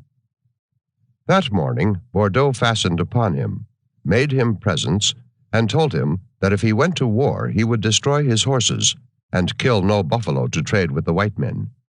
In short, that he was a fool to think of such a thing, and had better make up his mind to sit quietly in his lodge and smoke his pipe like a wise man. The Whirlwind's purpose was evidently shaken. He had become tired, like a child, of his favorite plan. Bordeaux exultingly predicted that he would not go to war. My philanthropy was no match for my curiosity, and I was vexed at the possibility that after all I might lose the rare opportunity of seeing the ceremonies of war. The Whirlwind, however, had merely thrown the firebrand. The conflagration was become general. All the western bands of the Dakota were bent on war, and as I heard from McCluskey, 6 large villages were already gathered on a little stream 40 miles distant, and were daily calling to the Great Spirit to aid them in their enterprise. McCluskey had just left them, and represented them as on their way to La Bonté's camp, which they would reach in a week, unless they should learn that there were no buffalo there. I did not like this condition, for buffalo this season were rare in the neighborhood. There were also the 2 Minnecongo villages that I mentioned before. But about noon, an Indian came from Richard's fort with the news that they were quarreling, breaking up, and dispersing. So much for the whiskey of the emigrants. Finding themselves unable to drink the whole, they had sold the residue to these Indians, and it needed no prophet to foretell the result. A spark dropped into a powder magazine would not have produced a quicker effect. Instantly, the old jealousies and rivalries and smothered feuds that exist in an Indian village broke out into furious quarrels. They forgot the warlike enterprise that had already brought them 300 miles. They seemed like ungoverned children, inflamed with the fiercest passions of men. Several of them were stabbed in the drunken tumult, and in the morning they scattered and moved back towards the Missouri in small parties. I feared that, after all, the long-projected meeting and the ceremonies that were to attend it might never take place, and I should lose so admirable an opportunity of seeing the Indian under his most fearful and characteristic aspect. However, in foregoing this, I should avoid a very fair probability of being plundered and stripped, and it might be stabbed or shot into the bargain. Consoling myself with this reflection, I prepared to carry the news, such as it was, to the camp. I caught my horse, and to my vexation found that he had lost a shoe and broken his hoof against the rocks. Horses are shod at Fort Laramie at the moderate rate of $3 a foot. So I tied Hendrick to a beam in the corral and summoned Robidoux, the blacksmith. Robidoux, with the hoof between his knees, was at work with hammer and file, and I was inspecting the process when a strange voice addressed me. "2 more gone under. Well, there's more of us left yet. Here's Gingras and me off to the mountains tomorrow. Our turn will come next, I suppose. It's a hard life anyhow." I looked up and saw a man, not much more than 5 feet high, but of very square and strong proportions. In appearance, he was particularly dingy, for his old buckskin frock was black and polished with time and grease, and his belt, knife, pouch, and powder horn appeared to have seen the roughest service. The first joint of each foot was entirely gone, having been frozen off several winters before, and his moccasins were curtailed in proportion. His whole appearance and equipment bespoke the free trapper. He had a round, ruddy face, animated with a spirit of carelessness and gaiety, not at all in accordance with the words he had just spoken. "2 more gone," said I. "What do you mean by that?" "Oh, the Arapahoes have just killed 2 of us in the mountains. Old Bulltail has come to tell us. They stabbed one behind his back and shot the other with his own rifle. That's the way we live here. I mean to give up trapping after this year. My squaw says she wants a pacing horse and some red ribbons. I'll make enough beaver to get them for her, and then I'm done. I'll go below and live on a farm." "Your bones will dry on the prairie, Rouleau," said another trapper who was standing by, a strong, brutal-looking fellow with a face as surly as a bulldog's. Rouleau only laughed and began to hum a tune and shuffle a dance on his stumps of feet. "You'll see us before long passing up your way," said the other man. "Well," said I, "stop and take a cup of coffee with us." And as it was late in the afternoon, I prepared to leave the fort at once. As I rode out, a train of emigrant wagons was passing across the stream. "Where are you going, stranger?" Thus I was saluted by 2 or 3 voices at once. "About 18 miles up the creek." "It's mighty late to be going that far. Make haste, eat better, and keep a bright lookout for Indians." I thought the advice too good to be neglected. Fording the stream, I passed at a round trot over the plains beyond. But the more haste, the worse speed. I proved the truth of the proverb by the time I reached the hills 3 miles from the fort. The trail was faintly marked, and riding forward with more rapidity than caution, I lost sight of it. I kept on in a direct line, guided by Laramie Creek, which I could see at intervals darkly glistening in the evening sun at the bottom of the woody gulf on my right. Half an hour before sunset, I came upon its banks. There was something exciting in the wild solitude of the place. An antelope sprang suddenly from the sage bushes before me. As he leaped gracefully not 30 yards before my horse, I fired, and instantly he spun round and fell. Quite sure of him, I walked my horse towards him, leisurely reloading my rifle, when, to my surprise, he sprang up and trotted rapidly away on 3 legs into the dark recesses of the hills, whither I had no time to follow. 10 minutes after, I was passing along the bottom of a deep valley, and chancing to look behind me, I saw in the dim light that something was following. Supposing it to be a wolf, I slid from my seat and sat down behind my horse to shoot it. But as it came up, I saw by its motions that it was another antelope. It approached within 100 yards, arched its neck, and gazed intently. I leveled at the white spot on its chest, and was about to fire when it started off, ran first to one side and then to the other, like a vessel tacking against the wind, and at last stretched away at full speed. Then it stopped again, looked curiously behind it, and trotted up as before. But not so boldly, for it soon paused and stood gazing at me. I fired. It leaped upward and fell upon its tracks. Measuring the distance, I found it 204 paces. When I stood by his side, the antelope turned his expiring eyes upward. It was like a beautiful woman's, dark and bright. Fortunate that I am in a hurry, thought I. I might be troubled with remorse, if I had time for it. Cutting the animal up, not in the most skillful manner, I hung the meat at the back of my saddle and rode on again. The hills, I could not remember one of them, closed around me. It is too late, thought I, to go forward. I will stay here tonight and look for the path in the morning.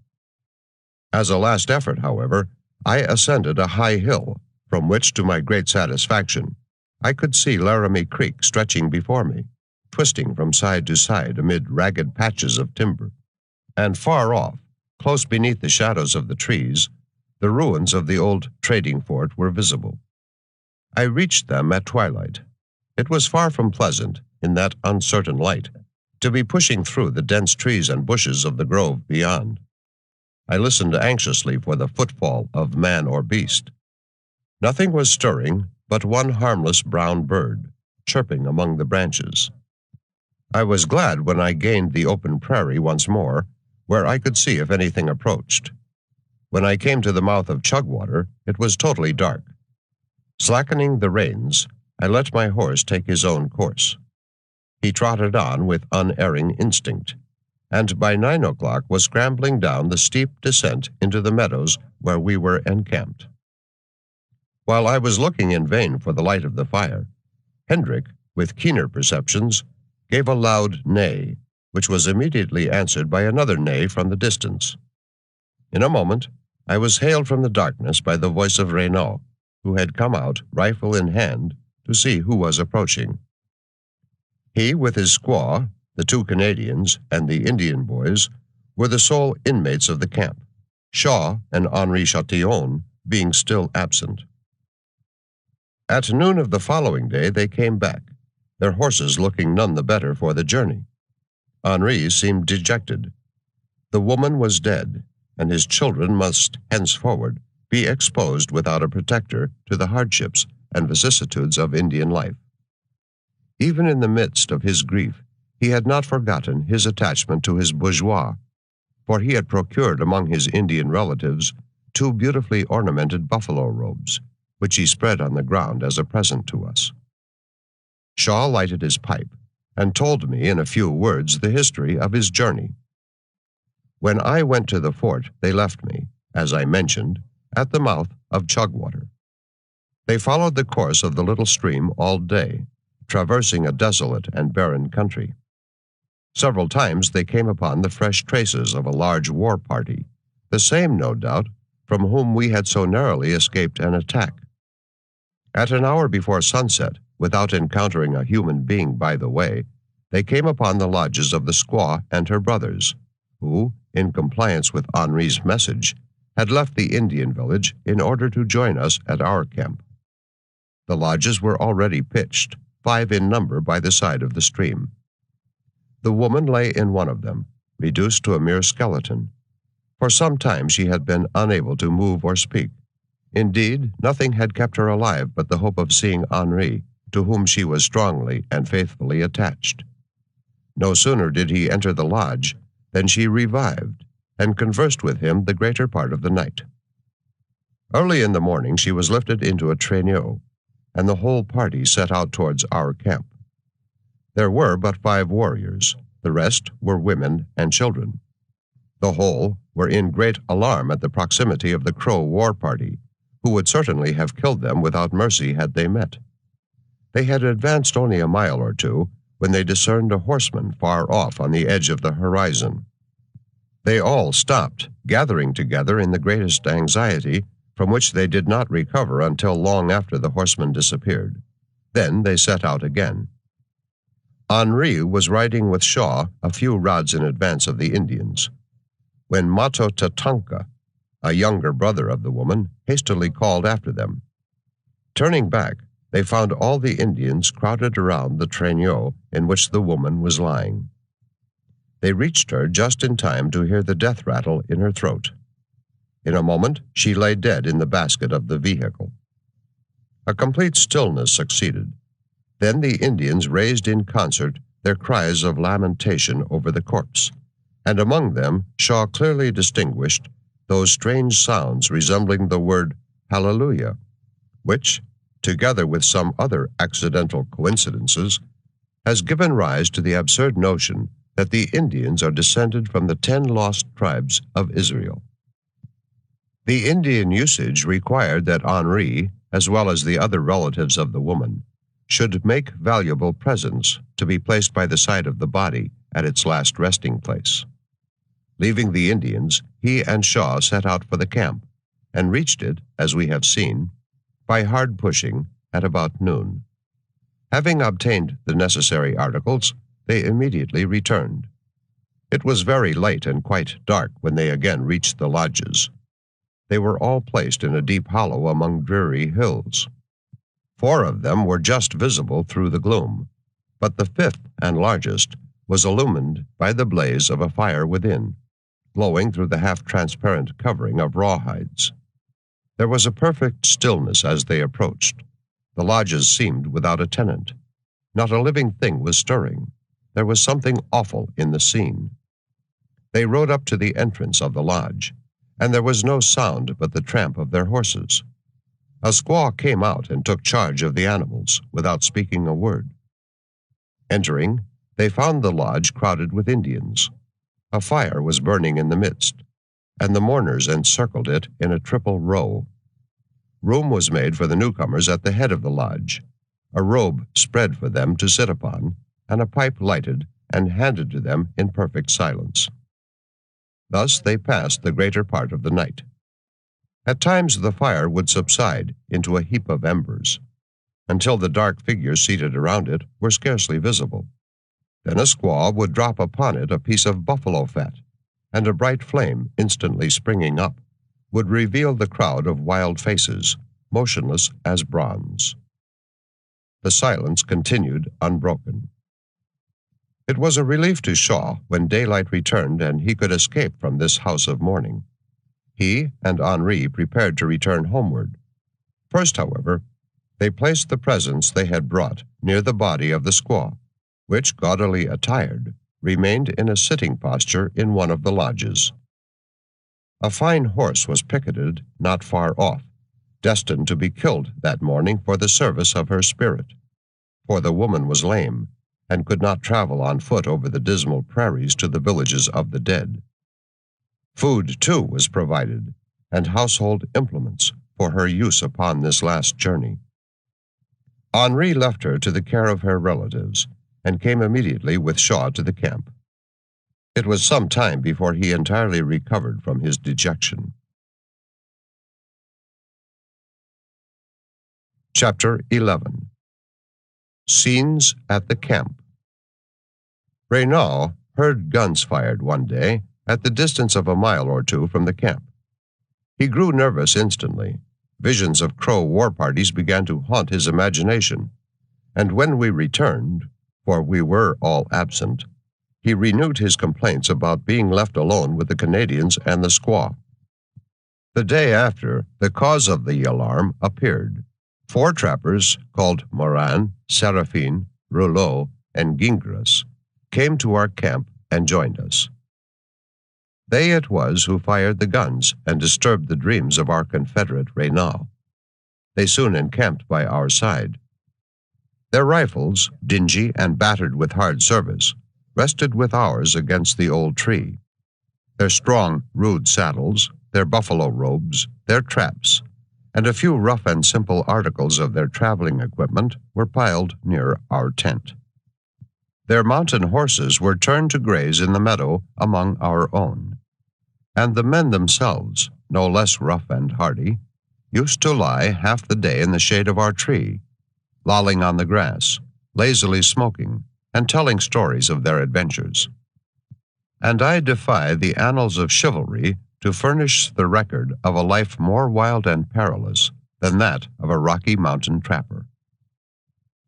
With this efficient reinforcement, the agitation of Reynal's nerves subsided. We began to conceive a sort of attachment to our old camping ground. Yet it was time to change our quarters, since remaining too long on one spot must lead to unpleasant results, not to be borne unless in case of dire necessity. The grass no longer presented a smooth surface of turf. It was trampled into mud and clay. So we removed to another old tree, larger yet, that grew by the side of the river a furlong distant. Its trunk was a full 6 feet in diameter. On one side, it was marked by a party of Indians, with various inexplicable hieroglyphics, commemorating some warlike enterprise, and aloft among the branches were the remains of a scaffold where dead bodies had once been deposited after the Indian manner. "There comes Bull Bear," said Henri Chatillon, as we sat on the grass at dinner. Looking up, we saw several horsemen coming over the neighboring hill, and in a moment 4 stately young men rode up and dismounted.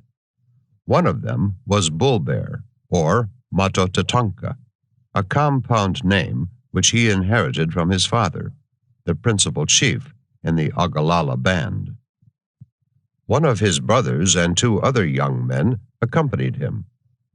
We shook hands with the visitors, and when we had finished our meal, for this is the approved manner of entertaining Indians, even the best of them, we handed to each a tin cup of coffee and a biscuit, at which they ejaculated from the bottom of their throats, "How! How!" a monosyllable by which an Indian contrives to express half the emotions of which he is susceptible. Then we lighted the pipe and passed it to them as they squatted on the ground. "Where is the village?" "There," said Mato Tatonka, pointing southward. "It will come in 2 days." "Will they go to the war?" "Yes." No man is a philanthropist on the prairie. We welcomed this news cordially and congratulated ourselves that Bordeaux's interested efforts to divert the whirlwind from his congenial vocation of bloodshed had failed of success, and that no further obstacles would interpose between us and our plan of repairing to the rendezvous at La Bonté's camp. For that and several succeeding days, Mato Tatonka and his friends remained our guests. They devoured the relics of our meals. They filled the pipe for us, and also helped us to smoke it. Sometimes they stretched themselves side by side in the shade, indulging in raillery and equivocal jokes, ill becoming the dignity of brave and aspiring warriors, such as 2 of them in reality were. 2 days dragged away, and on the morning of the 3rd, we hoped confidently to see the Indian village. It did not come, so we rode out to look for it. In place of the 800 Indians we expected, we met one solitary savage riding towards us over the prairie, who told us that the Indians had changed their plan and would not come within 3 days. Taking along with us this messenger of evil tidings, we retraced our footsteps to the camp, amusing ourselves by the way with execrating Indian inconstancy. When we came in sight of our little white tent under the big tree, we saw that it no longer stood alone. A huge old lodge was erected by its side, discolored by rain and storms, rotten with age, with the uncouth figures of horses and men, and outstretched hands that were painted upon it, well-nigh obliterated.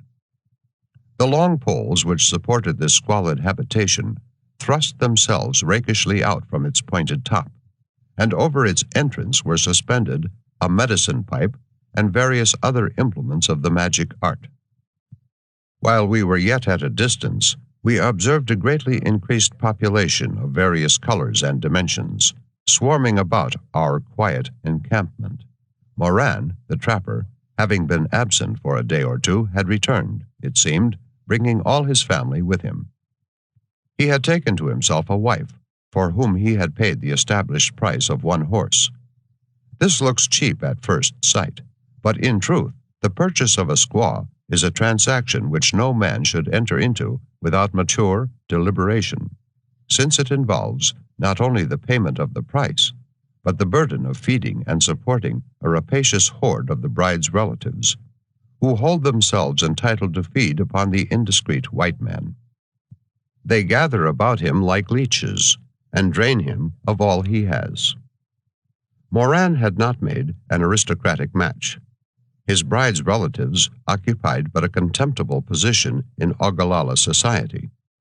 For among these Democrats of the prairie, as among others more civilized, there are virtual distinctions of rank and place.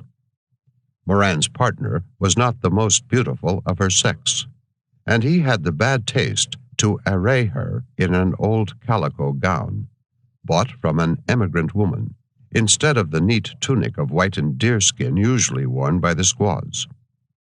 The moving spirit of the establishment was an old hag of 80. Human imagination never conceived hobgoblin or witch more ugly than she. You could count all her ribs through the wrinkles of her leathery skin. Her withered face more resembled an old skull than the countenance of a living being, even to the hollow darkened sockets at the bottom of which glittered her little black eyes. Her arms had dwindled into nothing but whipcord and wire. Her hair, half black, half gray, hung in total neglect nearly to the ground, and her sole garment consisted of the remnant of a discarded buffalo robe tied around her waist with a string of hide.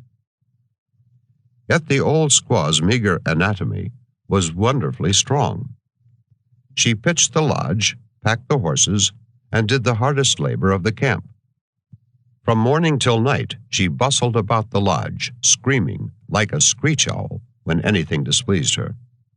Her brother, a medicine man or magician, was equally gaunt and sinewy with herself. His mouth spread from ear to ear, and his appetite, as we had occasion to learn, was ravenous in proportion. The other inmates of the lodge were a young bride and bridegroom, the latter one of those idle, good-for-nothing fellows who infest an Indian village as well as more civilized communities.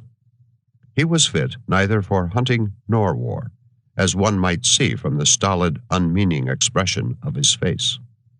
The happy pair had just entered upon the honeymoon.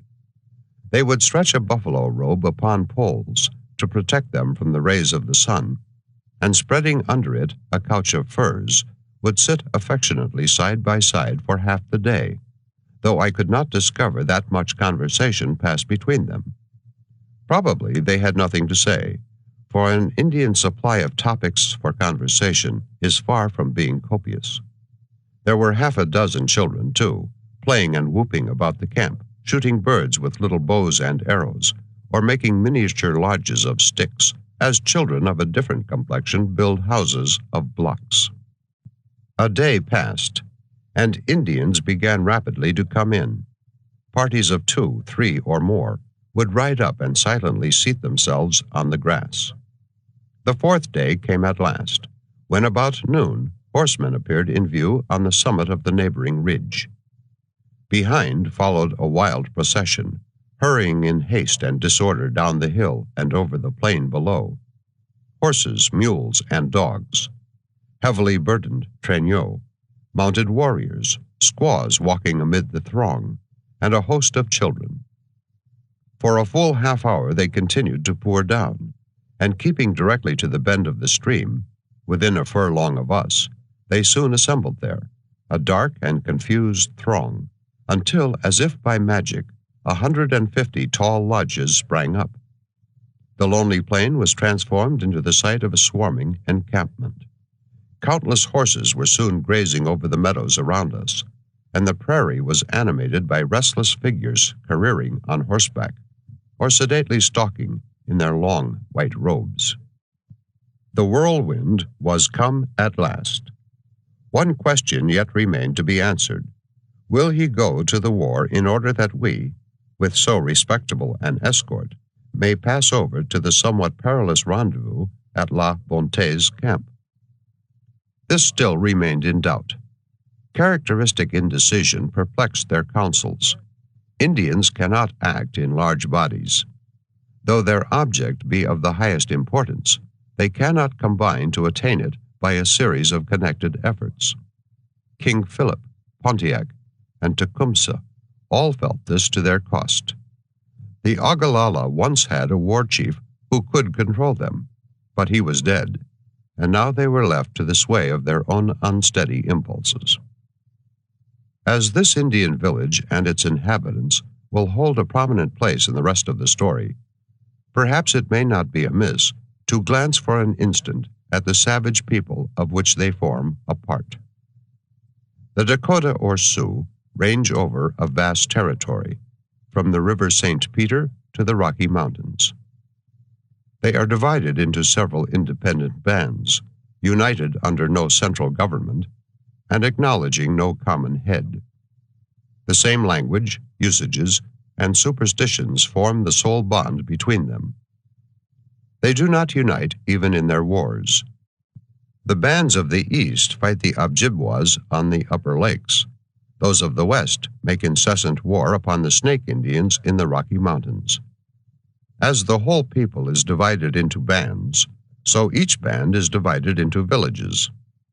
Each village has a chief, who is honored and obeyed only so far as his personal qualities may command respect and fear. Sometimes he is a mere nominal chief. Sometimes his authority is little short of absolute, and his fame and influence reach beyond his own village, so that the whole band to which he belongs is ready to acknowledge him as their head. This was, a few years since, the case with the Ogallala.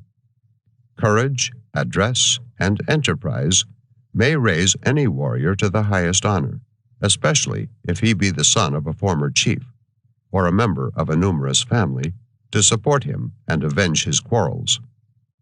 But when he has reached the dignity of chief, and the old men and warriors, by a peculiar ceremony, have formally installed him, let it not be imagined that he assumes any of the outward signs of rank and honor. He knows too well on how frail a tenure he holds his station. He must conciliate his uncertain subjects. Many a man in the village lives better, owns more squaws and more horses, and goes better clad than he.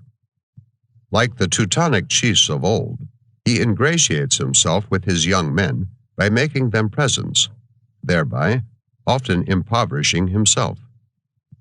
If he fails to gain their favor, they will set his authority at naught, and may desert him at any moment. For the usages of his people have provided no means of enforcing his authority.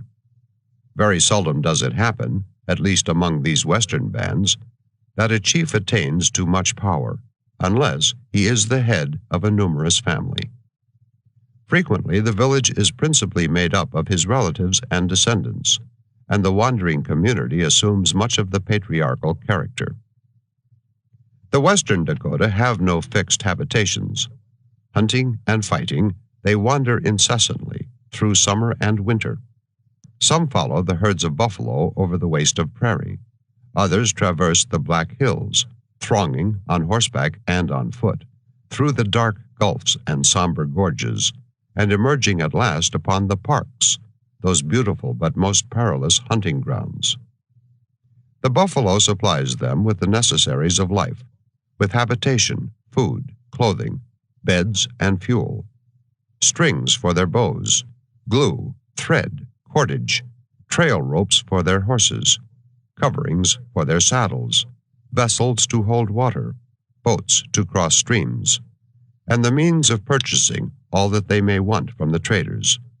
When the buffalo are extinct, they too must dwindle away. War is the breath of their nostrils. Against most of the neighboring tribes they cherish a rancorous hatred, transmitted from father to son, and inflamed by constant aggression and retaliation. Many times a year, in every village, the Great Spirit is called upon, fasts are made, the war parade is celebrated, and the warriors go out by handfuls at a time against the enemy. This fierce spirit awakens their most eager aspirations and calls forth their greatest energies. It is chiefly this that saves them from lethargy and utter abasement. Without its powerful stimulus, they would be like the unwarlike tribes beyond the mountains, scattered among the caves and rocks like beasts, and living on roots and reptiles. These latter have little of humanity except the form, but the proud and ambitious Dakota warrior can sometimes boast heroic virtues. It is seldom that distinction and influence are attained among them by any other course than that of arms. Their superstition, however, sometimes gives great power to those among them who pretend to the character of magicians, and their orators, such as they are, have their share of honor. But to return. Look into our tent, or enter, if you can bear the stifling smoke and the close air. There, wedged close together, you will see a circle of stout warriors, passing the pipe around, joking, telling stories, and making themselves merry after their fashion. We were also infested by little copper-colored naked boys and snake-eyed girls. They would come up to us, muttering certain words, which, being interpreted, conveyed the concise invitation, "Come and eat."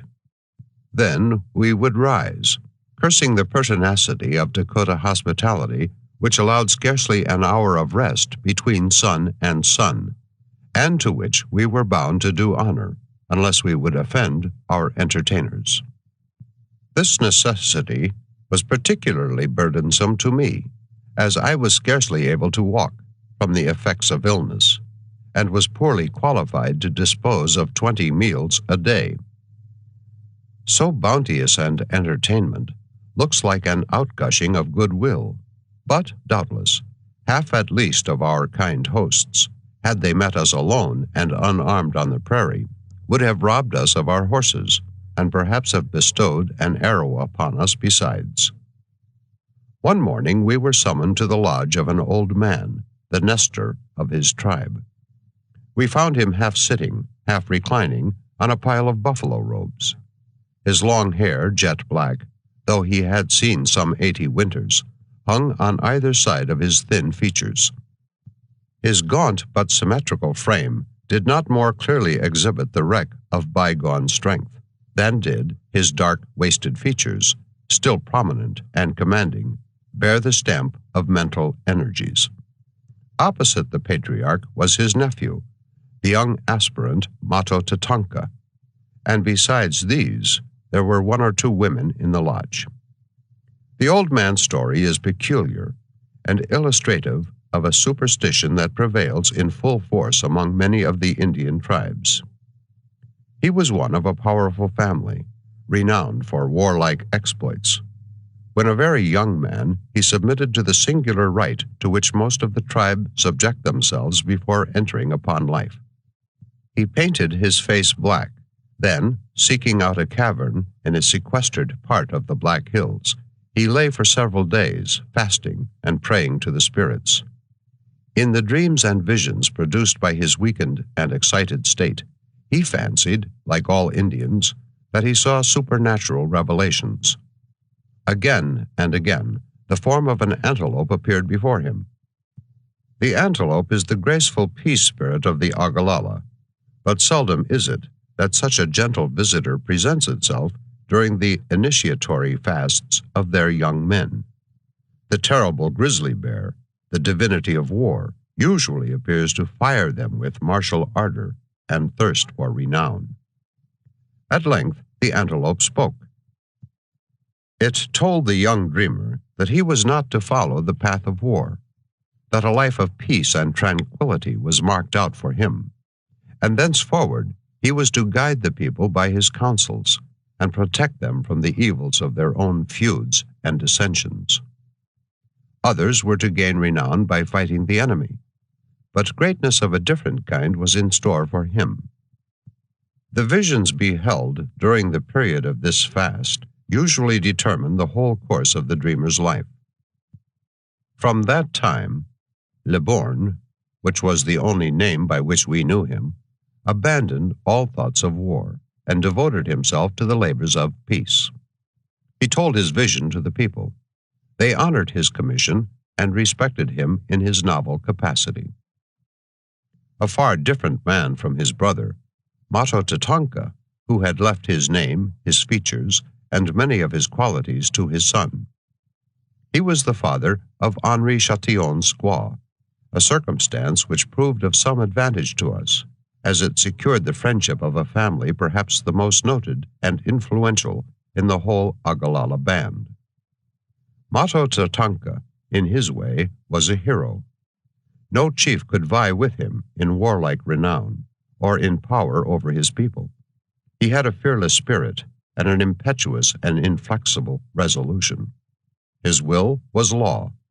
He was politic and sagacious, and with true Indian craft always befriended the whites, knowing that he might thus reap great advantages for himself and his adherents.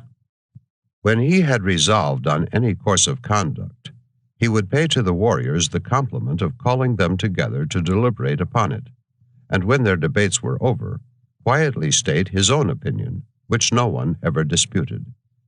It fared hard with those who incurred his displeasure. He would strike them or stab them on the spot, and this act, which if attempted by any other chief would have cost him his life, the awe inspired by his name enabled him to repeat again and again with impunity. In a community where, from immemorial time, no man has acknowledged any law but his own will, Mato Tatonka raised himself to power little short of despotic. His career came at last to an end. He had a host of enemies patiently biding their time, and our old friend Smoke in particular, together with all his kinsmen, hated him cordially. Smoke sat one day in his lodge, in the midst of his own village, when Mato Tatonka entered it alone, and approaching the dwelling of his enemy, challenged him in a loud voice to come out and fight. Smoke would not move. At this, Mato Tatonka proclaimed him a coward and an old woman, and, striding to the entrance of the lodge, stabbed the chief's best horse, which was picketed there. Smoke was daunted, and even this insult failed to bring him out. Mato Tatonka moved haughtily away. All made way for him, but his hour of reckoning was near. One hot day, 5 or 6 years ago, numerous lodges of Smoke's kinsmen were gathered about some of the fur company's men, who were trading in various articles with them, whiskey among the rest. Mato Tatonka was also there with a few of his people. As he lay in his own lodge, a fray arose between his adherents and the kinsmen of his enemy.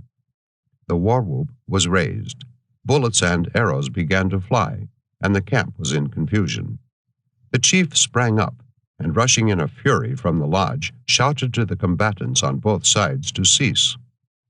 Instantly, for the attack was preconcerted, came the reports of 2 or 3 guns and the twanging of a dozen bows, and the savage hero, mortally wounded, pitched forward headlong to the ground. Rouleau was present and told me the particulars. The tumult became general, and was not quelled until several had fallen on both sides. When we were in the country, the feud between the two families was still rankling. Thus died Mato Tatonka, but he left behind him a goodly army of descendants to perpetuate his renown and avenge his fate. Besides daughters, he had 30 sons, a number of which need not stagger the credulity of those acquainted with Indian usages and practices. We saw many of them, all marked by the same dark complexion and the same peculiar cast of features. Of these, our visitor, young Mato Tatonka, was the eldest, and some reported him as likely to succeed to his father's honors. Though he appeared not more than 21 years old, he had oftener struck the enemy and stolen more horses and more squaws than any young man in the village. Horse stealing is well known as an avenue to distinction on the prairies, and the other kind of depredation is esteemed equally meritorious. Not that the act can confer fame from its own intrinsic merits. Anyone can steal a squaw, and if he chooses afterwards to make an adequate present to her rightful proprietor, the easy husband for the most part rests content, his vengeance falls asleep, and all danger from that quarter is averted. Yet this is regarded as a pitiful and mean-spirited transaction. The danger is averted, but the glory of the achievement also is lost. Mato Tatonka proceeded after a more dashing fashion. Out of several dozen squaws whom he had stolen, he could boast that he had never paid for one, but snapping his fingers in the face of the injured husband, had defied the extremity of his indignation, and no one yet had dared to lay the finger of violence upon him. He was following close in the footsteps of his father. The young men and the young squaws, each in their way, admired him. The former would always follow him to war, and he was esteemed to have an unrivaled charm in the eyes of the latter. Perhaps his impunity may excite some wonder. An arrow shot from a ravine, or a stab given in the dark, require no great valor, and are especially suited to the Indian genius. But Mato Tatonka had a strong protection. It was not alone his courage and audacious will that enabled him to career so dashingly among his compeers. His enemies did not forget that he was one of 30 warlike brethren, all growing up to manhood. Should they wreak their anger upon him, many keen eyes would be ever upon them, and many fierce hearts thirst for their blood. The avenger would dog their footsteps everywhere. To kill Mato Tatonka would be an act of suicide. Though he found such favor in the eyes of the fair, he was no dandy. He was indifferent to the gaudy trappings and ornaments of his companions, and was content to rest his chances of success upon his own warlike merits.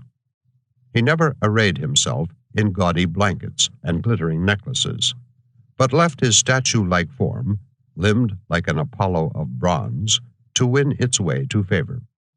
His voice was singularly deep and strong, and sounded from his chest like the deep notes of an organ. Yet, after all, he was but an Indian. See him as he lies there in the sun before our tent, kicking his heels in the air and cracking jokes with his brother. Does he look like a hero?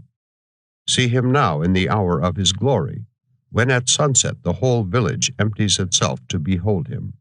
For tomorrow, their favorite young partisan goes out against the enemy. His headdress is adorned with a crest of the war eagle's feathers, rising in a waving ridge above his brow and sweeping far behind him. His round white shield hangs at his breast, with feathers radiating from the center like a star. His quiver is at his back, his tall lance in his hand, the iron point flashing against the declining sun, while the long scalp locks of his enemies flutter from the shaft. Thus, gorgeous as a champion in panoply, he rides round and round within the great circle of lodges, balancing with a graceful buoyancy to the free movements of his war-horse, while with a sedate brow he sings his song to the Great Spirit. Young rival warriors look askance at him. Vermilion-cheeked girls gaze in admiration. Boys whoop and scream in a thrill of delight, and old women yell forth his name and proclaim his praises from lodge to lodge. Mato Tatonka was the best of all our Indian friends.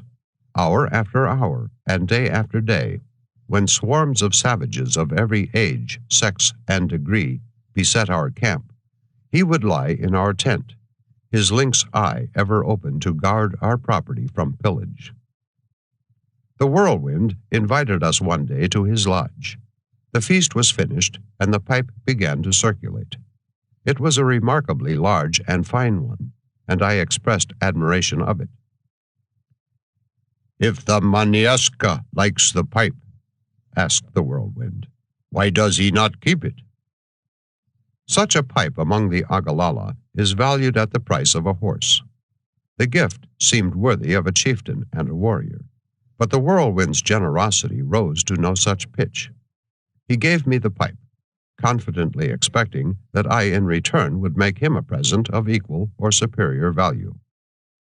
This is the implied condition of every gift among the Indians, and should it not be complied with, the present is usually reclaimed.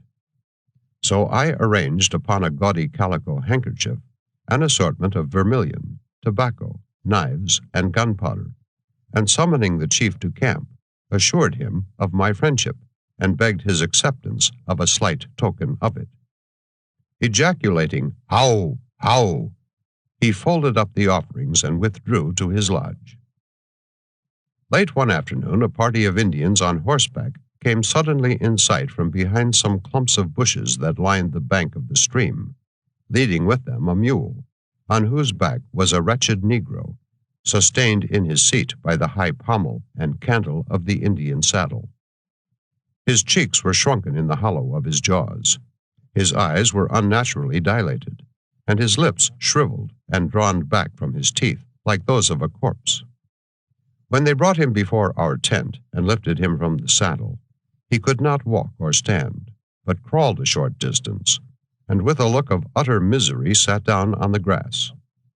All the children and women came pouring out of the lodges, and with screams and cries made a circle about him, while he sat supporting himself with his hands, and looking from side to side with a vacant stare. The wretch was starving to death. For 33 days he had wandered alone on the prairie, without weapon of any kind, without shoes, moccasins, or any other clothing than an old jacket and trousers, without intelligence to guide his course, or any knowledge of the productions of the prairie. All this time he had subsisted on crickets and lizards, wild onions, and 3 eggs which he found in the nest of a prairie dove. He had not seen a human being. Bewildered in the boundless, hopeless desert that stretched around him, he had walked on in despair till he could walk no longer, and then crawled on his knees till the bone was laid bare. He chose the night for traveling, lying down by day to sleep in the glaring sun, always dreaming, as he said, of the broth and corn cake he used to eat under his old master's shed in Missouri. Every man in the camp, both white and red, was astonished at his escape, not only from starvation, but from the grizzly bears which abound in that neighborhood, and the wolves which howled around him every night.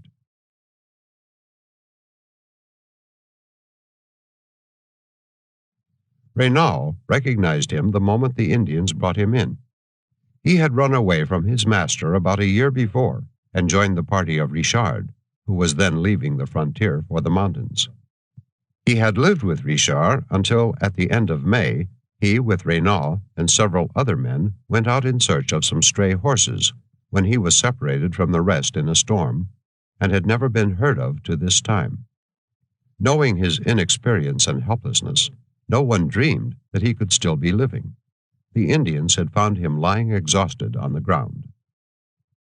As he sat there, with the Indians gazing silently on him, his haggard face and glazed eye were disgusting to look upon.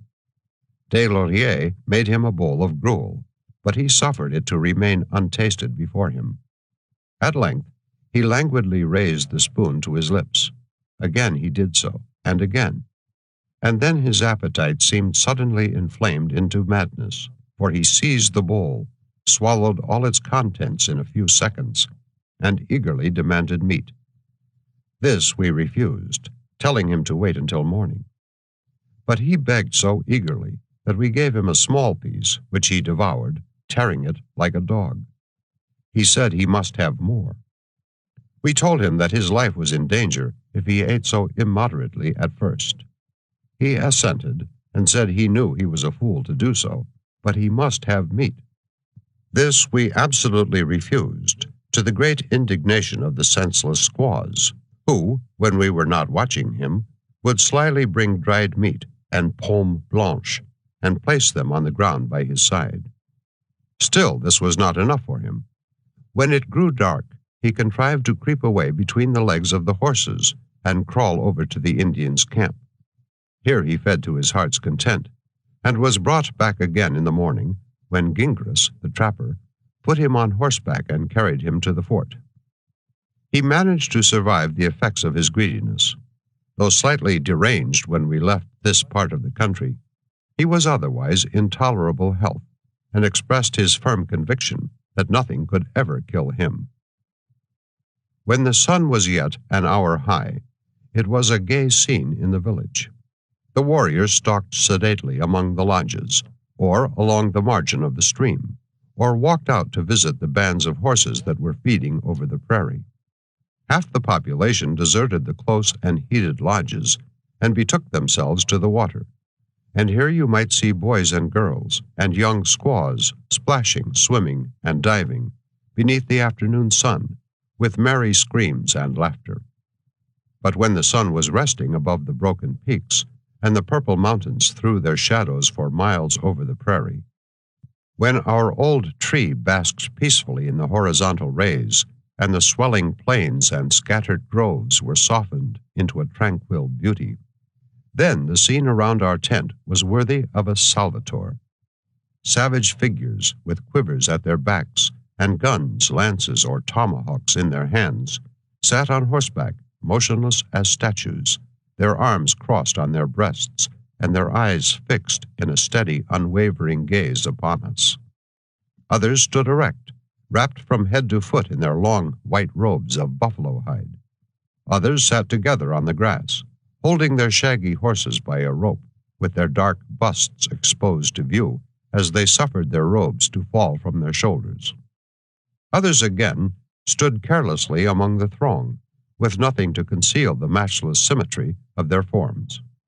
There was one in particular, a ferocious fellow named the Mad Wolf, who, with the bow in his hand and the quiver at his back, might have seemed, but for his face, the Pythian Apollo himself. Such a figure rose before the imagination of West, when on first seeing the Belvedere in the Vatican, he exclaimed, "By God, a Mohawk!" When the prairie grew dark, the horses were driven in and secured near the camp, and the crowd began to melt away. Fires gleamed around, duskily revealing the rough trappers and the graceful Indians.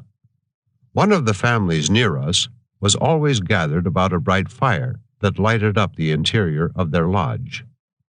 Withered, witch-like hags flitted around the blaze, and here, for hour after hour, sat a circle of children and young girls, laughing and talking, their round, merry faces glowing in the ruddy light. We could hear the monotonous notes of the drum from the Indian camp, with the chant of the war song deadened in the distance, and the long chorus of quavering yells, where the war dance was going on in the largest lodge. For several nights, too, we heard wild and mournful cries, rising and dying away, like the melancholy voice of a wolf. They came from the sisters and female relatives of Mato Tatanka, who were gashing their limbs with knives and bewailing the death of Henri Chatillon's squaw. The hour would grow late before all went to rest in our camp. Then, while the embers of the fires glowed dimly, the men lay stretched in their blankets on the ground, and nothing could be heard but the restless motions of the crowded horses. I recall these scenes with a mixed feeling of pleasure and pain.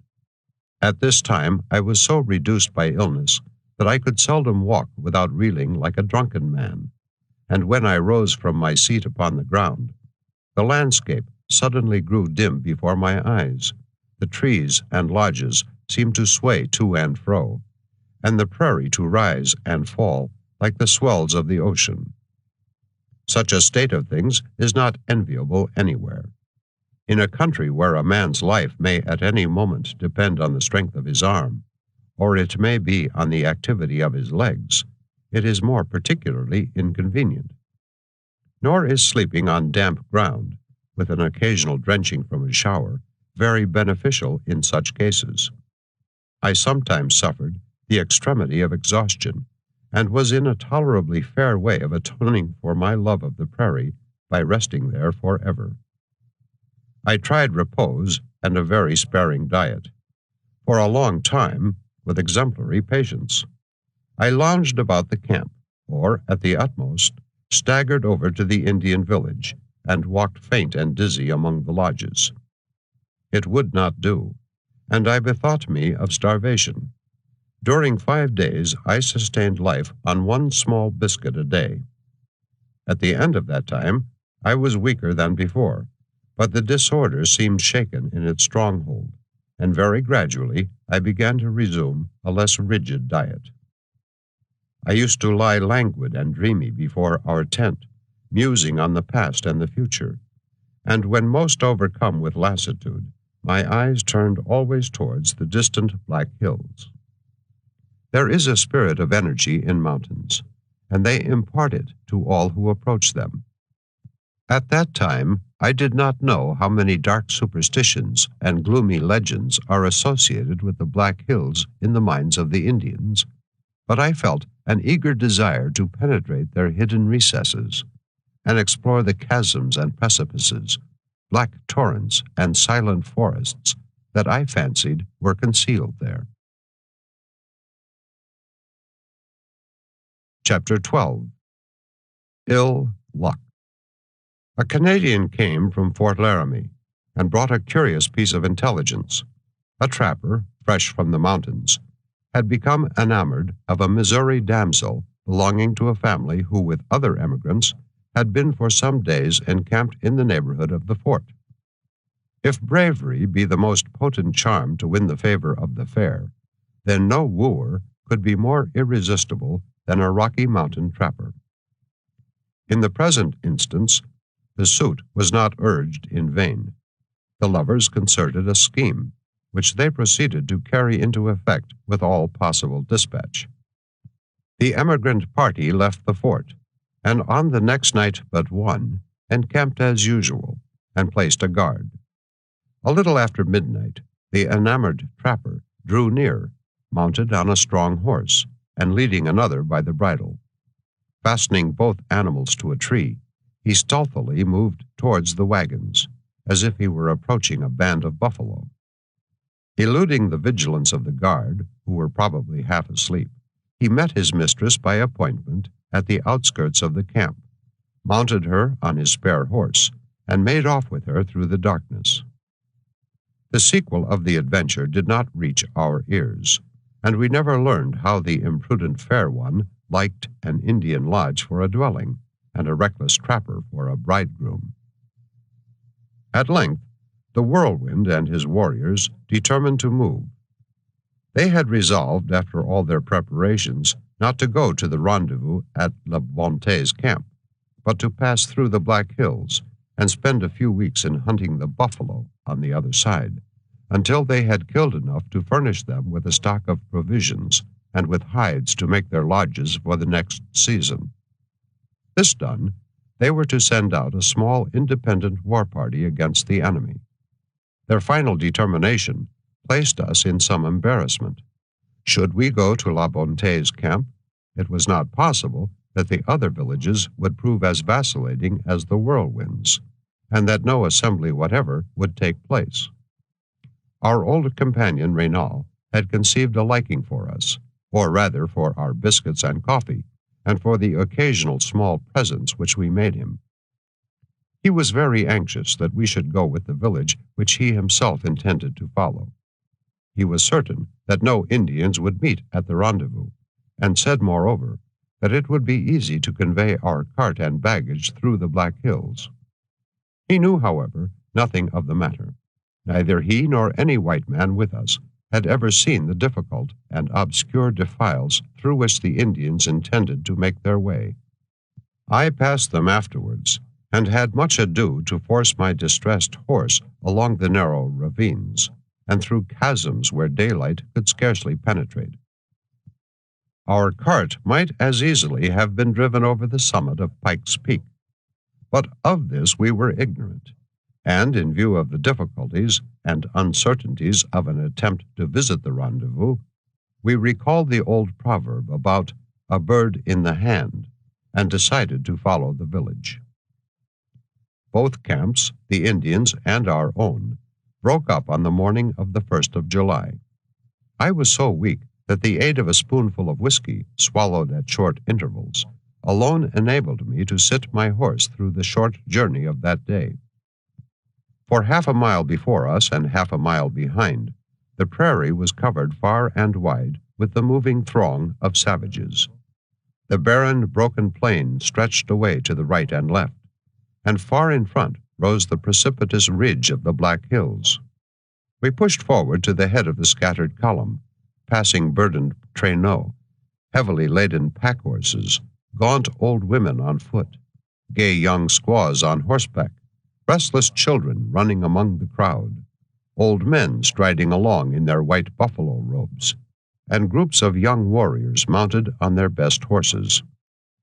Henri Chatillon, looking backward over the distant prairie, exclaimed suddenly that a horseman was approaching, and in truth we could just discern a small black speck slowly moving over the face of a distant swell, like a fly creeping on a wall. It rapidly grew larger as it approached. "White man, I believe," said Henri. "Look how he ride. Indian never ride that way. Yes, he got rifle on the saddle before him." The horseman disappeared in a hollow of the prairie, but we soon saw him again, and as he came riding at a gallop towards us through the crowd of Indians, his long hair streaming in the wind behind him, we recognized the ruddy face and old buckskin frock of Gingras the trapper.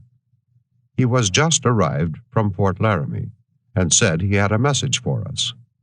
A trader named Bisonnet, one of Henri's friends, had lately come from the settlements and intended to go with a party of men to La Bonté's camp, where, as Gingras assured us, 10 or 12 villages of Indians would certainly assemble. Bisonnet desired that we would cross over and meet him there, and promised that his men should protect our horses and baggage while we went among the Indians. Shaw and I stopped our horses, held a council, and in an evil hour resolved to go. For the rest of that day, our course and that of the Indians was the same. In less than an hour, we came to where the high barren prairie terminated, sinking down abruptly in steep descent, and standing on the verge, we saw below us a great meadow. Laramie Creek bounded it on the left, sweeping along in the shadow of the heights, and passing with its shallow and rapid current just beneath us. We sat on horseback, waiting and looking on, while the whole savage array went pouring by, hurrying down the declivity and spreading over the meadow below. In a few moments, the plain was swarming with the moving multitude, some just visible, like specks in the distance, others still hastening by and fording the stream in bustle and confusion. On the edge of the heights sat a group of the elder warriors, gravely smoking and looking with unmoved faces on the wild and striking spectacle. Up went the lodges in a circle on the margin of the stream. For the sake of quiet, we pitched our tent among some trees half a mile distant. In the afternoon, we were in the village. The day was a glorious one, and the whole camp seemed lively and animated in sympathy. Groups of children and young girls were laughing gaily outside the lodges. The shields, the lances, and the bows were removed from the tall tripods on which they usually hung before the dwellings of their owners. The warriors were mounting their horses, and one by one riding away over the prairie toward the neighboring hills. Shaw and I sat on the grass near the lodge of Renaud. An old woman, with true Indian hospitality, brought a bowl of boiled venison and placed it before us. We amused ourselves with watching a few young squaws who were playing together and chasing each other in and out of one of the lodges. Suddenly, the wild yell of the war whoop came pealing from the hills. A group of horsemen appeared, rushing down their sides and riding at full speed towards the village, each warrior's long hair flying behind him in the wind like a ship's streamer. As they approached, the confused throng assumed a regular order, and entering 2 by 2, they circled round the area at full gallop, each warrior singing his war song as he rode. Some of their dresses were superb. They wore crests of feathers and close tunics of antelope skins, fringed with the scalp locks of their enemies.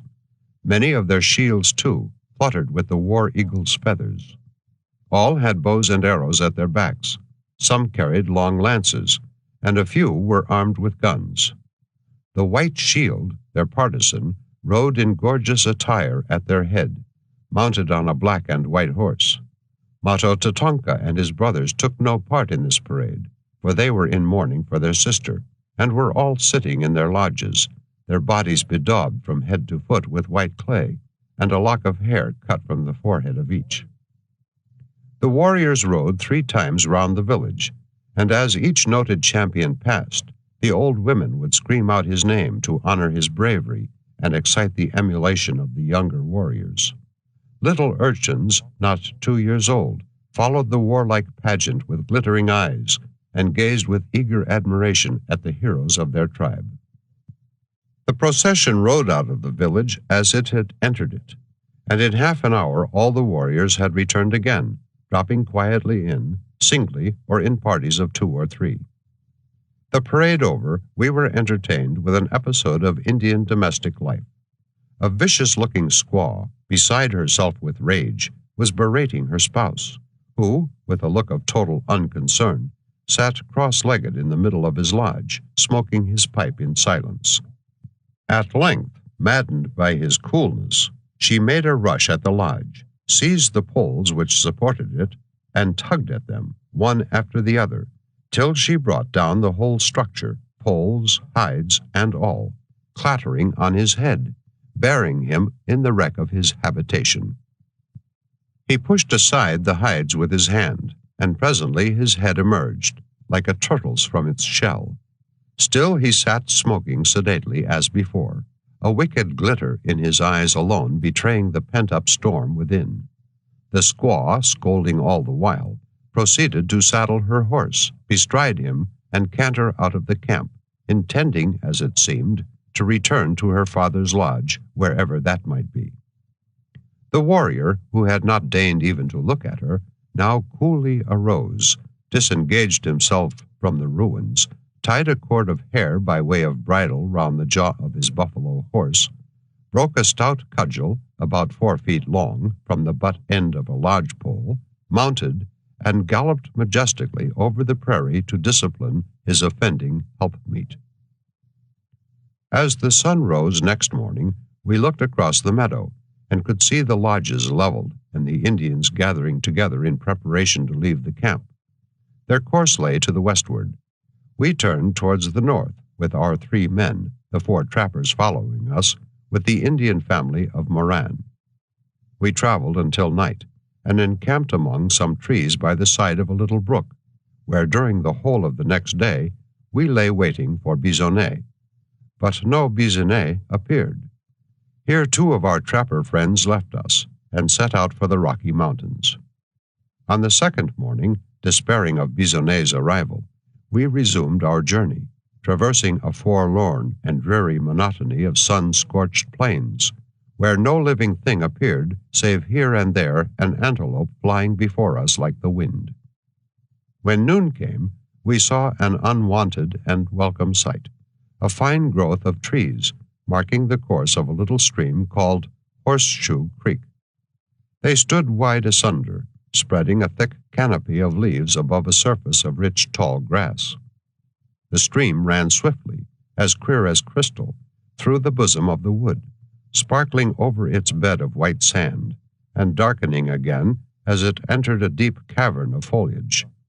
I was thoroughly exhausted, and flung myself on the ground, scarcely able to move. In the morning, as glorious a sun rose upon us as ever animated that wilderness. We advanced, and soon were surrounded by tall bare hills, overspread from top to bottom with prickly pears and other cacti that seemed like clinging reptiles. A plain, flat and hard, with scarcely the vestige of grass, lay before us, and a line of tall, misshapen trees bounded the onward view. There was no sight or sound of man or beast, or any living thing, although behind those trees was the long-looked-for place of rendezvous, where we hoped to have found the Indians congregated by thousands. We looked and listened anxiously. We pushed forward with our best speed, and forced our horses through the trees. There were copses of some extent beyond, with a scanty stream creeping among them. And as we pressed through the yielding branches, deer sprang up to the right and left. At length we caught a glimpse of the prairie beyond, emerged upon it, and saw, not a plain covered with encampments and swarming with life, but a vast unbroken desert stretching away before us league upon league, without bush or tree or anything that had life.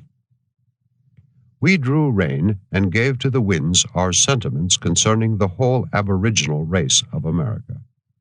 Our journey was worse than vain. For myself, I was vexed beyond measure, as I well knew that a slight aggravation of my disorder would render this false step irrevocable, and make it impossible to accomplish effectually the object which had led me an arduous journey of between 3,000 and 4,000 miles. And where were the Indians? They were mustered in great numbers at a spot about 20 miles distant, where, at that very moment, they were dancing their war dances. The scarcity of buffalo in the vicinity of La Bonte's camp, which would render their supply of provisions scanty and precarious, had probably prevented them from assembling there. But of all this we knew nothing until some weeks after. Shaw lashed his horse and galloped forward. I, though much more vexed than he, was not strong enough to adopt this convenient vent to my feelings, so I followed at a quiet pace. We rode up to a solitary old tree, which seemed the only place fit for encampment. Half its branches were dead, and the rest were so scantily furnished with leaves that they cast but a meager and wretched shade. We threw down our saddles in the strip of shadow cast by the old twisted trunk, and sat down upon them. In silent indignation, we remained smoking for an hour or more, shifting our saddles with the shifting shadow, for the sun was intolerably hot. Chapter 13. Hunting Indians. At last we had reached La Bonte's camp, towards which our eyes had turned so long. Of all weary hours, those that passed between noon and sunset of that day may bear away the palm of exquisite discomfort. I lay under the tree reflecting on what course to pursue, watching the shadows which seemed never to move, and the sun which seemed fixed in the sky, and hoping every moment to see the men and horses of Bisonnet emerging from the woods. Shaw and Henri had ridden out on a scouting expedition, and did not return till the sun was setting. There was nothing very cheering in their faces or in the news they brought.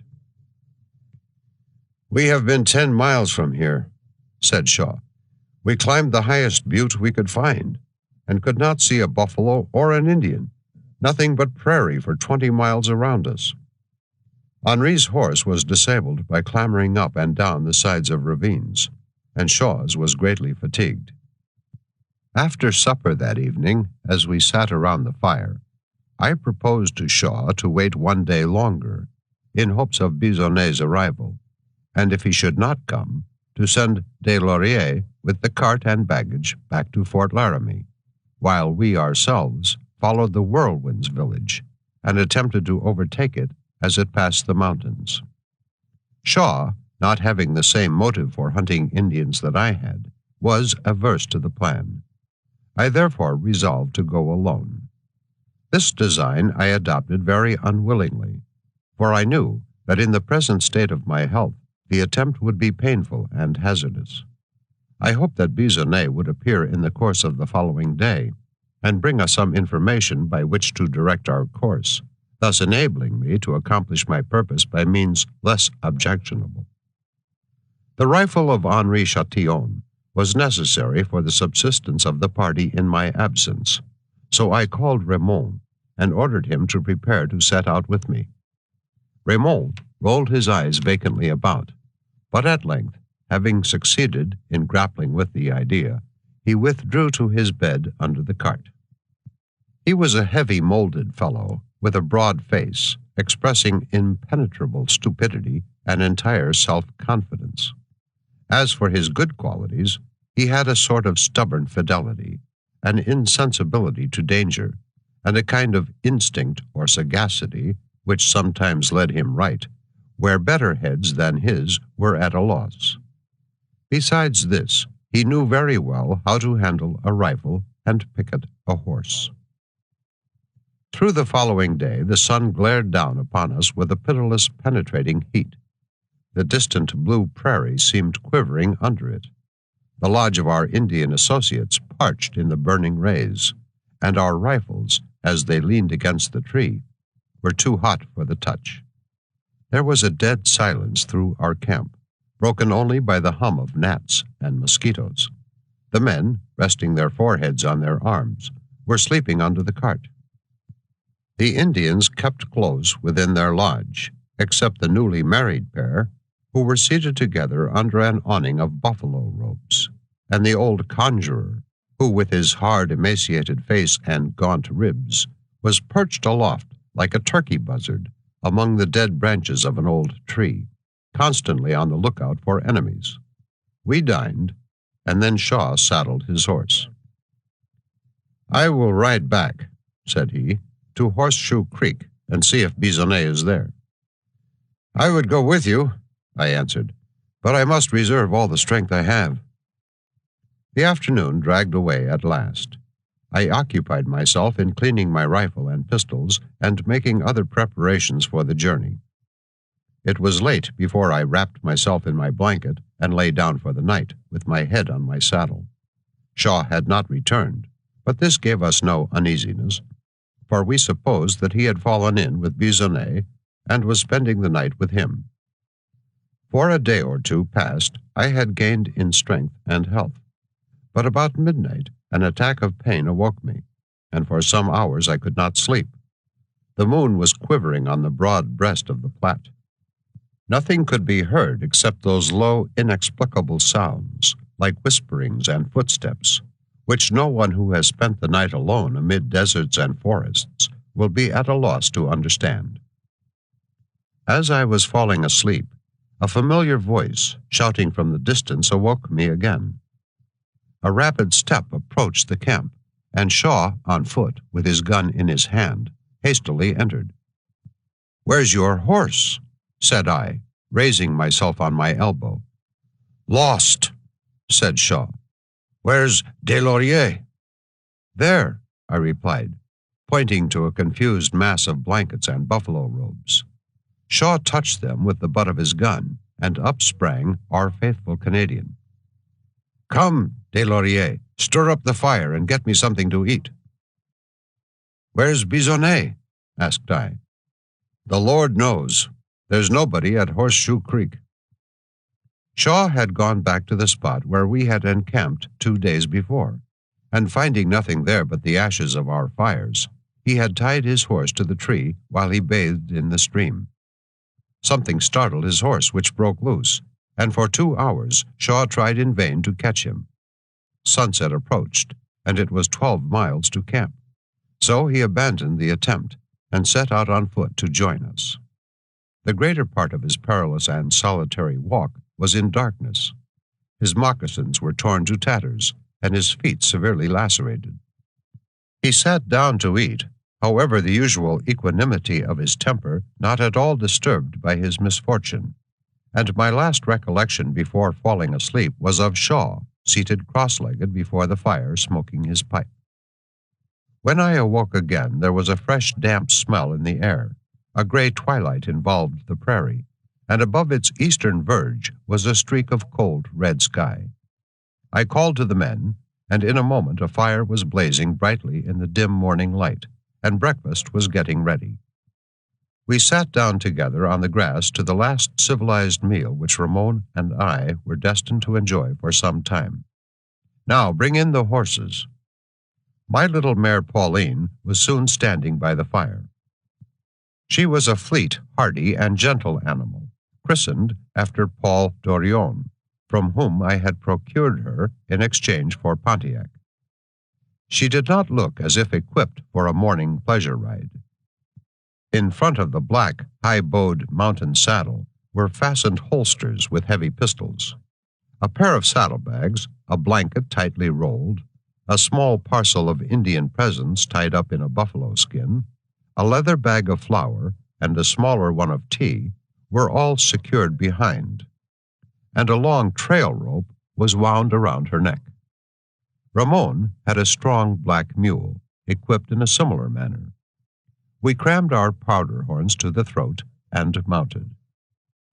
"I will meet you at Fort Laramie on the 1st of August, said I to Shaw. "That is," he replied, "if we don't meet before that. I think I shall follow after you in a day or two." This, in fact, he attempted, and would have succeeded if he had not encountered obstacles against which his resolute spirit was of no avail. 2 days after I left him, he sent Des Lauriers to the fort with the cart and baggage, and set out for the mountains with Henri Chatillon. But a tremendous thunderstorm had deluged the prairie, and nearly obliterated not only our trail, but that of the Indians themselves. They encamped at the base of the mountains, at a loss in what direction to go. In the morning, Shaw found himself poisoned by the plant known as poison ivy, in such a manner that it was impossible for him to travel. So they turned back reluctantly toward Fort Laramie. Shaw lay seriously ill for a week, and remained at the fort till I rejoined him some time after.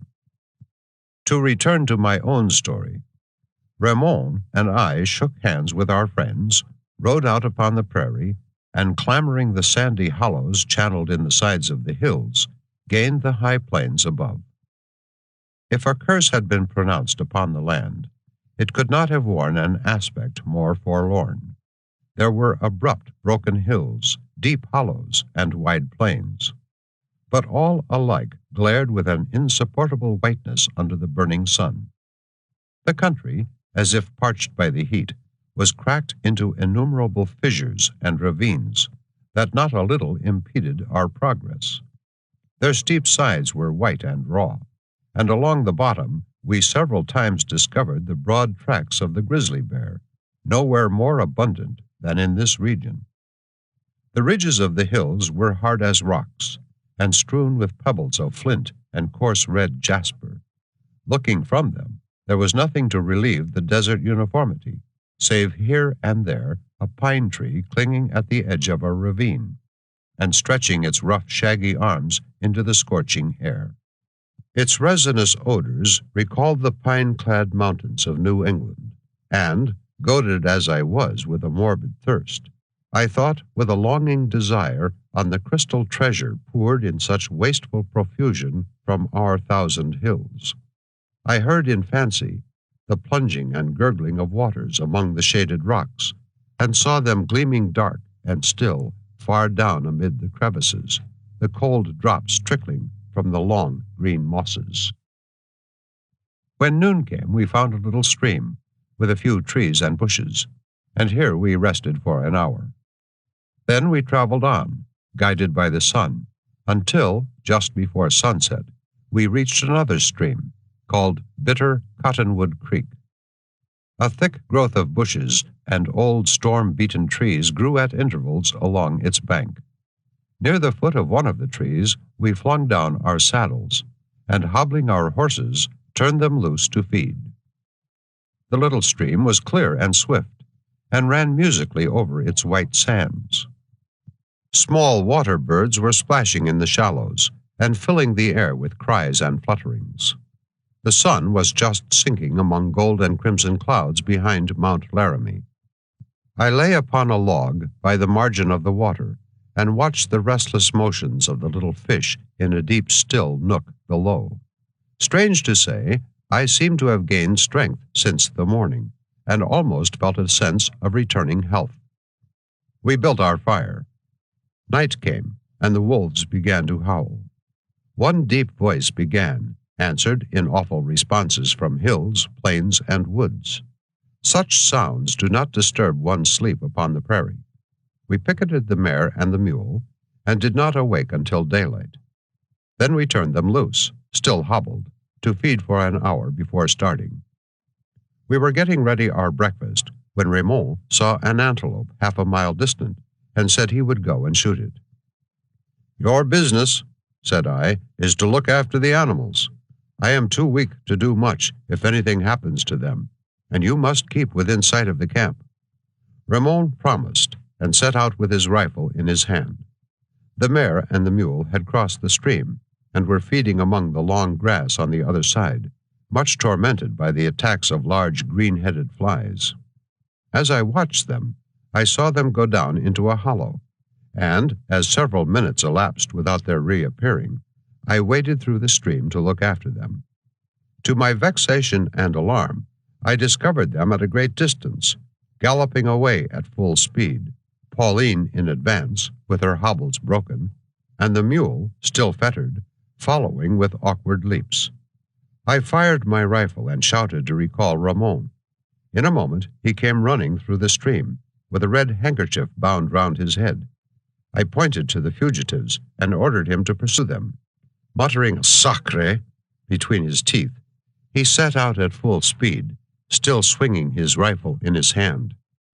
I walked up to the top of a hill, and looking away over the prairie, could distinguish the runaways, still at full gallop. Returning to the fire, I sat down at the foot of a tree. Wearily and anxiously, hour after hour passed away.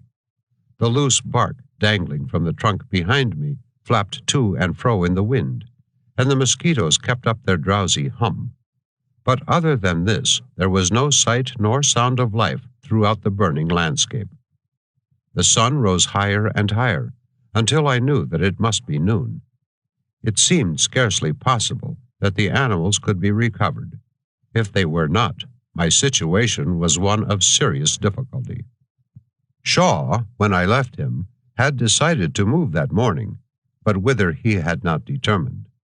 To look for him would be a vain attempt. Fort Laramie was 40 miles distant, and I could not walk a mile without great effort.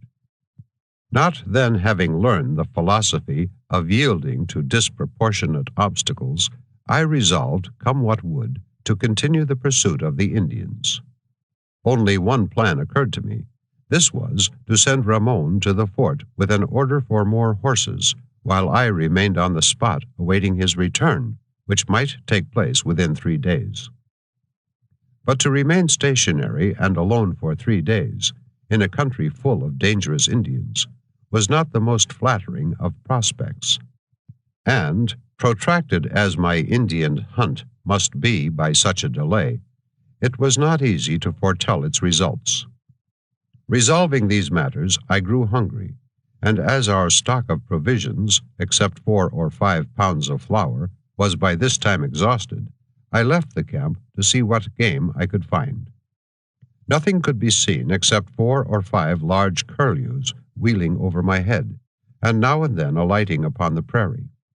I shot 2 of them, and was about returning when a startling sight caught my eye. A small dark object, like a human head, suddenly appeared and vanished among the thick bushes along the stream below. In that country, every stranger is a suspected enemy, and I threw forward the muzzle of my rifle. In a moment, the bushes were violently shaken. 2 heads, but not human heads, protruded, and to my great joy, I recognized the downcast, disconsolate countenance of the black mule and the yellow visage of Pauline. Raymond came upon the mule, pale and haggard, complaining of a fiery pain in his chest.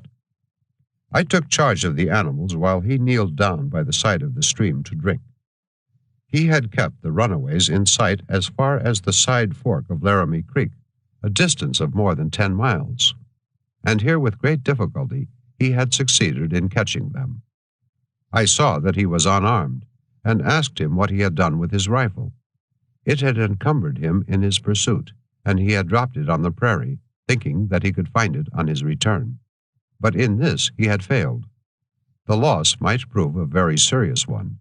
I was too much rejoiced, however, at the recovery of the animals and at the fidelity of Ramon, who might easily have deserted with them, to think much about it. And having made some tea for him in a tin vessel which we had brought with us, I told him that I would give him 2 hours for resting before we set out again.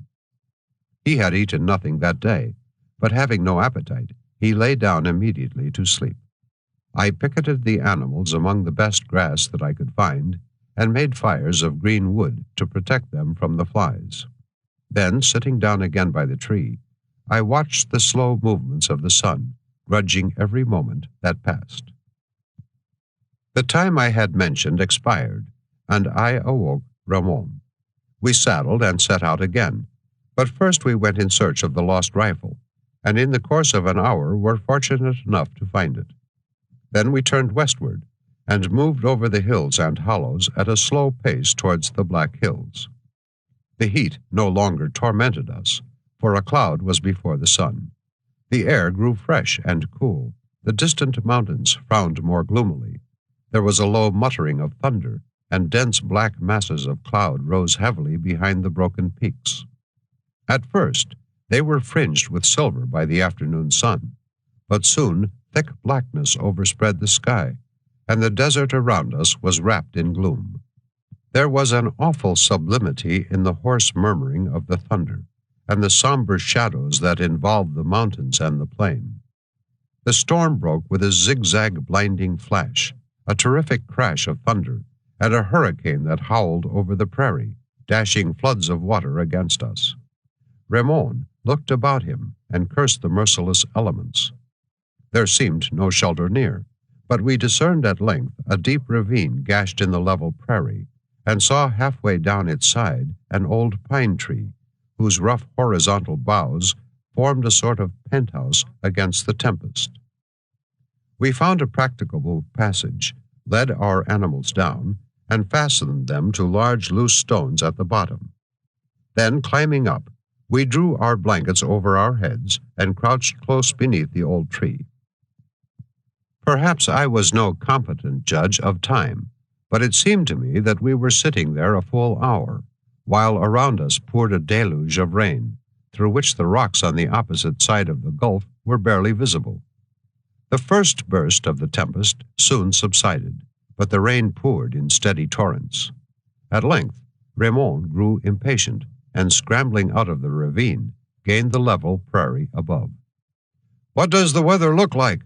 asked I from my seat under the tree. "It looks bad," he answered, "dark all round." And again he descended and sat down by my side. Some 10 minutes elapsed. "Go up again," said I, "and take another look." And he clambered up the precipice. "Well, how is it?" "Just the same, only I see one little bright spot over the top of the mountain." The rain by this time had begun to abate, and going down to the bottom of the ravine, we loosened the animals, who were standing up to their knees in water. Leading them up the rocky throat of the ravine, we reached the plain above. All around us was obscurity. But the bright spot above the mountains grew wider and ruddier, until at length the clouds drew apart, and a flood of sunbeams poured down, streaming along the precipices, and involving them in a thin blue haze, as soft as that which wraps the Apennines on an evening in spring. Rapidly the clouds were broken and scattered, like routed legions of evil spirits. The plain lay basking in sunbeams around us. A rainbow arched the desert from north to south, and far in front a line of woods seemed inviting us to refreshment and repose. When we reached them, they were glistening with prismatic dewdrops, and enlivened by the songs and flutterings of birds. Strange winged insects, benumbed by the rain, were clinging to the leaves and the bark of the trees. Ramon kindled a fire with great difficulty. The animals turned eagerly to feed on the soft, rich grass, while I, wrapping myself in my blanket, lay down and gazed on the evening landscape. The mountains, whose stern features had frowned upon us so gloomily, seemed lighted up with a benignant smile, and the green waving undulations of the plain were gladdened with warm sunshine. Wet, ill, and wearied as I was, my heart grew lighter at the view, and I drew from it an augury of good. When morning came, Ramon awoke, coughing violently, though I had apparently received no injury. We mounted, crossed the little stream, pushed through the trees, and began our journey over the plain beyond. And now, as we rode slowly along, we looked anxiously on every hand for traces of the Indians, not doubting that the village had passed somewhere in that vicinity. But the scanty shriveled grass was not more than 3 or 4 inches high, and the ground was so hard that a host might have marched over it and left scarcely a trace of its passage. Uphill and downhill, and clambering through ravines, we continued our journey. As we were passing the foot of a hill, I saw Ramon, who was some rods in advance, suddenly jerk the reins of his mule, slide from his seat, and run in a crouching posture up a hollow. Then, in an instant, I heard the sharp crack of his rifle. A wounded antelope came running on 3 legs over the hill. I lashed Pauline and made after him.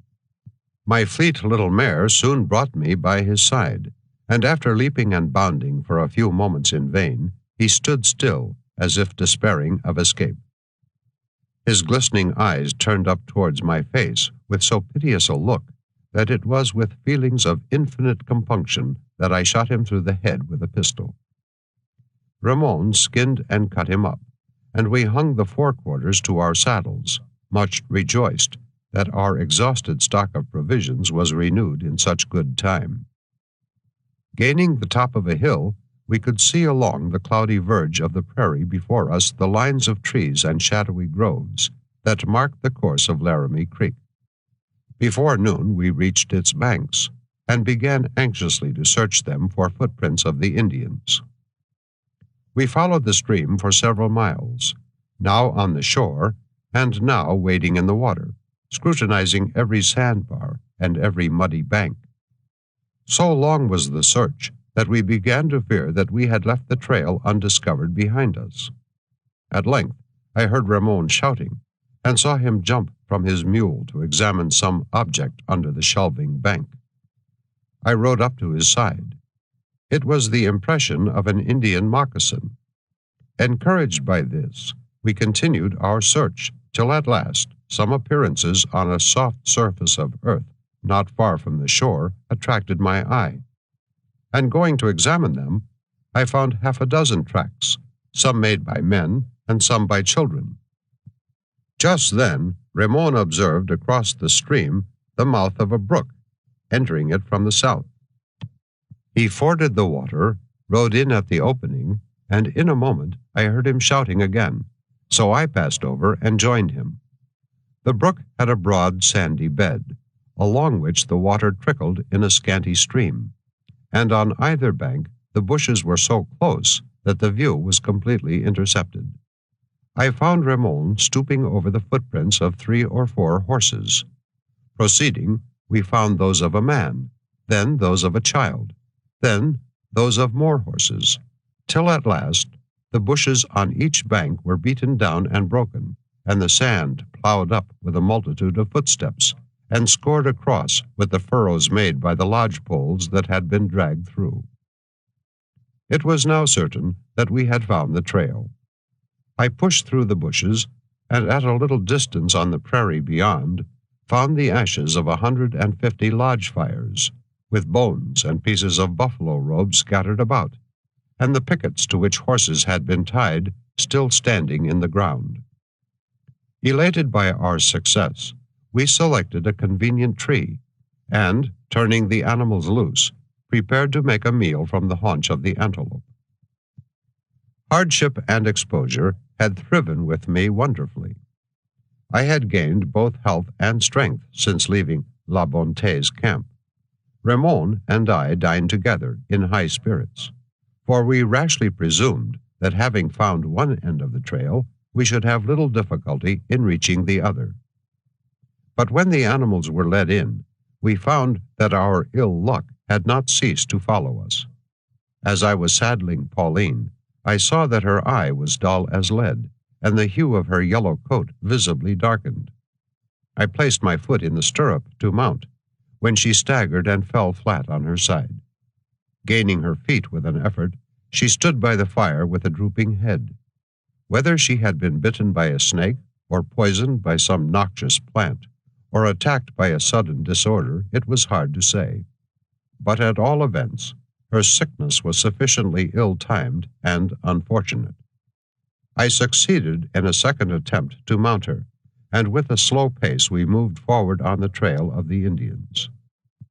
It led us up a hill and over a dreary plain, and here, to our great mortification, the traces almost disappeared, for the ground was hard as adamant, and if its flinty surface had ever retained the dent of a hoof, the marks had been washed away by the deluge of yesterday. An Indian village, in its disorderly march, is scattered over the prairie often to the width of half a mile, so that its trail is nowhere clearly marked, and the task of following it is made doubly wearisome and difficult. By good fortune, many large ant hills, a yard or more in diameter, were scattered over the plain, and these were frequently broken by the footprints of men and horses, and marked by traces of the lodge poles. The succulent leaves of the prickly pear, bruised from the same causes, also helped to guide us. So, inch by inch, we moved along. Often we lost the trail altogether, and then found it again. But late in the afternoon we were totally at fault. We stood alone, without a clue to guide us. The broken plain expanded for league after league around us, and in front the long, dark ridge of mountains stretched from north to south. Mount Laramie, a little on our right, towered high above the rest, and from a dark valley just beyond one of its lower declivities, we discerned volumes of white smoke rising slowly. "I think," said Ramon, "some Indians must be there. Perhaps we had better go." But this plan was not lightly to be adopted, and we determined still to continue our search after the lost trail. Our good stars prompted us to this decision, for we afterward had reason to believe, from information given us by the Indians, that the smoke was raised as a decoy by a Crow war party. Evening was coming on, and there was no wood or water nearer than the foot of the mountains. So thither we turned, directing our course towards the point where Laramie Creek issues upon the prairie. When we reached it, the bare tops of the mountains were still bright with sunshine. The little river was breaking, with an angry current, from its dark prison. There was something in the close vicinity of the mountains and the loud surging of the rapids, wonderfully cheering and exhilarating. There was a grass plot by the river bank, surrounded by low ridges, which would effectually screen us and our fire from the sight of wandering Indians. Here, among the grass, I observed numerous circles of large stones, traces of a Dakota winter encampment. We lay down and did not awake till the sun was up. A large rock projected from the shore, and behind it the deep water was slowly eddying round and round. The temptation was irresistible. I threw off my clothes, leaped in, suffered myself to be borne once round with the current, and then, seizing the strong root of a water plant, drew myself to the shore. The effect was so refreshing that I mistook it for returning health. But scarcely were we mounted and on our way before the momentary glow passed.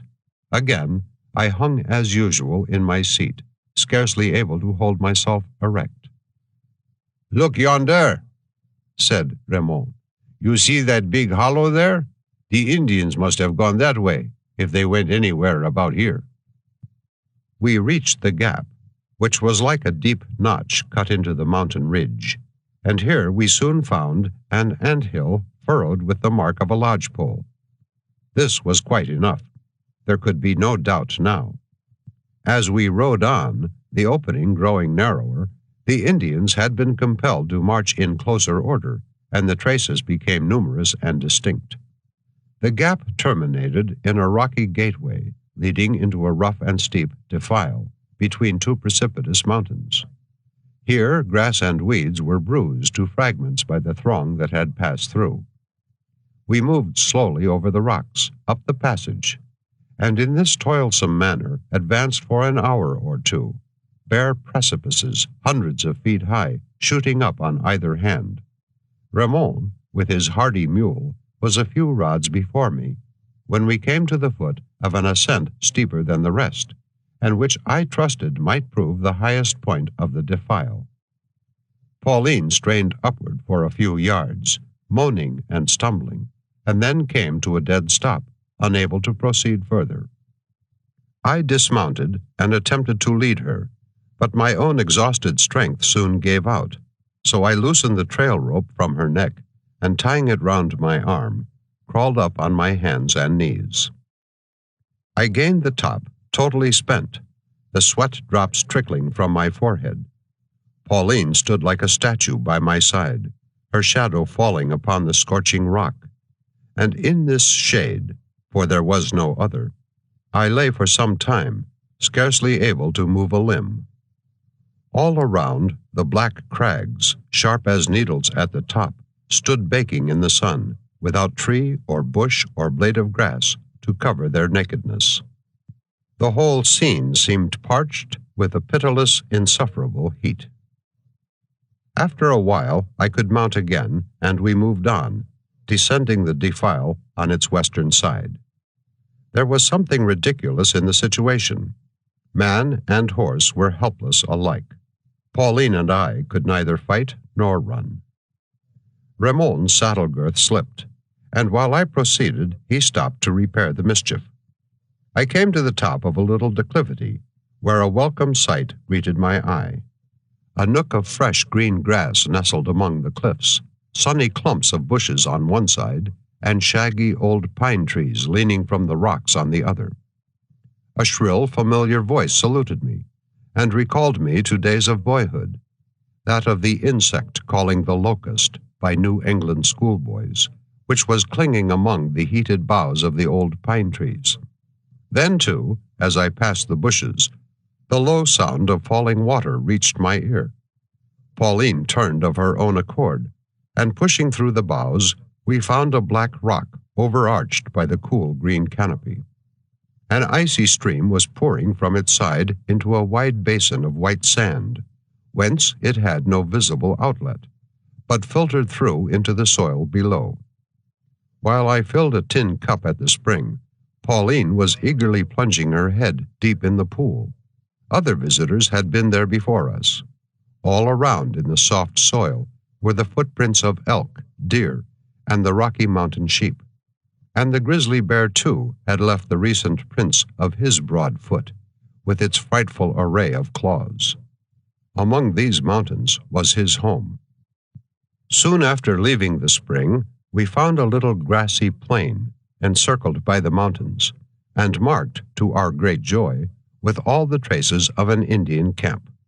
Raymond's practiced eye detected certain signs by which he recognized the spot where Reynal's lodge had been pitched and his horses picketed.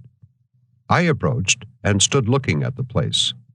Reynal and I had, I believe, hardly a feeling in common, and it perplexed me a good deal to understand why I should look with so much interest on the ashes of his fire, when between him and me there was no other bond of sympathy than the slender and precarious one of a kindred race.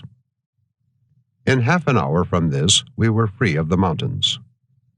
There was a plain before us, totally barren and thickly peopled in many parts with prairie dogs, who sat at the mouths of their burrows and yelped at us as we passed. The plain, as we thought, was about 6 miles wide, but it cost us 2 hours to cross it. Then another mountain range rose before us. From the dense bushes that clothed the steeps For 1,000 feet shot up black crags, all leaning one way, and shattered by storms and thunder into grim and threatening shapes. As we entered a narrow passage on the trail of the Indians, they impended frightfully above our heads. Our course was through thick woods, in the shade and sunlight of overhanging boughs. As we wound from side to side of the passage to avoid its obstructions, we could see, at intervals, through the foliage, the awful forms of the gigantic cliffs that seemed to hem us in on the right and on the left, before and behind. In an open space fenced in by high rocks stood 2 Indian forts of a square form, rudely built of sticks and logs. They were somewhat ruinous, having probably been constructed the year before. Each might have contained about 20 men.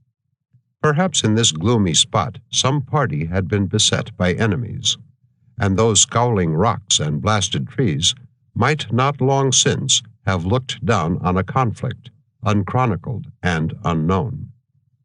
Yet if any traces of bloodshed remained, they were hidden by the bushes and tall, rank weeds.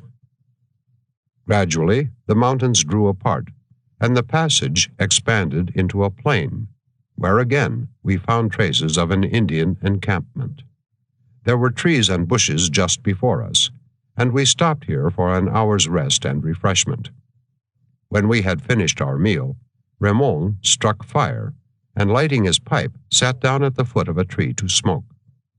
For some time I observed him puffing away with a face of unusual solemnity. Then, slowly taking the pipe from his lips, he looked up and remarked that we had better not go any farther. "Why not?" asked I.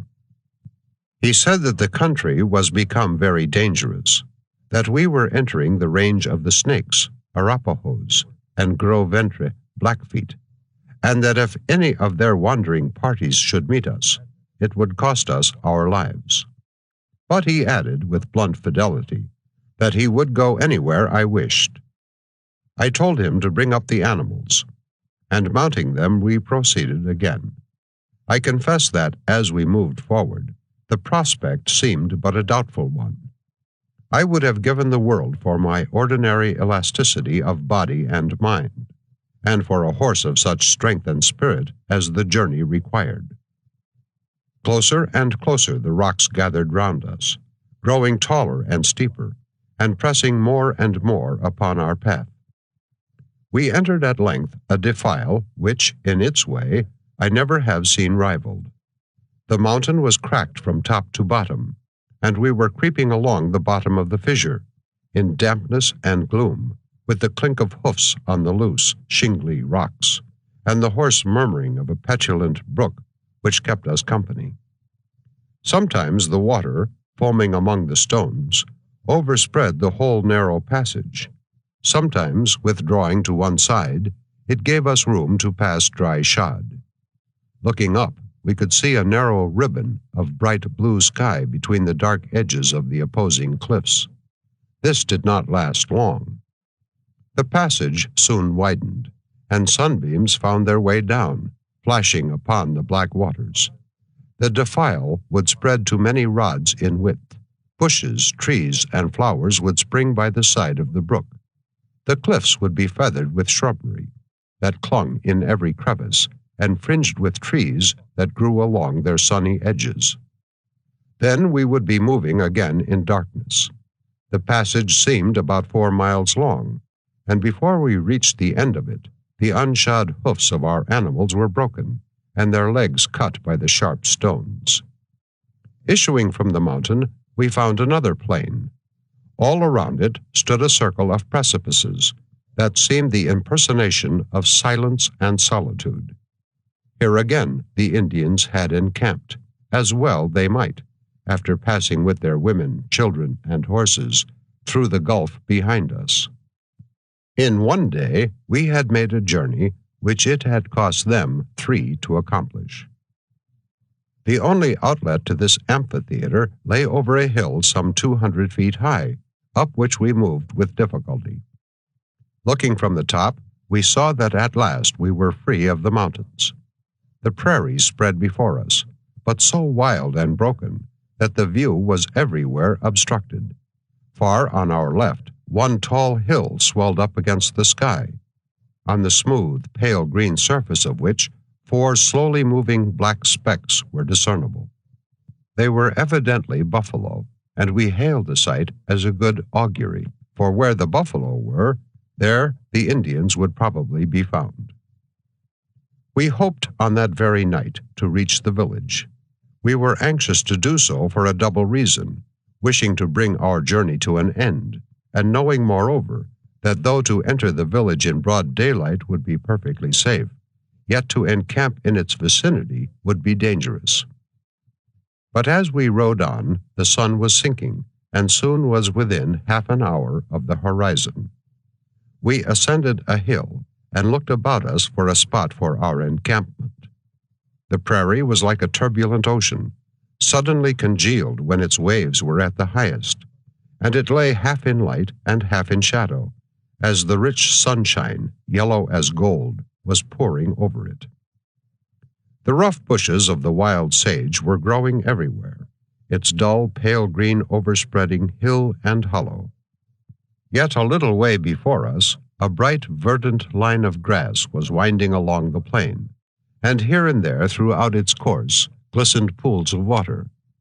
We went down to it, kindled a fire, and turned our horses loose to feed. It was a little trickling brook that for some yards on either side turned the barren prairie into fertility, and here and there it spread into deep pools, where the beavers had dammed it up. We placed our last remaining piece of antelope before a scanty fire, mournfully reflecting on our exhausted stock of provisions. Just then, a large gray hare, peculiar to these prairies, came jumping along, and seated himself within 50 yards to look at us. I thoughtlessly raised my rifle to shoot him, but Ramon called out to me not to fire for fear the report should reach the ears of the Indians. That night, for the first time, we considered that the danger to which we were exposed was of a somewhat serious character, and to those who are unacquainted with Indians, it may seem strange that our chief apprehensions arose from the supposed proximity of the people whom we intended to visit. Had any straggling party of these faithful friends caught sight of us from the hilltop, they would probably have returned in the night to plunder us of our horses and perhaps of our scalps. But the prairie is unfavorable to nervousness, and I presume that neither Ramon nor I thought twice of the matter that evening. For 8 hours pillowed on our saddles, we lay insensible as logs. Pauline's yellow head was stretched over me when I awoke. I rose and examined her. Her feet were bruised and swollen by the accidents of yesterday, but her eye was brighter, her motions livelier, and her mysterious malady had visibly abated. We moved on, hoping within an hour to come in sight of the Indian village. But again, disappointment awaited us. The trail disappeared upon a hard and stony plain. Ramon and I rode from side to side, scrutinizing every yard of ground, until at length I found traces of the lodge poles by the side of a ridge of rocks. We began again to follow them. "What is that black spot out there on the prairie?" "It looks like a dead buffalo," answered Ramon. We rode to it, and found it to be the huge carcass of a bull killed by the hunters as they had passed. Tangled hair and scraps of hide were scattered on all sides, for the wolves had made merry over it, and hollowed out the entire carcass.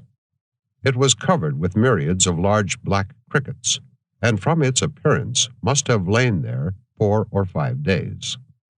The sight was a disheartening one, and I observed to Ramon that the Indians might still be 50 or 60 miles off.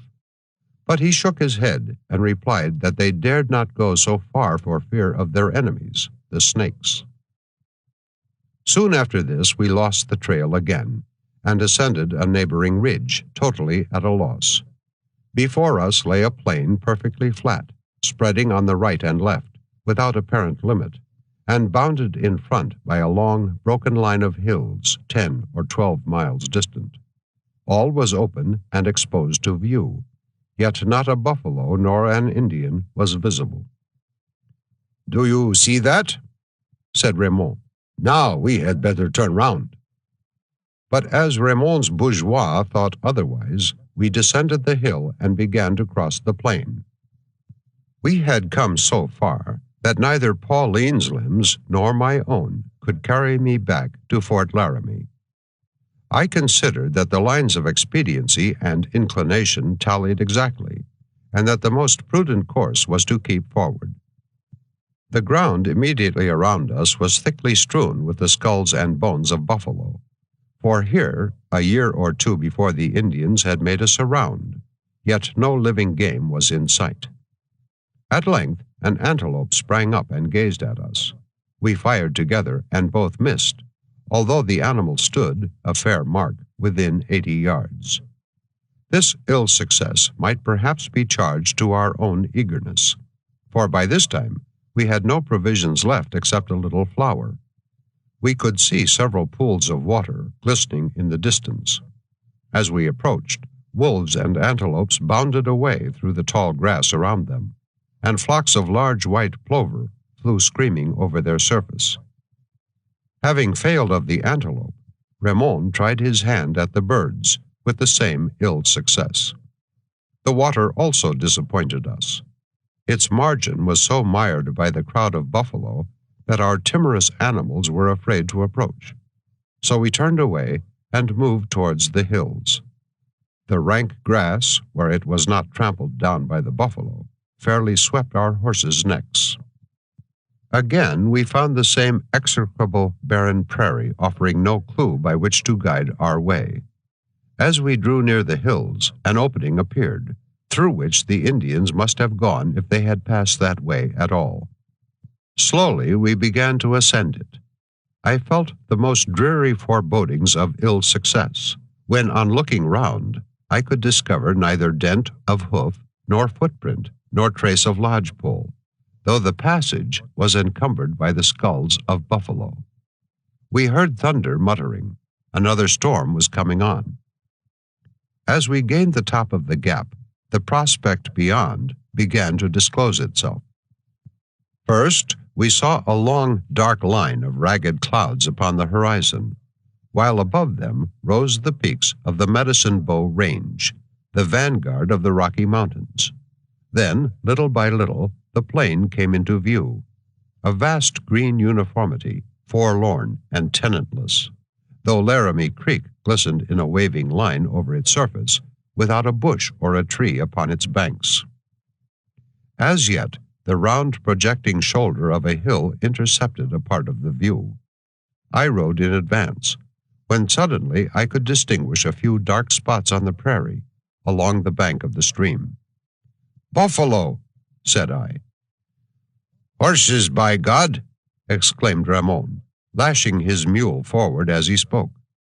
More and more of the plain disclosed itself, and more horses appeared, scattered along the river bank or feeding in bands over the prairie. Then, standing in a circle by the stream, swarming with their savage inhabitants, we saw a mile or more off the tall lodges of the Ogallala. Never did the heart of the wanderer more gladden at the sight of home than did mine at the sight of that Indian camp. Chapter 14. The Ogallala Village. This is hardly the place for portraying the mental features of the Indians.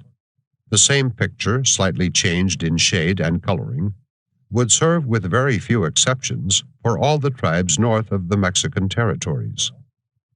But with this similarity in their modes of thought, the tribes of the lake and ocean shores, of the forests and of the plains, differ greatly in their manner of life. Having been domesticated for several weeks among one of the wildest of the hordes that roam over the remote prairies, I had unusual opportunities of observing them, and flatter myself that a sketch of the scenes that pass daily before my eyes may not be devoid of interest. They were thorough savages. Neither their manners nor their ideas were in the slightest degree modified by contact with civilization. They knew nothing of the power and real character of the white men, and their children would scream in terror when they saw me. Their religion, superstitions, and prejudices were the same handed down to them from immemorial time. They fought with the weapons that their fathers fought with, and wore the same garments of skins. They were living representatives of the Stone Age, for though their lances and arrows were tipped with iron procured from the traders, they still used the rude stone mallet of the primeval world. Great changes are at hand in that region. With the stream of emigration to Oregon and California, the buffalo will dwindle away, and the large wandering communities who depend on them for support must be broken and scattered. The Indians will soon be abased by whiskey and overawed by military posts, so that within a few years the traveler may pass in tolerable security through their country. Its dangers and its charm will have disappeared together. As soon as Ramon and I discovered the village from the gap in the hills, we were seen in our turn. Keen eyes were constantly on the watch. As we rode down upon the plain, the side of the village nearest us was darkened with a crowd of naked figures. Several men came forward to meet us. I could distinguish among them the green blanket of the Frenchman Reynal. When he came up, the ceremony of shaking hands had to be gone through in due form, and then all were eager to know what had become of the rest of my party. I satisfied them on this point, and we all moved together towards the village. "You've missed it," said Reynal. "If you'd been here day before yesterday, you'd have found the whole prairie over yonder black with buffalo as far as you could see. There were no cows, though, nothing but bulls. We made a surround every day till yesterday. See the village there? Don't that look like good living?" In fact, I could see, even at that distance, long cords stretched from lodge to lodge, over which the meat, cut by the squaws into thin sheets, was hanging to dry in the sun. I noticed, too, that the village was somewhat smaller than when I had last seen it, and I asked Reynal the cause. He said that old Le Borgne had felt too weak to pass over the mountains, and so had remained behind with all his relations, including Matotonka and his brothers. The Whirlwind, too, had been unwilling to come so far, because, as Reynal said, he was afraid. Only half a dozen lodges had adhered to him, the main body of the village setting their chief's authority at naught, and taking the course most agreeable to their inclinations. "What chiefs are there in the village now?" asked I. "Well," said Reynal, "there's Old Redwater, and the Eagle Feather, and the Big Crow, and the Mad Wolf, and the Panther, and the White Shield, and, what's his name, the half-breed Chienne." By this time we were close to the village, and I observed that while the greater part of the lodges were very large and neat in their appearance, there was at one side a cluster of squalid, miserable huts. I looked towards them and made some remark about their wretched appearance, but I was touching upon delicate ground.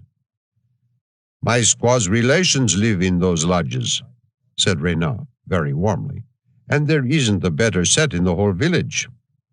"Are there any chiefs among them?" "Chiefs," said Reynal. "Yes, plenty." "What are their names?" "Their names? Why, there's the Arrowhead. If he isn't the chief, he ought to be one. And there's the Hailstorm. He's nothing but a boy, to be sure, but he's bound to be a chief one of these days." Just then we passed between two of the lodges and entered the great area of the village. Superb, naked figures stood silently gazing on us.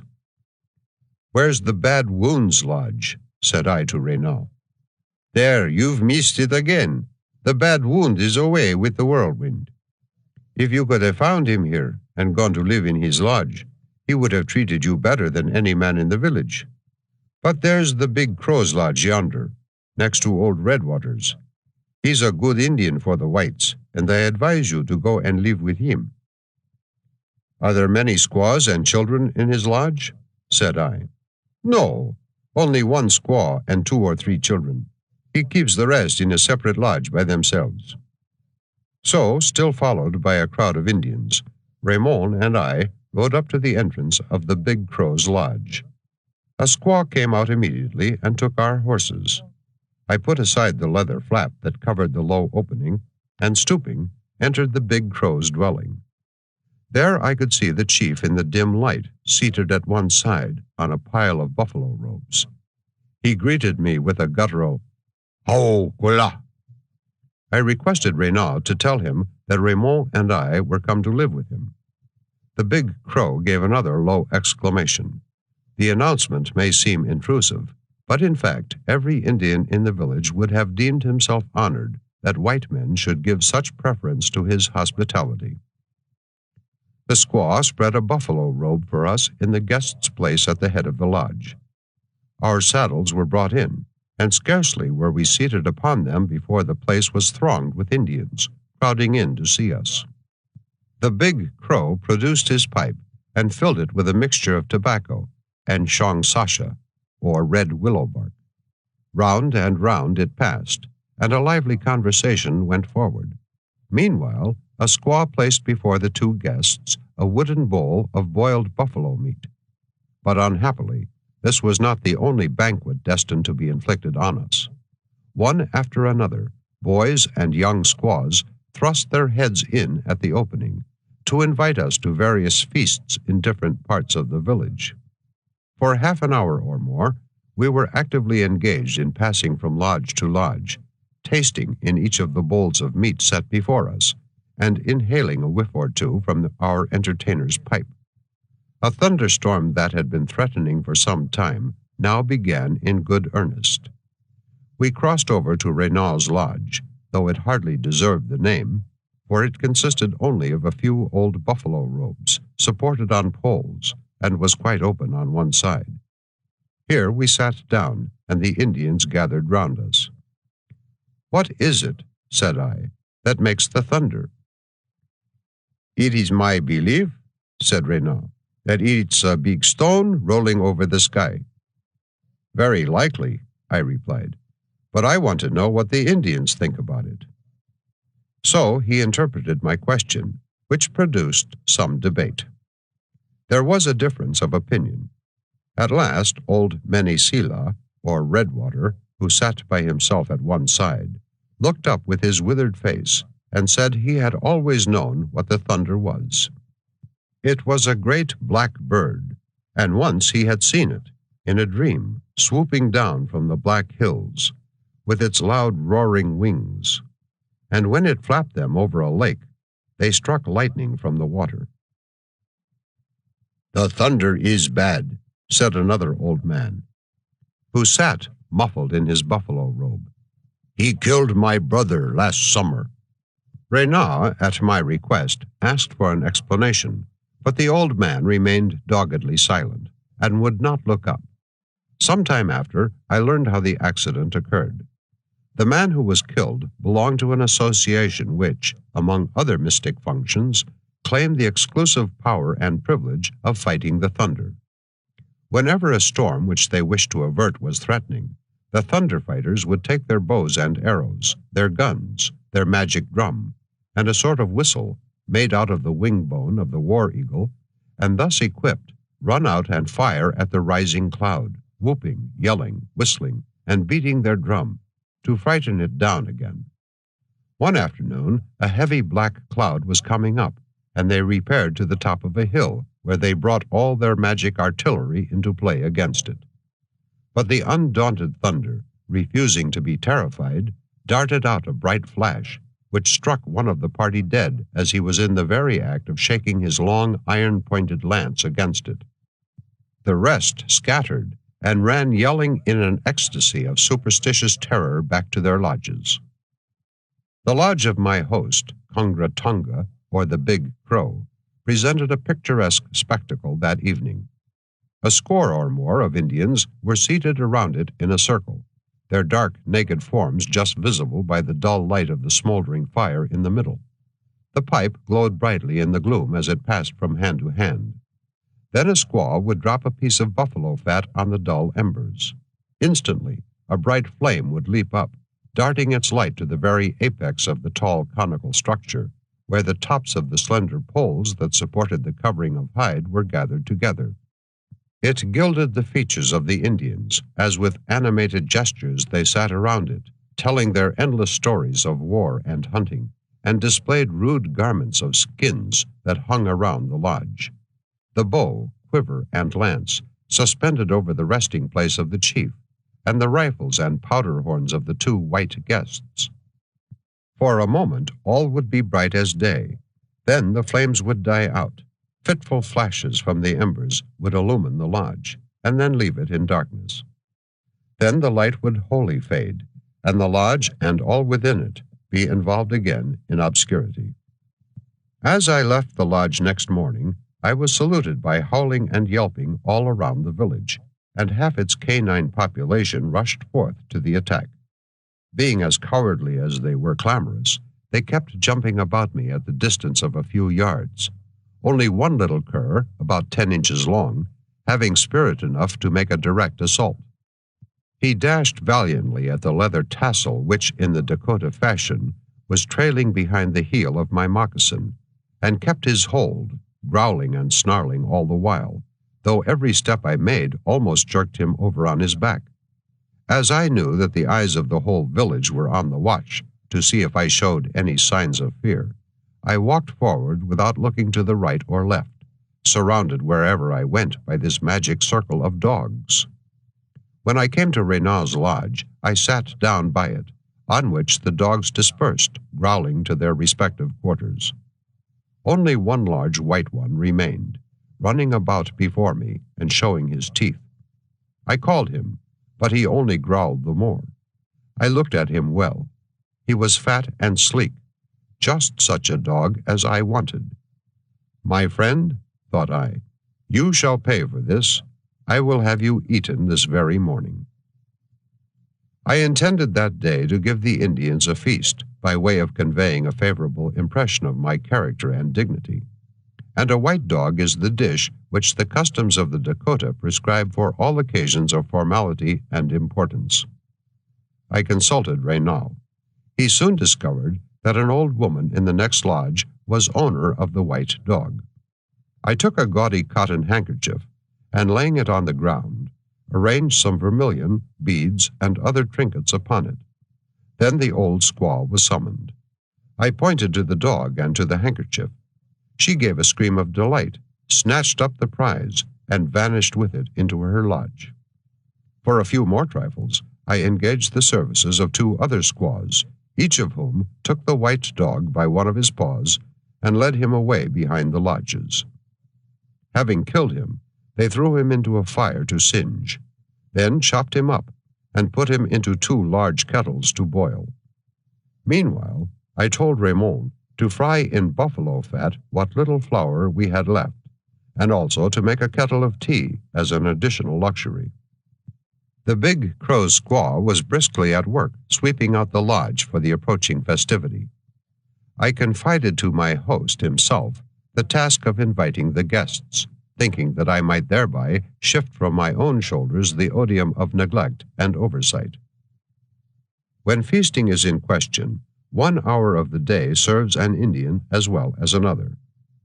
My entertainment came off at about 11 o'clock. At that hour, Renaud and Raymond walked across the area of the village to the admiration of the inhabitants, carrying the 2 kettles of dog meat slung on a pole between them. These they placed in the center of the lodge, and then went back for the bread and the tea. Meanwhile, I had put on a pair of brilliant moccasins, and substituted for my old buckskin frock a coat which I had brought with me in view of such public occasions. I also made careful use of the razor, an operation which no man will neglect who desires to gain the good opinion of Indians. Thus attired, I seated myself between Renaud and Raymond at the head of the lodge. Only a few minutes elapsed before all the guests had come in and were seated on the ground, wedged together in a close circle. Each brought with him a wooden bowl to hold his share of the repast. When all were assembled, two of the officials called soldiers by the white men came forward with ladles made of the horn of the Rocky Mountain sheep, and began to distribute the feast, assigning a double share to the old men and chiefs. The dog vanished with astonishing celerity, and each guest turned his dish bottom upward to show that all was gone. Then the bread was distributed in its turn, and finally the tea. As the soldiers poured it out into the same wooden bowls that had served for the substantial part of the meal, I thought it had a particularly curious and uninviting color. "Oh," said Renaud, "there was not tea enough, so I stirred some soot in the kettle to make it look strong."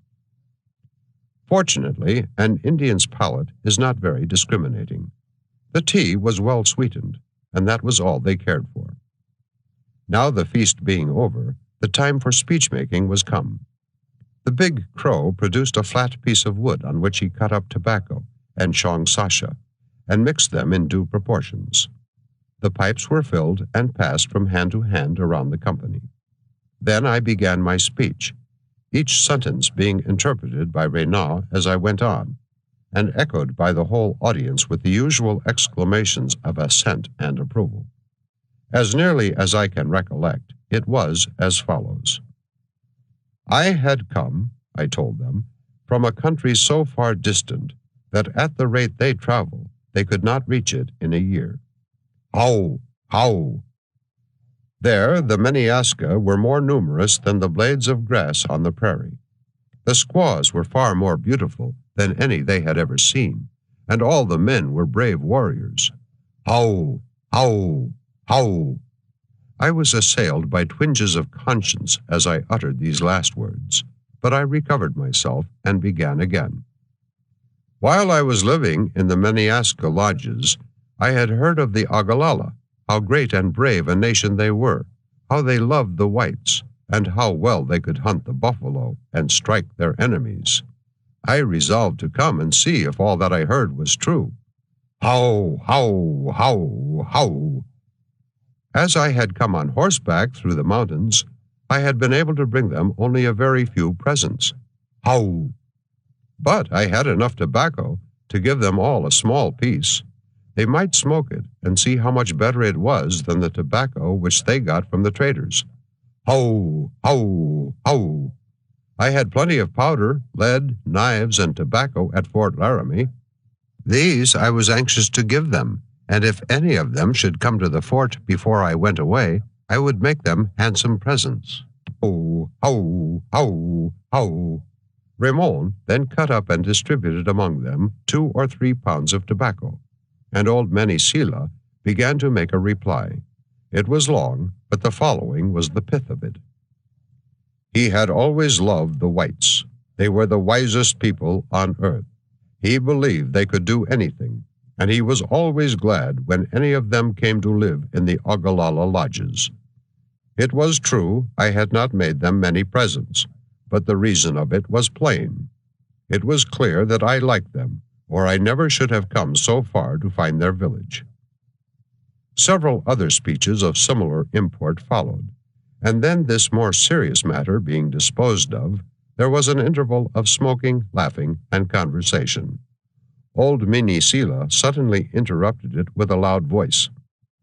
"Now is a good time," he said, "when all the old men and chiefs are here together, to decide what the people shall do. We came over the mountains to make our lodges for next year. Our old ones are good for nothing. They are rotten and worn out. But we have been disappointed. We have killed buffalo bulls enough, but we have found no herds of cows, and the skins of bulls are too thick and heavy for our squaws to make lodges of. There must be plenty of cows about the Medicine Bow Mountain. We ought to go there.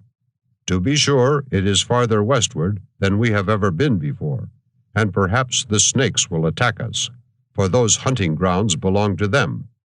But we must have new lodges at any rate. Our old ones will not serve for another year. We ought not to be afraid of the Snakes.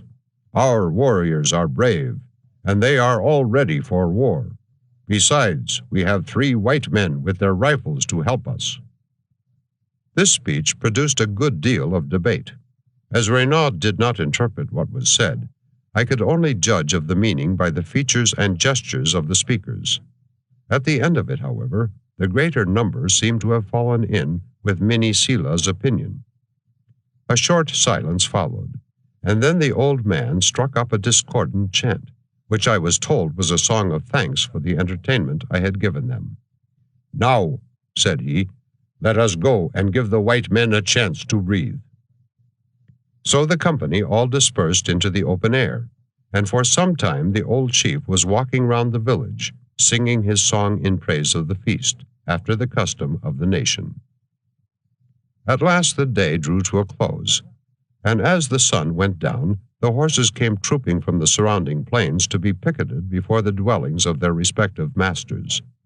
Soon within the great circle of lodges appeared another concentric circle of restless horses, and here and there fires glowed and flickered amid the gloom on the dusky figures around them. I went over and sat by the lodge of Renaud. The Eagle Feather, who was the son of Mene Selah and brother of my host, the Big Crow, was seated there already, and I asked him if the village would move in the morning. He shook his head and said that nobody could tell, for since old Mato Tatanka had died, the people had been like children that did not know their own minds. They were no better than a body without a head.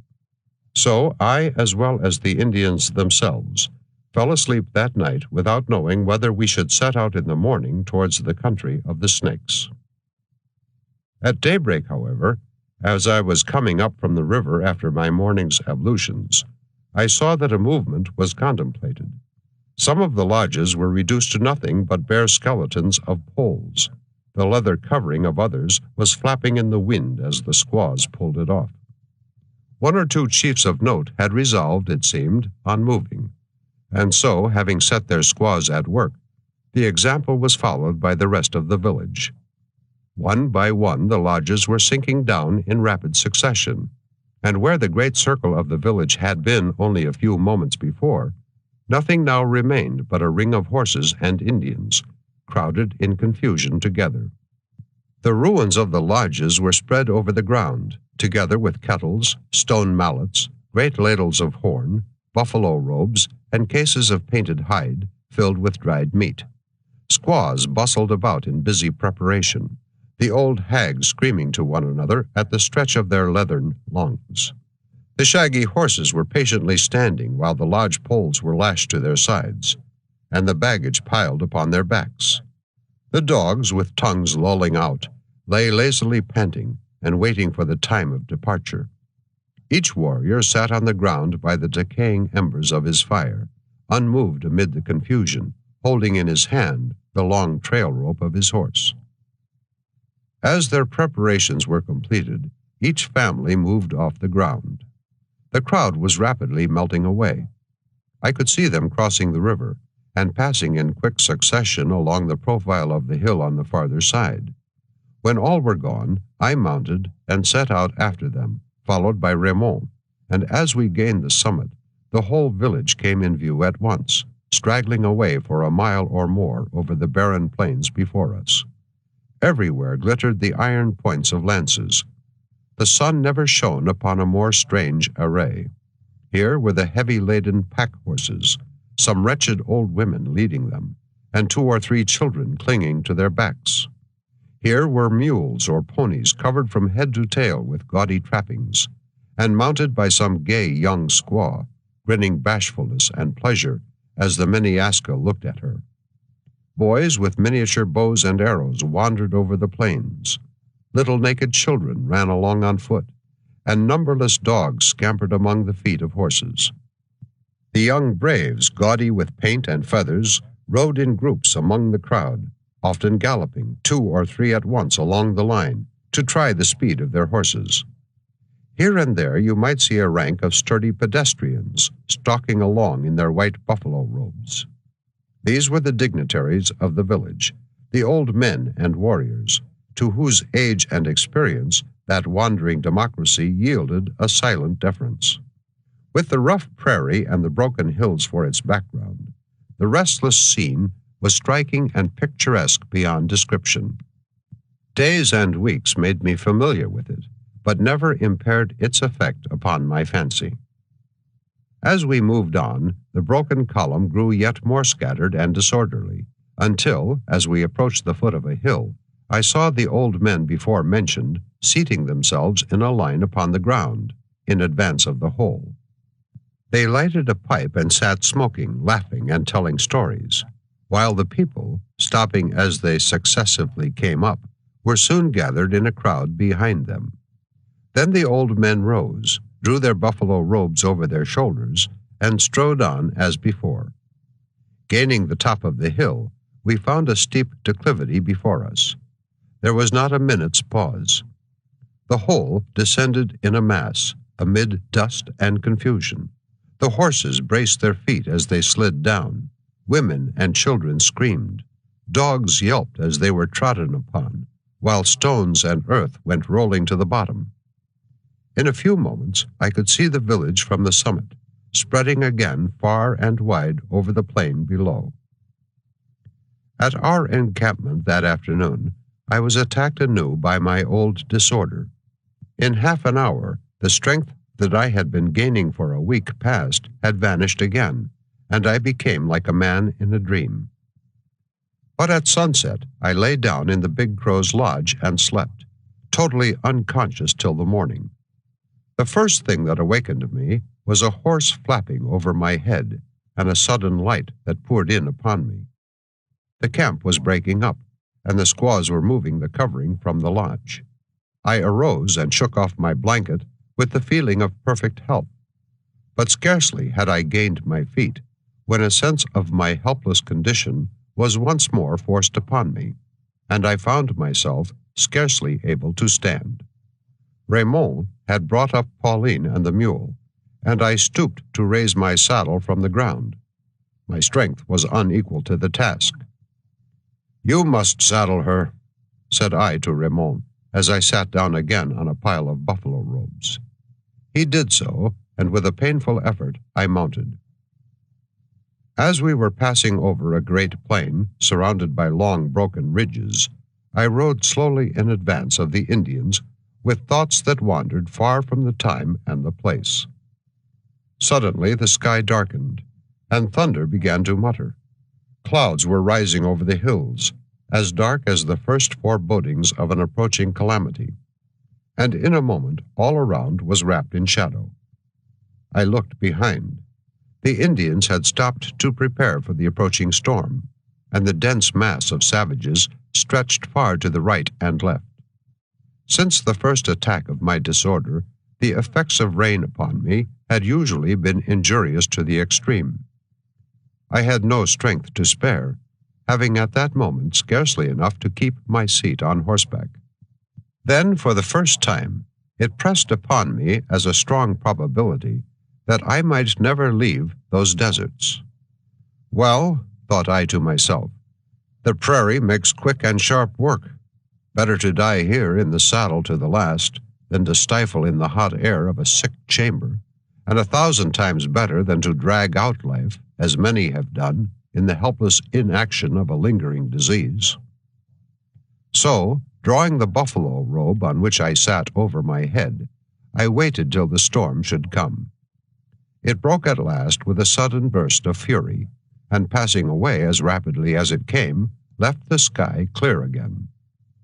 My reflections served me no other purpose than to look back upon as a piece of curious experience. For the rain did not produce the ill effects that I had expected. We encamped within an hour.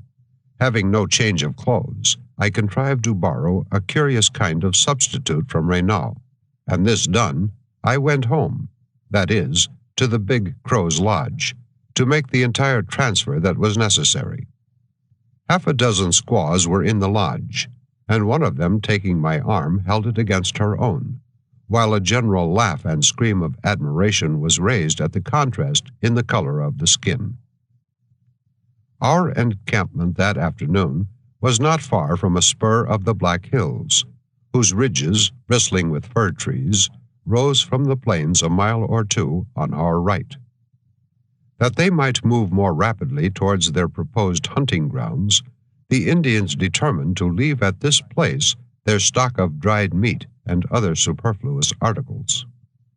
Some left even their lodges, and contented themselves with carrying a few hides to make a shelter from the sun and rain. Half the inhabitants set out in the afternoon with loaded pack horses towards the mountains. Here they suspended the dried meat upon trees, where the wolves and grizzly bears could not get at it. All returned at evening.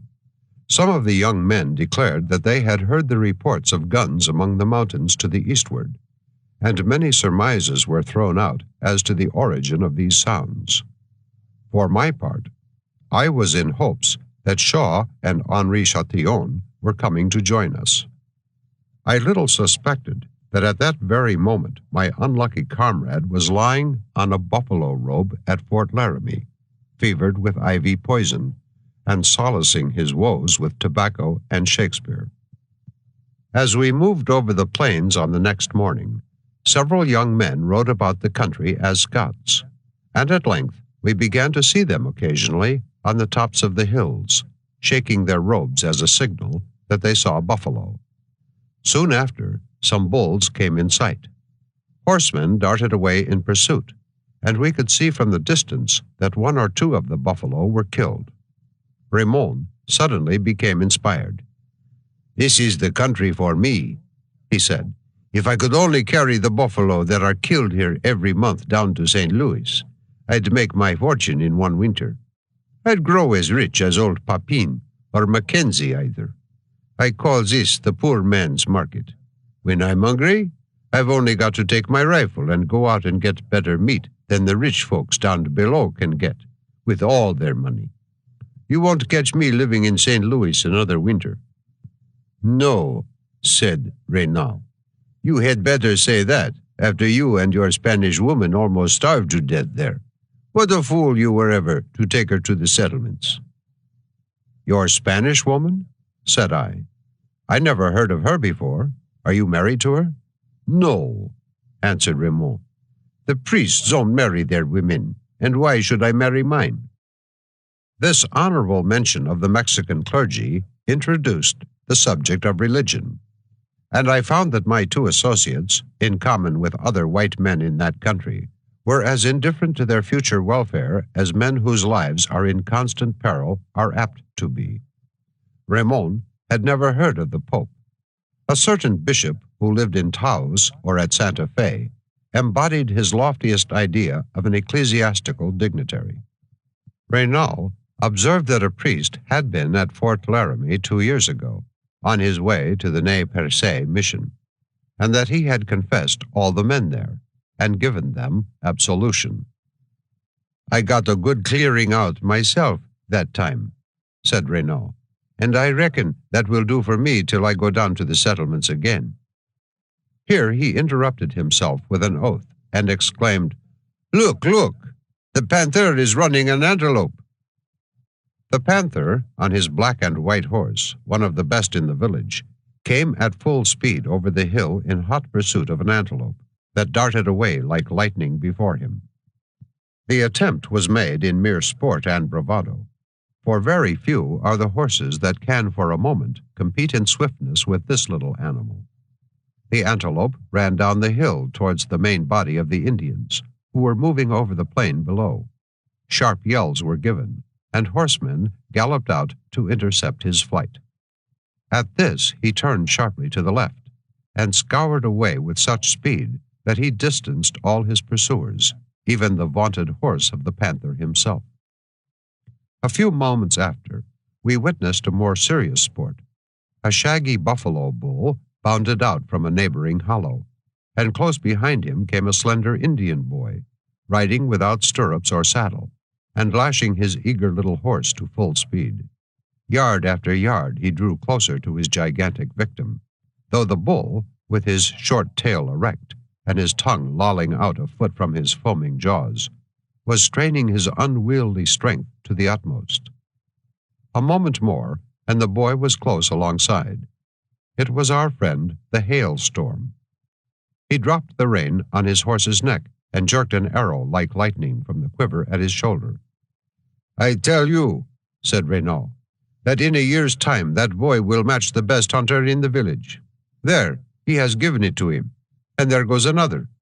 You feel well now, old bull, don't you, with 2 arrows stuck in your lights? There, he has given him another. Hear how the Hailstorm yells when he shoots. Yes, jump at him. Try it again, old fellow. You may jump all day before you get your horns into that pony." The bull sprang again and again at his assailant, but the horse kept dodging with wonderful celerity. At length, the bull followed up his attack with a furious rush, and the Hailstorm was put to flight, the shaggy monster following close behind. The boy clung in his seat like a leech, and secure in the speed of his little pony, looked round towards us and laughed. In a moment he was again alongside the bull, who was now driven to desperation. His eyeballs glared through his tangled mane, and the blood flew from his mouth and nostrils. Thus, still battling with each other, the 2 enemies disappeared over the hill. Many of the Indians rode at full gallop towards the spot.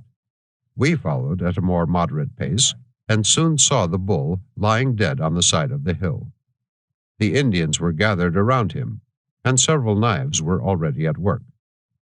These little instruments were plied with such wonderful address that the twisted sinews were cut apart, the ponderous bones fell asunder as if by magic, and in a moment the vast carcass was reduced to a heap of bloody ruins. The surrounding group of savages offered no very attractive spectacle to a civilized eye. Some were cracking the huge thigh bones and devouring the marrow within. Others were cutting away pieces of liver and other approved morsels, and swallowing them on the spot with the appetite of wolves. The faces of most of them, besmeared with blood from ear to ear, looked grim and horrible enough. My friend, the White Shield, proffered me a marrow bone, so skillfully laid open that all the rich substance within was exposed to view at once. Another Indian held out a large piece of the delicate lining of the paunch, but these courteous offerings I begged leave to decline. I noticed one little boy who was very busy with his knife about the jaws and throat of the buffalo, from which he extracted some morsel of peculiar delicacy. It is but fair to say that only certain parts of the animal are considered eligible in these extempore banquets. We encamped that night and marched westward through the greater part of the following day.